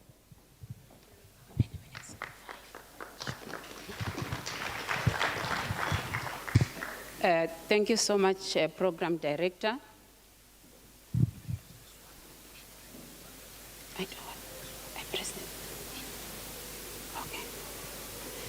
Thank you so much. All protocol observed. I just wanted to start by giving a bit of overview of the South African Red Cross following the Geneva Convention, which most might be aware of at a global level, where all member states, including South Africa, contribute to that, especially with regards to ensuring that the Red Cross in each and every country, where globally as a movement we are in 190 countries, works collaboratively with the government. In South Africa Red Cross is one of the organizations that has an act which is Act 10 of 2007, which regulates on the utilization of the emblem, the Red Cross, when it is in South Africa, and in other countries it might be a crescent. So South Africa Red Cross is a part of the Global Red Cross network, and in South Africa we are auxiliary to the South African government. What it means that we complement government's efforts, at the same time maintaining also our independence. So coming to our footprint in country, we are in all 9 provinces, and we have 55 branches scattered across the country. We are also having a number of programs, of which most people know us in disaster management, but we are having a number of programs that we facilitate. And as South Africa Red Cross, as we speak, we are having 10,500 volunteers who are currently active. And we are having more than that. We are talking of those who are active on the ground. Reflecting on disaster risk reduction, we focus on risk and vulnerability assessment, community knowledge development and awareness, risk reduction, reduction of impacts, early warning, early action, what we call anticipatory action, community preparedness for effective response, and also advocacy on legislation for climate-smart disaster risk reduction. When it comes to anticipatory action, we are currently having a gap, especially here in South Africa, comparing ourselves with other countries within the region when it comes to anticipatory action. So we are saying anticipatory action is mostly when we are having early warning. There's a gap there between early warning and the real hazard striking. There's minimal action that is being done. That's why there's need for us to promote early action and early warning and early action, that is anticipatory action, to ensure that we save lives and livelihoods. Just reflecting on the Red Cross DRM Contium, where we are having there the anticipatory action as part of our preparedness initiatives that will enable stakeholders to come together and ensure that they set up what we call an early action protocol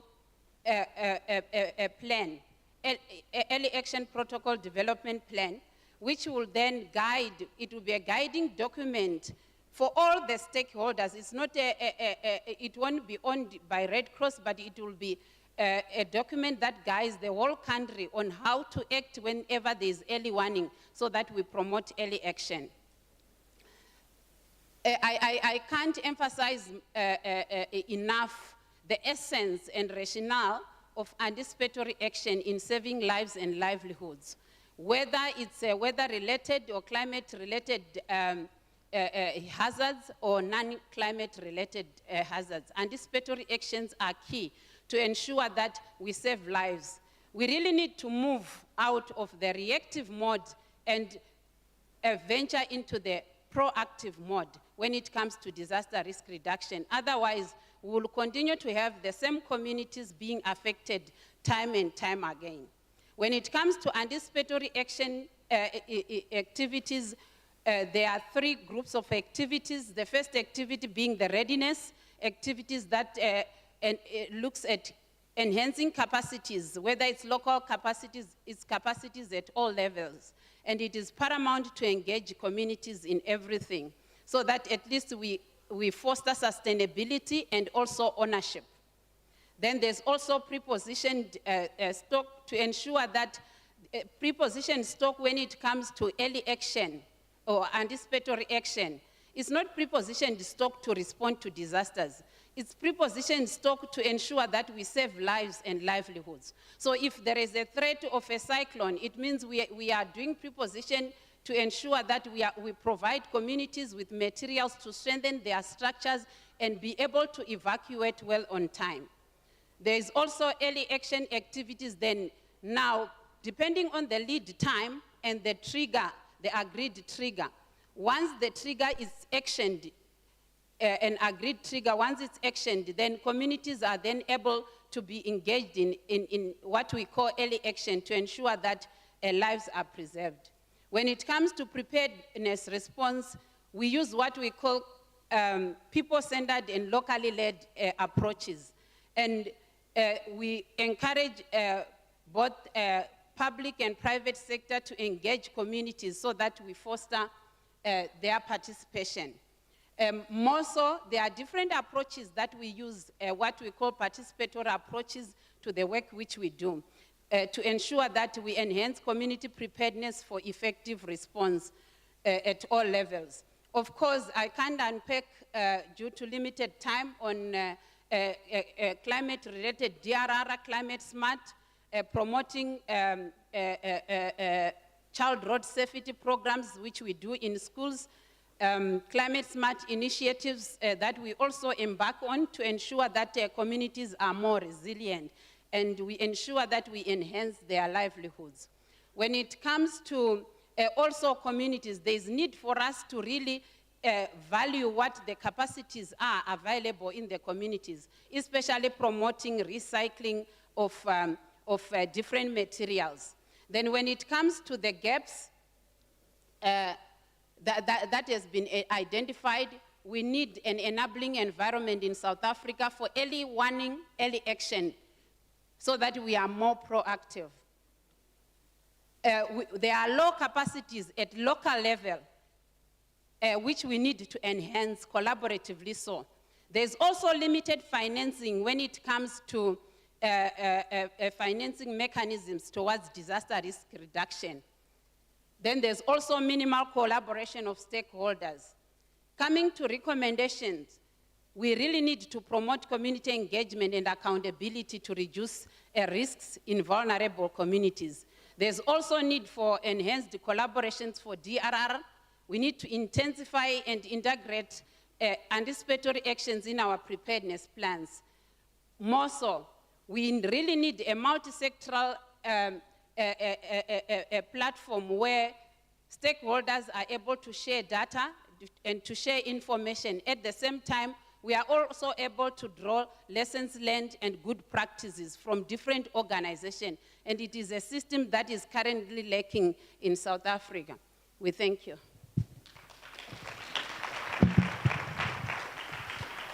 Thank you, Ms. Irene. Isikhathi siyashaya. Now sizomove to ubaba From Santam, Moses Kangela, I'll ask 2 questions. What innovative insurance product or risk transfer mechanism can the insurance sector develop in collaboration with governments and communities to reduce disaster vulnerability and enhance resilience? Number 2, how can the insurance sector partner with public and private entities to promote disaster risk awareness, especially amongst youth, and incentive risk reduction behaviors in communities? You can, over to you. I'll give 5 minutes. How much?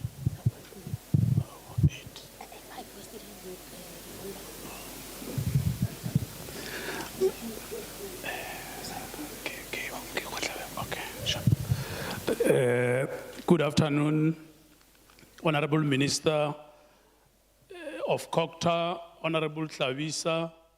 Greetings to all the deputy ministers that are here, all the executive mayors, the MEC in absentia, the representative of the traditional and Khoisan leadership, National House, all municipal managers, all protocols observed. The program director was saying to me, I have 5 minutes, and I was trying to negotiate that let's make it 8, because the first minute I used to observe the protocol. So I will be very brief. As indicated, I'm from Santam. I will talk to a few issues before I answer the questions. I thought that as I was thinking about how am I going to present this, I thought that in this slide, I need to acknowledge 2 or 3 things. One, that indeed we're seeing increasing losses, which are weather-related. And in our context, they are manifesting mostly on the east coast of South Africa, which is your KZN, going into OR Tambo district in the Eastern Cape, coming up into Mpumalanga. In 2022, with the flood disaster that happened in KZN, we experienced major losses. Our losses in total set at 4.1 billion. That was the largest claim that Santam has ever had to pay in its 106 years. 4.1 billion, of which reinsurers paid around 3.5 billion. And Santam, from its own pocket, paid 567 million. And I'm raising these amounts to show why are we an interested party in ensuring that there are robust systems to manage disasters and to reduce risks, because we underwrite risks. And it's in our interest that we partner with government to contribute to risk reduction. I thought I would talk about what we're doing in eThekwini, as well as in parts of KZN, as we prepare that region to face up to these emerging challenges. We have just worked with the city of eThekwini through our partnership to update lessons that were captured by the World Bank after the 2022 flood disaster. We brought our expertise and resources to embed those lessons in a level 2 disaster risk management plan, which has just been approved by the city, so that what we learned from 2022 is not lost, but rather integrated in how we as a country deals with disasters. This slide essentially says that the challenges that we face are exceeding the capacity that is there. And as much as, and we are the first, Honorable Minister, to indicate that government plays a leading role. This is what the Sendai framework says. This is what our constitution says. But we also acknowledge, as it is captured in the Disaster Management Act, that we need an all-of-society approach to tackle losses arising from disasters. This is what we do, and is aligned to the National Disaster Management Framework. This is our basket. We've been doing this since 2012, and we have expended over 120 million supporting cities and municipalities in South Africa. And if I answer your question on how can we support efforts around young people, energizing them and raising awareness, the work that Capricorn District Municipality is doing, we are part of that work. We provide support financially and non-financially to ensure that the district can achieve what it is achieving and can reach these young people that are part of this particular occasion. These are just some of the images of the work that we do. We had an interesting situation in eThekwini where just before COVID, the city had appointed 100 people to become new firefighters. But the supply chain process was not moving as fast. And they approached us as we were celebrating our partnership with them. They said to us, we have these 100 young people. They are currently at home. We have formally appointed them, but they can't start until they have PPE, because you can't be a firefighter without PPE. And our business expended 4 million to procure PPE at a cost of about 40,000 per unit for all the 100 firefighters. And as I speak now, those firefighters are part of the City of eThekwini Fire Department. We also do a lot on climate change adaptation. We develop, together with CSIR, climate change adaptation plans. We developed 10 last year, and Capricorn was part of the 10. And this year we developed another 10. So out of 44, we're sitting at 20. We planted trees in Capricorn last year. You can see I was part of the planting at the Machaka Tribal Authority and at the fire station in Butlogwa. And at that time, we planted 200. And we said to ourselves, is this the best that we can do? And we said, this year, we're planting 600. 200 in West Rand, 200 in Ugu, 200 in Alfred Nzo. Because we learn as we go. And we realize that sometimes climate change adaptation plans may not be implemented because there's no institutional capacity to do so. But if we contribute to urban greening, and if these trees are there in 10 years, they will contribute to protecting communities during episodes of heat waves. I spoke about the stormwater program yesterday. I'm not going to say a lot except that we're working with the city of Tshwane to clean up stormwater. We have appointed young people, 10 of them. We're paying all their salaries for 16 months to test if this model can be implemented in other spaces. So we're going to share with Corporate South Africa what we have learned, and then hoping that others, and we know, because some corporates are coming to us already to say, how can we get involved in this type of programs? I thought I should also indicate that as part of our work with the city of Tshwane, we have embarked on a program to fix lights in the city, Honorable Minister. We have started this last month. We're going to fix 4,000 of them. And if you drive across Nelson Mandela in the evening, you will see that it is lit. We have expended resources to bring that about. The city has appointed artisans that are working with us to do that. You can see the demarcated area there from Eskiam Patlele all the way to the embassy side and zone, coming through Loftus and the entire CBD. I can show you a list of all the lights in all the streets in the CBD that we're going to be repairing. When this project is finished, we'll have repaired more than 4,000 lights. We have learned a few lessons. Yesterday, I indicated that the lack of frameworks that guides how municipalities should navigate partnerships is a concern for us, because it means that some municipalities are not able to confidently deal with these issues. And in terms of products, I was trying to run away from the program director, hoping that she would give me an additional time, but I can hear her voice on my back. What about products? Let me talk about products quickly. No, I don't have recommendation. I only have products. So with regard to products, South Africa is behind on several fronts. One, infrastructure. We still have not matured our system to ensure municipal and government infrastructure. And that is an avenue that, if leveraged, could lessen the burden on the fiscus in terms of recovering from disasters. That's one. Two is low-cost products. We don't have, as yet, a lot of low-cost products for informal settlements, for rural areas to insure themselves and their assets. There's also this concept of parametrics. Parametrics, we're not there yet. I know that our business is talking to Treasury around ensuring that these things can become permissible within South Africa. But parametrics, in essence, is a situation where you trigger a payout because there's a particular event at a particular level. If it's a heat wave and you say, once I reach 40 degrees, I'll trigger a payout for all crop farmers in this area, that makes it the payment to come out more quicker.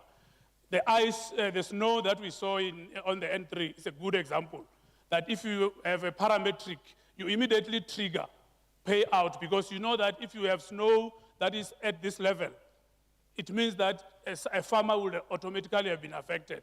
But these systems are not yet there. And our agitation is that as we look at a comprehensive and integrated approach to tackle disaster risks, we need to also look at how we can use these mechanisms to firm up our response as a country. Thank you. Thank you. Thank you very much. Hey,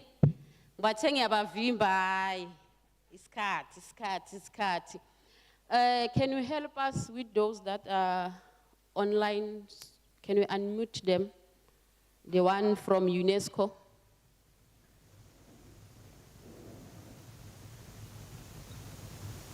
Good afternoon, Program Director. Confirm you can hear me. This is Marcel from UNESCO. Please confirm you can hear me. This is UNESCO. This is Marcel from UNESCO, please.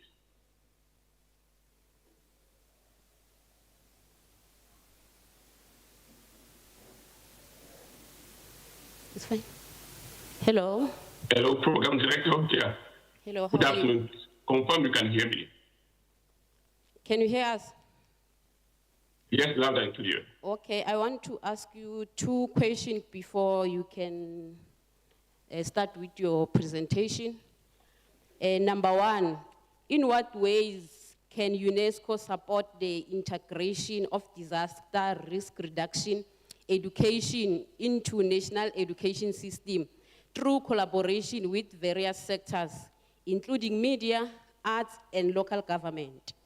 Number two, how can UNESCO expertise in cultural heritage preservation be leveraged in multi-sectoral collaboration to protect community heritage from disaster risk while fostering youth engagement and awards? Over to you. I'll give you 5 minutes. Yes, moderator, thank you so much. Please confirm you can see my screen being projected now. Confirm whether I can proceed. Yes, you can continue. Thank you so much for that. I would like to stand on the existing protocol. First of all, I also want to really show our appreciation for being invited to intervene in this. I will try to respond to the question you have just asked. But while doing so, I will take us through how we are building resilience through science and then education and then policy.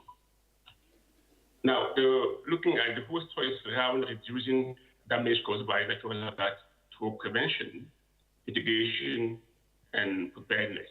Of course, our role here is in promoting science-based strategies, education, capacity building, is to address that I've just mentioned. Of course, comes to play here the importance of really building resilience, particularly for the community which have vulnerable regions like Southern Africa. Looking at the global challenges in natural hazards, we're talking about cyclones, floods, earthquakes, drought, and wildfire, which are quite often occurring quite often now in this part of the world. Now, we're working really, it's actually guided by the standard framework, for disaster risk reduction, looking at 2015 to 2030. And then our approach around, I have talked about that science present to operation, for sustainable development, capacity building, having four main focus here, being the risk assessment and early warning systems, climate adaptation, capacity building, and community engagement. Now, UNESCO has 8 thematic areas looking at starting with the STI for resilience building, looking at early warning system, the built environment, education and school safety, disaster risk reduction for cultures insight, ecosystem-based disaster risk reduction, post-disaster response, and also the risk governance and social resilience. Now, looking at the programs, some of our programs and projects, you have talked about cyclone, Southern Africa, looking at the Intergovernmental Oceanic Commission program, the Managed Pathway program, and our geoscience, and then GI education programs as well. Well, I will probably, this is what we have been doing around the world, but I will simply zoom on what's happening, what we are doing in the continent. But if you talk about, looking at the figures, we have about 3 countries in the continent which have been supported through UNESCO's initiative in the disaster risk reduction. Now, I will take the case of what we call them now, be resilient in this part of the world. I'm talking about Southern Africa, whereby we really build resilience, leveraging what we call the climate risk informed decision analysis, and deploying also the early warning system, and then monitoring and supporting the GI environment itself, deploying to early warning system. You can see here the picture of the weather station deployed at the Marico in South Africa. Of course, we're doing some landslide specific mapping that have been done on part of the Southern African region. Now, we have the same thing in Zimbabwe. We record that in 1990, we have the happening in Zimbabwe. Then we have the Zimbabwe Dye Recovery Project. Again, we deploy some early warning system, did some flood risk assessment, flooding maps, develop some flood maps for Chipinge and Chumani, and then deploy also some real-time meteorological sensors. And then our hydro methodology will also be used. Together with coupled with the early community radio being deployed to propagate message to the population.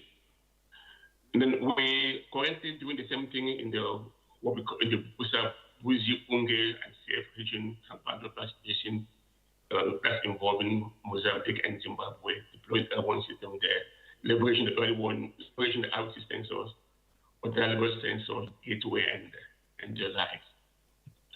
And then we also having the flagship program, which we call from the Adaptation Fund. It's around increasing local community adaptive capacity and resilience to climate change through sustainable habitat exploitation. The funding with Family Unity Fund from the Adaptation Fund here in Zimbabwe. Now we equally do some work around education and school safety. Some work we also do in this particular space, looking at Transforming Education Summit, where we're looking at leveraging UNESCO in coordinating the key global initiative like Transforming Education Summit, the New Education Partnership COP28, and so on. And then we also have this approach, which we call the PASUS approach, around really it's a methodology that helps us to really to assess school safety and propose movement to really make them safe as far as the GRI is concerned. And then we also work in looking at the risk governance, looking at a program called the Inspire Alliance. Here we equally minimize some part of the world, minimize the education with AI, looking at agent-based model. I'm happy to discuss that. You'll have time. You can ask some questions if time is really permits me to go through that. Again, having also the emerging fund, you can UNESCO emergence response towards post-hurricane in other parts of the world, And then we talk about collaboration. We are really important really in this particular aspect, looking at collaborating with WMO, African Union, the NGOs, and other local government. Of course, working closely with the SADC and African Development Bank in the GRI initiatives. And then we are all aware of challenges and opportunity challenges in limited funding. The lack of coordination was already echoed by the previous speaker. Cultural barriers, and looking at opportunities, how do we really increase international cooperation, innovative technology solutions, and the science policy linkages. The future, as far as UNESCO is concerned, is really looking at improving disaster preparedness and response lack and coordination. Again, expanding the GR education and research and supporting SDGs related to climate action and resilience. Thank you so much, moderator, and over to you. Okay, thank you very much. Round of applause. Thank you very much, Mr. Marshall. Now we're going to call disaster risk response in Southern Africa and some of the bank approaches in that regard. So I'm going to share my screen. I'll try to be Dr. very brief Marika? in the interest of time. Dr. Yes, Maria, please. before you can start, I want to ask some two questions. Before you can start, I want to ask some two questions before you can start. Question number Okay, thank one, you. yes. How can the African Development Bank leverage its final resources and partnership to support multi-sectoral collaboration for disaster risk reduction in Africa, particularly in vulnerable communities? Number two, what role can the AFDB play in promoting investment in disaster resilience, infrastructure, and climate adaptation projects through partnership with governments, private sector, and local communities? We can continue. Thank you so much, Program Director. The African Development Bank was established in 1964, and all the 54 African countries are members of the bank. Noting that the emerging impact of climate change to be able to respond to the various disasters, and also, as the previous speakers had alluded to, a whole of stakeholder approach. So the African Development Bank can avail resources or avails resources to various member countries to be able to strengthen disaster risk response. And also equally, to answer the second question, as we prepare our projects even here in South Africa, we do ensure that we apply a climate lens, we apply a fragility lens to make sure that our operations, particularly in the provinces, in the communities, do not cause harm to the various communities. Equally, we ensure we bring on board women and youth, and even the learners, particularly the learners that are also present. I did like the presentation from the New Look Primary School. So as we design our operations, we ensure that even learners, the youth, the women are part of the project consultations to ensure that some of these projects do bring benefit to their communities, and also we increase the knowledge, particularly to do with the disaster risk reduction. Thank you. Okay. I will now move to, sorry. Okay, you still continue, can continue. Sorry, Program. Okay, thank you so much, Program Director. I have a few slides that I would like to share with the distinguished participants present. I would have liked to be there, but unfortunately, due to logistical challenges, I was not able to join you. My name is Eric Mariga. I'm a regional coordinator with the African Development Bank. I'm based in Pretoria, looking at some countries in Southern Africa. So disaster risk in Southern Africa, we note, and this has been spoken to from yesterday, SADC member countries are highly vulnerable to climate change. And also for the benefit of learners, the Southern African Development Community, or rather, let's speak to countries in Southern Africa. This includes Namibia, Malawi, Zimbabwe, South Africa, Madagascar, etc., etc. So these countries are vulnerable to the impact of droughts and floods, and therefore this calls for need for government and also various stakeholders to work together to respond to disaster and also strengthen prevention. Strengthening prevention is very, very critical so that we're able to mitigate vulnerabilities.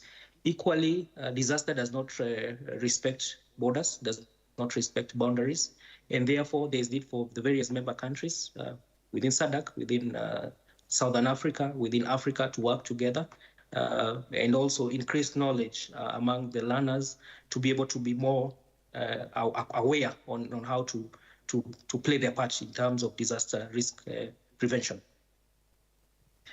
In front of you is a profile of the countries in Southern Africa in terms of disaster risk. You can see some of the countries do experience tropical cyclones, for example, Mozambique, Zimbabwe, Malawi, Madagascar. Also, when you look at the Western Belt, including some parts of South Africa, issues of drought and also there has been instances of even various outbreaks. So therefore, there's need to work together to address some of these disaster risks that are imminent. Climate change can elevate disaster in multiple ways, and therefore affecting vulnerable groups. And this includes learners in our schools. And therefore, there is need to also, within the curriculum of the various schools, working closely with the municipalities to ensure that some of these discussions, working with the Department of Education, to ensure that learners are well aware on the impact on climate change. Also, working with the parents and state actors, NGOs, to ensure that at the end of the day, issues of planting trees are very, very important.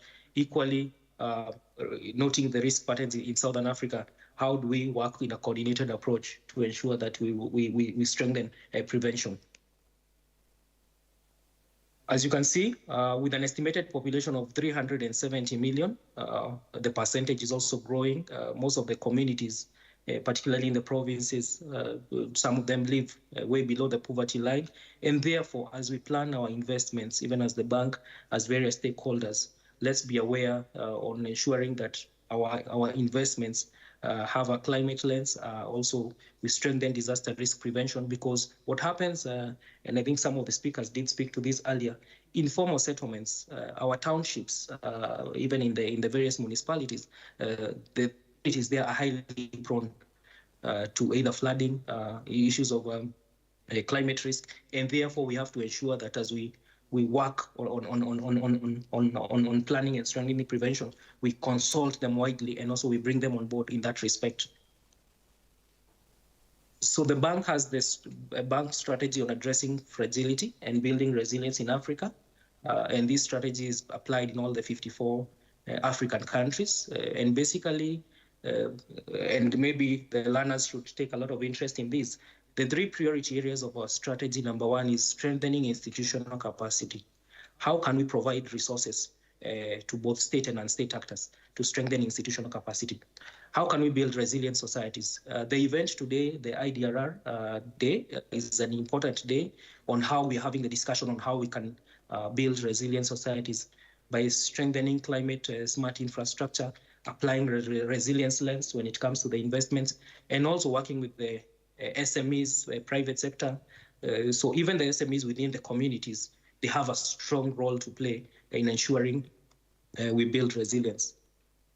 We have the transition support facility. This is a facility in the bank, and also an array of instruments that we do use to respond and also work with government to respond to the various vulnerabilities. In other words, we have various resource envelopes available, the government, to ensure that we support your efforts, whether it's on the issues of research, whether it's on the issues of investment in infrastructure.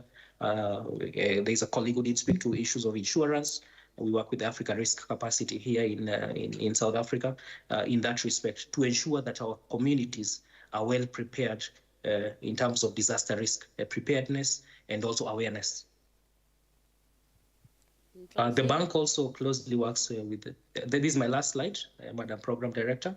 The issues on public-private partnerships are very, very important, and issues to do with resource mobilization to ensure at the end of the day, we are working together to deliver a stronger, a resilient Southern Africa. Thank you so much.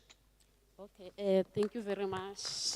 Can you give a round of applause, all the panelists? You can do more. Our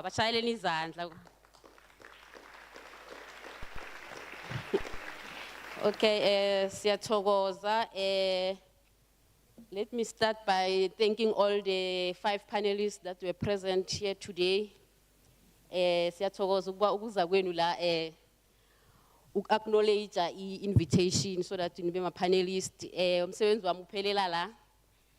Thank you very much, Program Director. Over to you. Let's give the facilitator a round of applause. Umkaya. Storoze. Also to our panelists, thank you so much. We can give them a round of applause. It is this moment where I would like to request Honorable Deputy Minister, Prince Ndabezitha Zolile Bans Ngamashe, to present the draft resolutions. We've had all presentations, and as he comes here, maybe let me check, because I know I locked and I closed that question time. Do we have one question this side, one question this side? Where was the one who had the hand up? Okay, I have one question this side, and then one question this side. Excellent. You're covered. Yes, you with the blazer. Excellent. So can we have the mics to them, please? Microphones. Stand up. Remember your name, your school, and lovely to hear your age. Microphones, microphones, micro.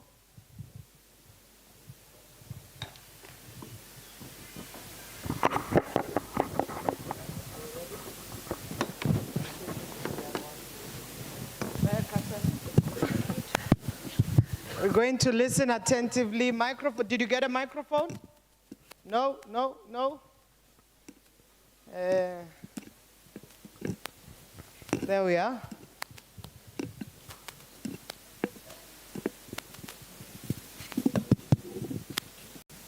HOD,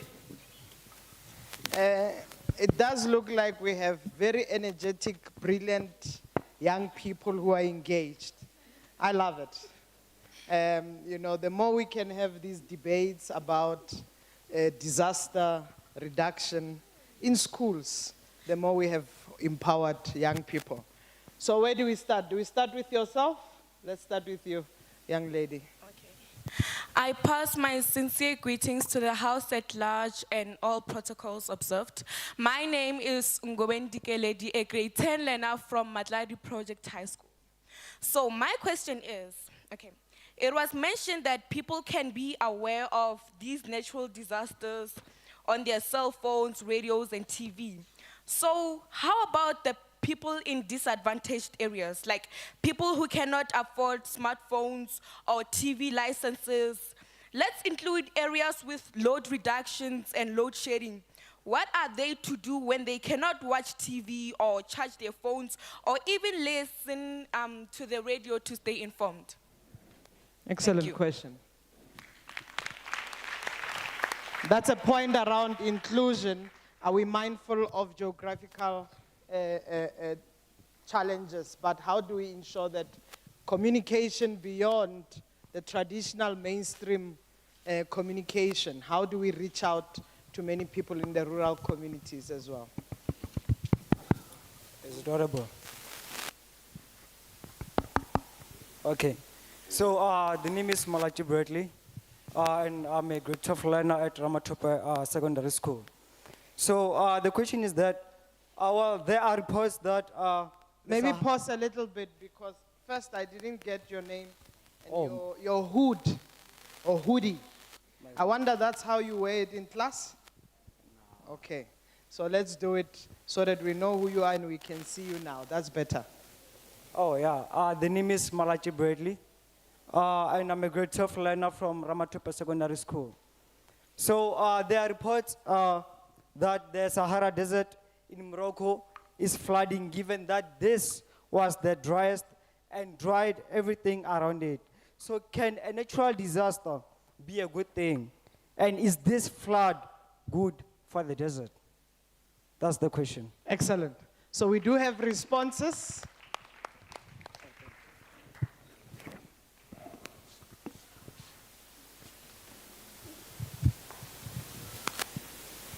Thank you so much. Yes, maybe on the Sahara Desert, I will defer to my colleagues online. But I think on the communication aspect, one of the things that we observed in our own analysis, for instance, we had situations where communities were telling us that we were not aware, you know, in KZN in particular, that this was basically going to come. The early warning systems that are there are too technical and not easy for us to basically to understand. So there's an issue about the role that we can, the role of councillors, of ward councillors in communities as well. Also, I think as much as we are moving towards modern technologies, but I think we need to think about also going back to the old ways of us communicating with communities, you know, in terms of using things like we used to use loud hailers, for example, to communicate with people about things that are happening. So we've moved too much to technology and actually not realizing that actually there's a digital gap. Some people do not have access to these things. There's no electricity. So we need to start looking at practical ways, indigenous ways, and the ways that we can actually use, but also the role of ward councillors to communicate things to communities on time. And the challenge, one of the things that we've been observing is that the need for the South African Weather Service, for instance, you know, to find creative ways of going out and doing outreach to communities as well, and not just relying on communication through TV, through the normal channels. So I think it's something to think about, going back to also the traditional ways of communicating to communities, and not just to rely on technologies when other people are excluded from access to those technologies.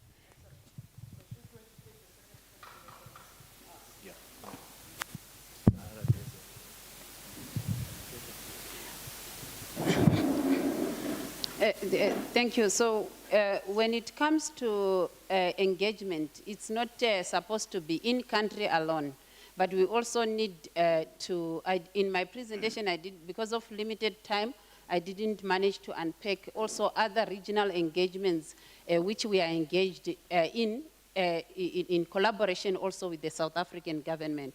So there's a lot that needs to be done, especially in promoting inter-regional learnings to ensure that we intensify DRR initiatives across the regions.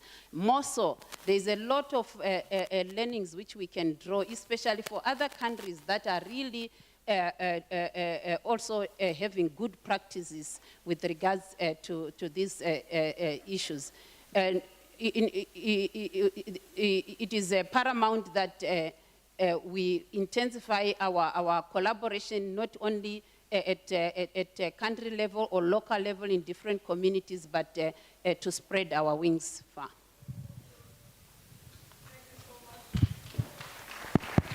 Thank you.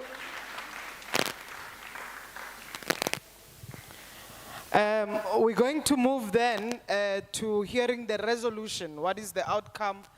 After all the presentations that we have heard, that we've listened to, what next? And this will be delivered by Deputy Minister, who's going to also give us closing remarks. Over to you, Deputy Minister. Thank you very much, Program Director, Deputy Minister in the presidency.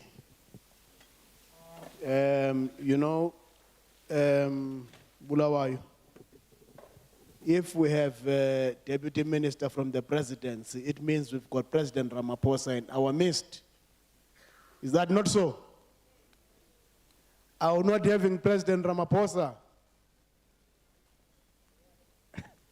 Indeed, thank you very much.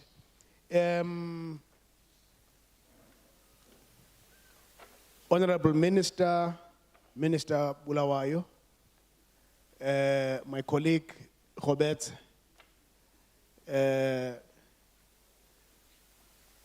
mayors, Salga, presenters, representatives from academia, teachers, but the most important people in this gathering, our students. Our VIPs today is our students. Can you clap hands for yourselves?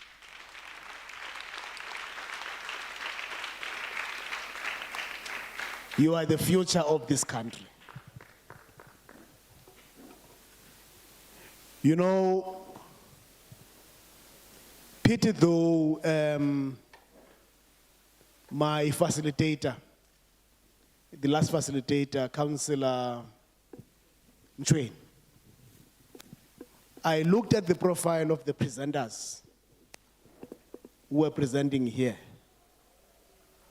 Dr. Sorenso, Dr. Sorenso, Dr. Sorenso. Did you notice that? Eh? Did you notice that? I can't hear. Now, how I so wish, Robetse. By the way, we also have a doctor in the ministry. Deputy Minister Masemula is Dr. Masemula.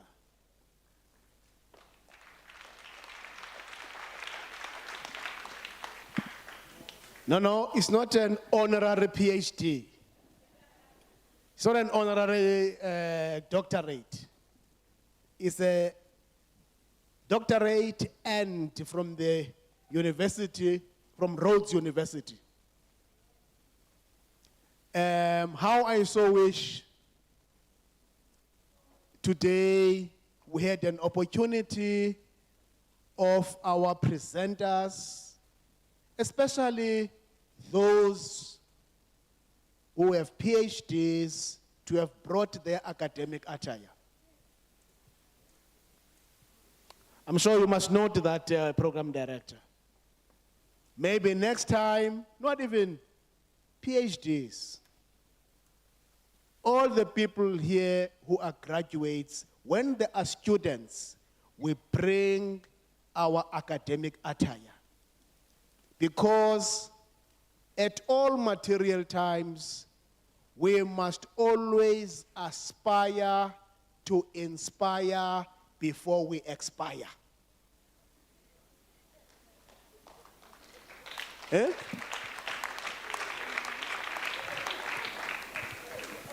Have you heard that? You must aspire to inspire before you expire. Eh? To those of us who are teachers and in the field of academia,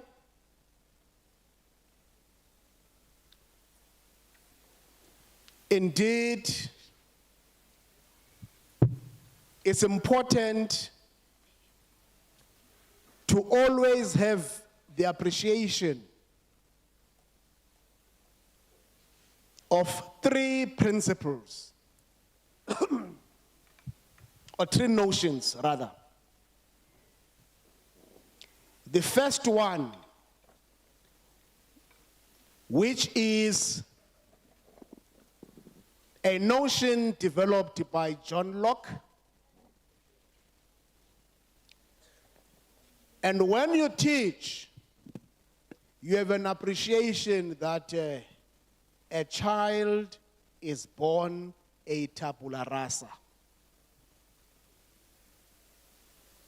A child is born a tabula rasa, which means a child is born a blank slate. So as teachers, what you sow, the kind of seed you sow will either engender the product or the outcome which at the age of maturity, it will either give us a responsible and accountable citizen of society, or it will give us a citizen who is a delinquent. So those are the choices we must make. That's why it is said it's tabula rasa. And also an important notion of in loco parent is. If you are a teacher, you are in the place of the parent. Then the importance, Deputy Minister, of indigenous knowledge systems. The principles of pedagogics from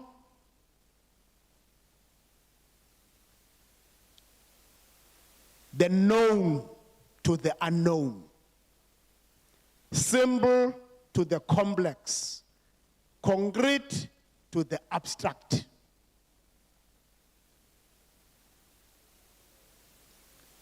We must always remember those principles when we teach these future leaders. Minister said, we've got presidents here, we've got ministers, we've got deputy ministers, we've got CEOs of mining companies, we've got CEOs of banks, we've got academics, we've got all sorts of professionals in what we are nurturing today. And therefore, as we draw to a close on this year's International Day for Disaster Risk Reduction, it is imperative that we not only reflect on the insights shared today, but also commit to tangible actions that will make a difference. Our theme, the role of education in protecting and empowering youth for a disaster-free future, has underscored the importance of equipping our youth with the knowledge and tools they need to be resilient in the face of disasters. We have noted the urgent need to action the following issues. 1, integration of disaster risk education into our curricula. We will continue to work closely with the Department of Education to ensure that disaster risk education is embedded within the national curriculum at all levels. This will involve the development of age-appropriate materials that teach students about the risk they may face and the steps they can take to protect themselves and their communities. There's an important element here, Dr. Stolle. I've not heard anyone making mention of, are there any people representing SGBs here? Are there any parents here?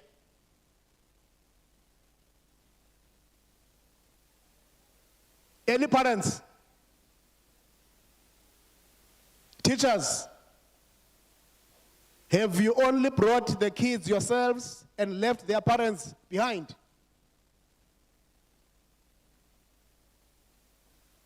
It's something that we must look at. Because remember, the foundations of our indigenous knowledge systems, they start with the family as the basic unit of our social institutions. So parents have a fundamental role in the teaching process of our children. So let's also look at that, Dr. Stoller, to make sure that in tightening our stakeholders, we also bring in that element of the SGBs. The second one, empowering vulnerable youth groups. Special attention should be given to young people with disabilities, the LGBTQI community, non-school going children and youth, and those in rural areas. We will collaborate with relevant stakeholders to create targeted programs that address the unique challenges faced by these groups, ensuring that no one is left behind. It is not out of the benevolence of the heart It is a constitutional imperative. It's a constitutional injunction.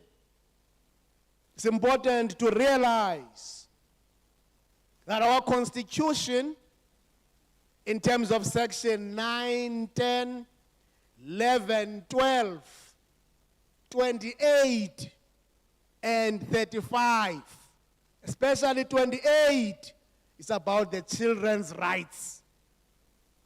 So what we're talking about here seeks to give credence to what is entailed in the Constitution of our Republic, which is the supreme law of the land.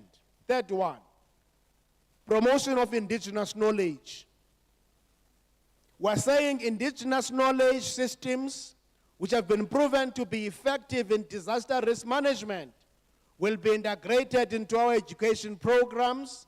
We'll engage with community leaders and elders to document and disseminate this knowledge to our youth, fostering a sense of ownership and respect for local traditions.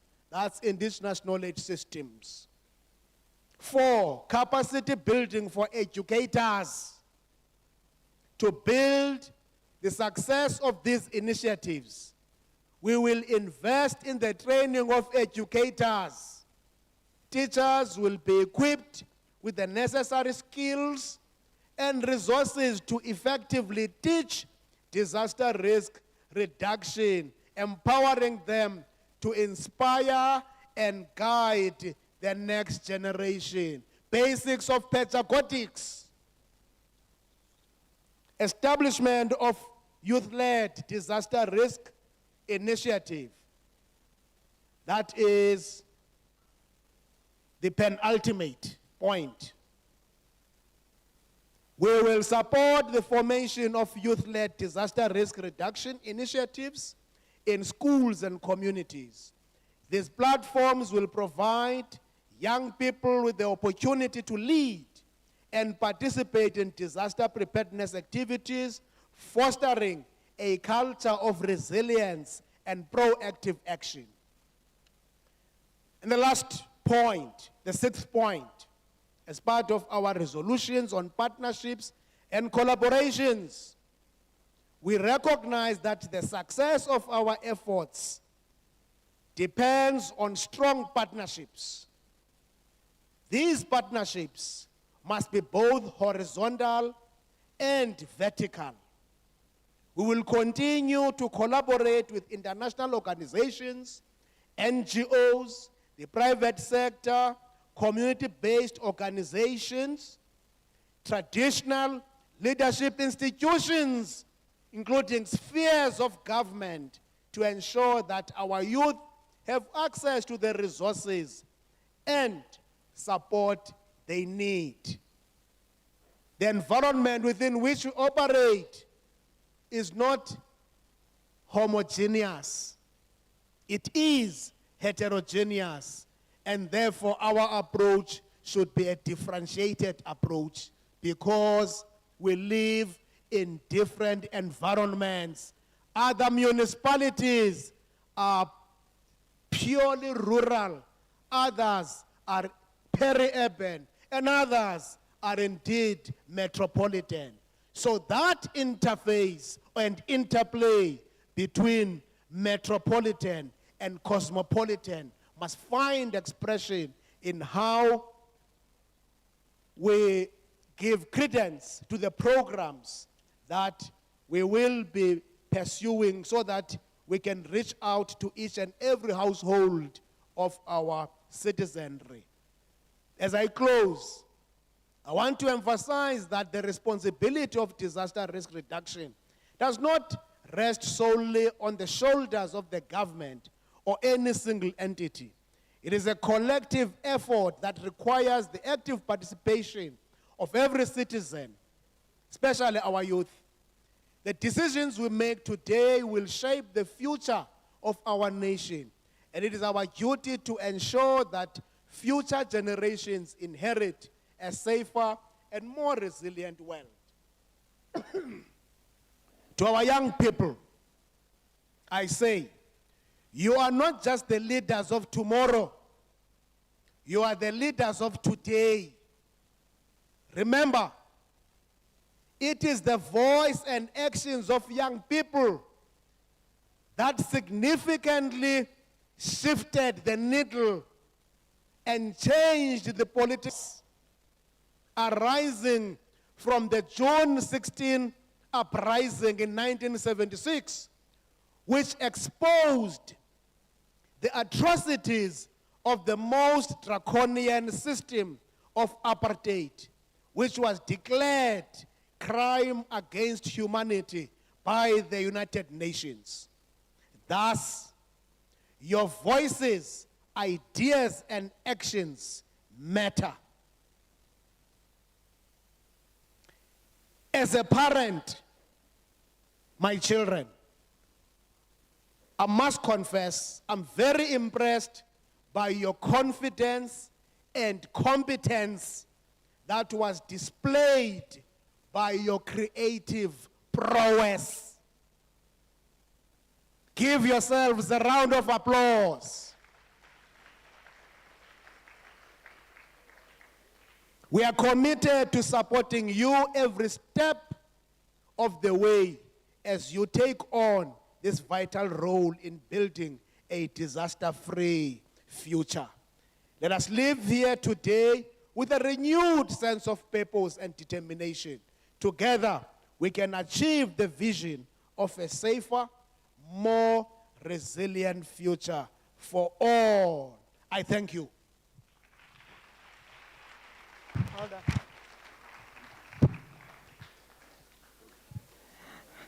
Thank you so much, Honorable Deputy Minister. We are moving to the last part, which is the vote of thanks. And this vote of thanks will be done by MMC Pema.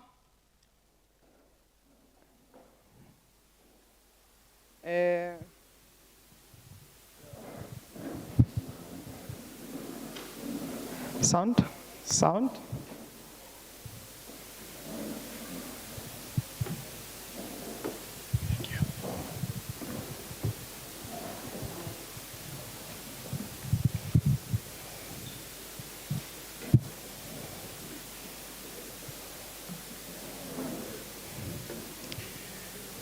Program Director, Deputy Minister Steve Litseka, Minister of COCTA, Honorable Velenkosini Hlabisa, all councillors present, all councillors present, all panelists, distinguished guests, colleagues, ladies and gentlemen, not forgetting our well-behaved learners today. It is really inspiring to see how well you have behaved during this long day. Good afternoon. It is an honor to stand before you at the close of what has been an enlightening and impactful day. I must admit, there's a small sense of relief in the air. After navigating through these rich, at times intense discussions, we emerge not only stronger, but better equipped to face the challenges of disaster management.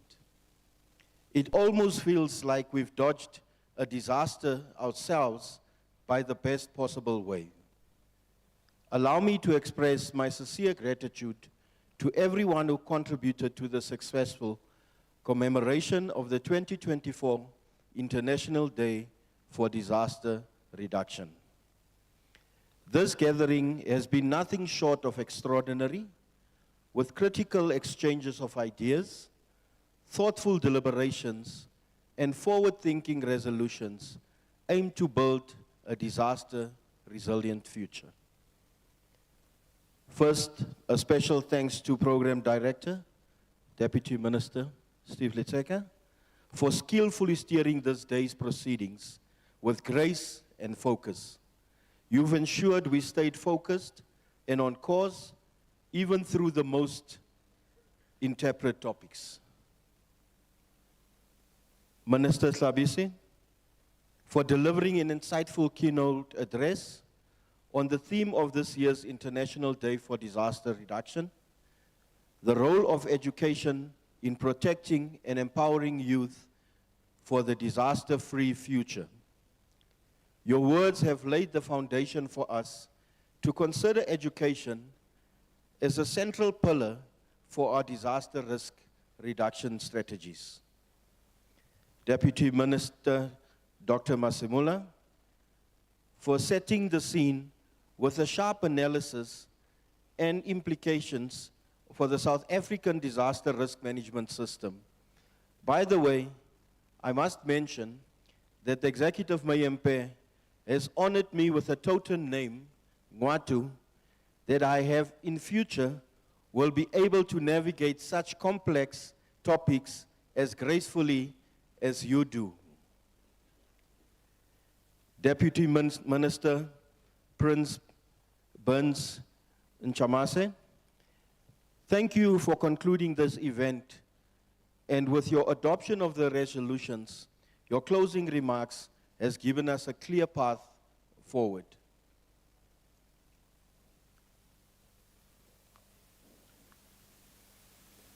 To the traditional authorities for their thoughtful reflection and remarks, reminding us of the critical role of traditional leadership in disaster resilience.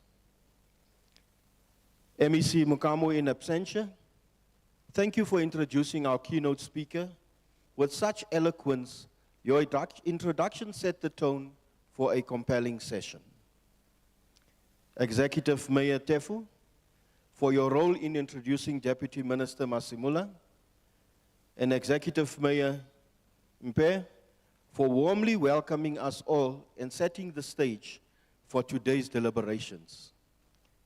To our esteemed panelists and facilitators, Deputy Minister Nhlobo, in absentia, for your fellow panelists and for your insightful discussion and protection of empowering the youth for the disaster-free future.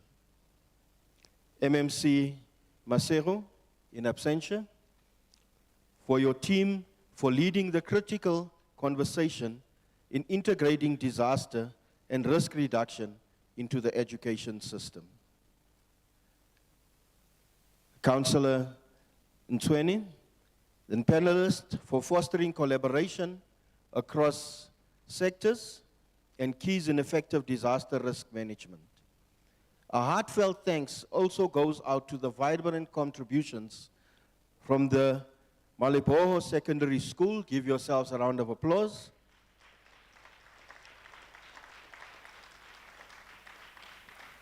Nonya Primary School, a round of applause.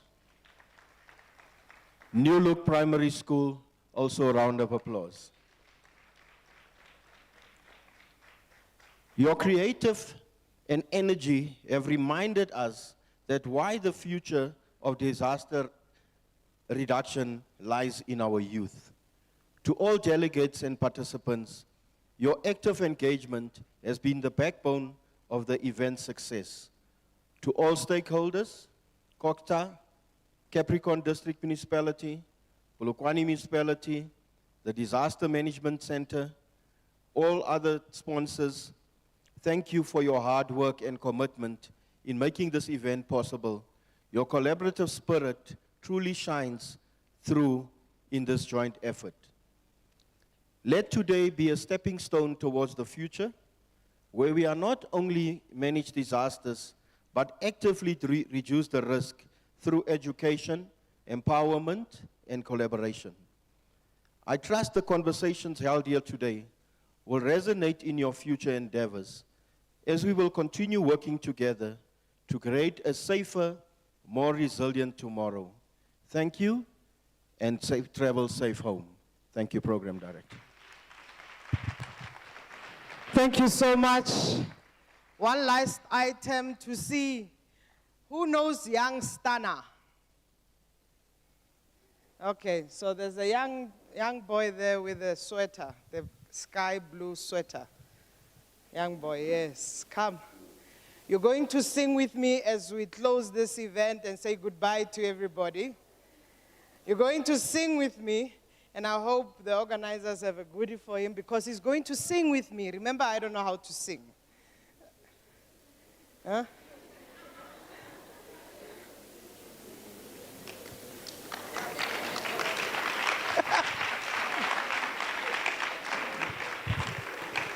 So let's see, let's see if he knows the song, right? Izwa imithandazo yabantu Ntwana wakho yehlisa umoya wakho wempumelelo yiza imithandazo yabantwana bakho Nkosi sikelela awa DJ arujena yiza imithandazo yabantwana bakho yehlisa umoya wakho wempumelelo Stand down, Arye. Yoza. Kamura, Rosella, Rosella. Are you able to hear? Ma'am, pala naman tayo sa video. Ito mo, ma'am, ita, ma'am. Rawan, raten. Nemukay, munako. Aye.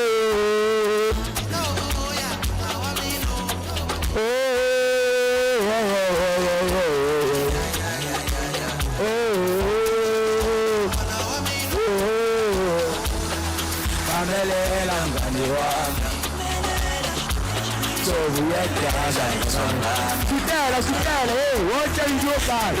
Tahawi, itamu kata mo. Oh yes, Pamela Langani. So we are London is CBT. So we are Sasa. Oh, Nkosi. Imithandazo yabantwana bakho yehlisa umoya wakho wempumelelo yizwa imithandazo yabantwana bakho Nkosi sikelela yizwa imithandazo yabantwana bakho yehlisa umoya wakho wempumelelo yizwa imithandazo yabantwana bakho Nkosi sikelela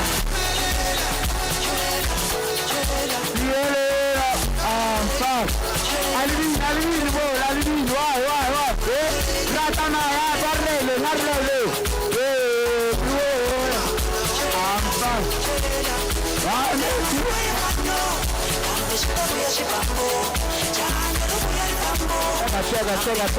Chega.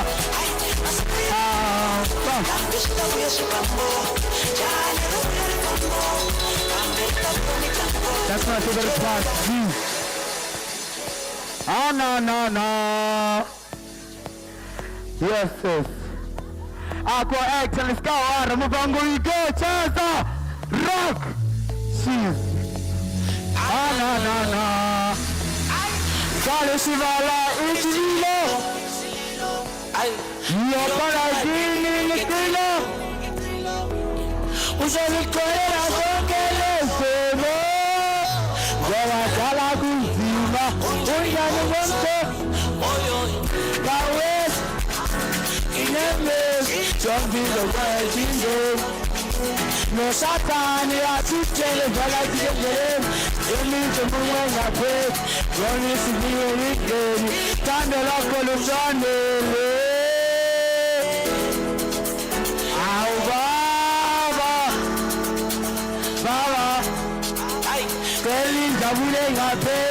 No missing a meeting. Candela Colosande. Israel Tanda Zoya Taramato. Yes, it's Sumoya Wako and Funelo. Israel Tanda Zoya Taramato. Oh, see, thank you all here.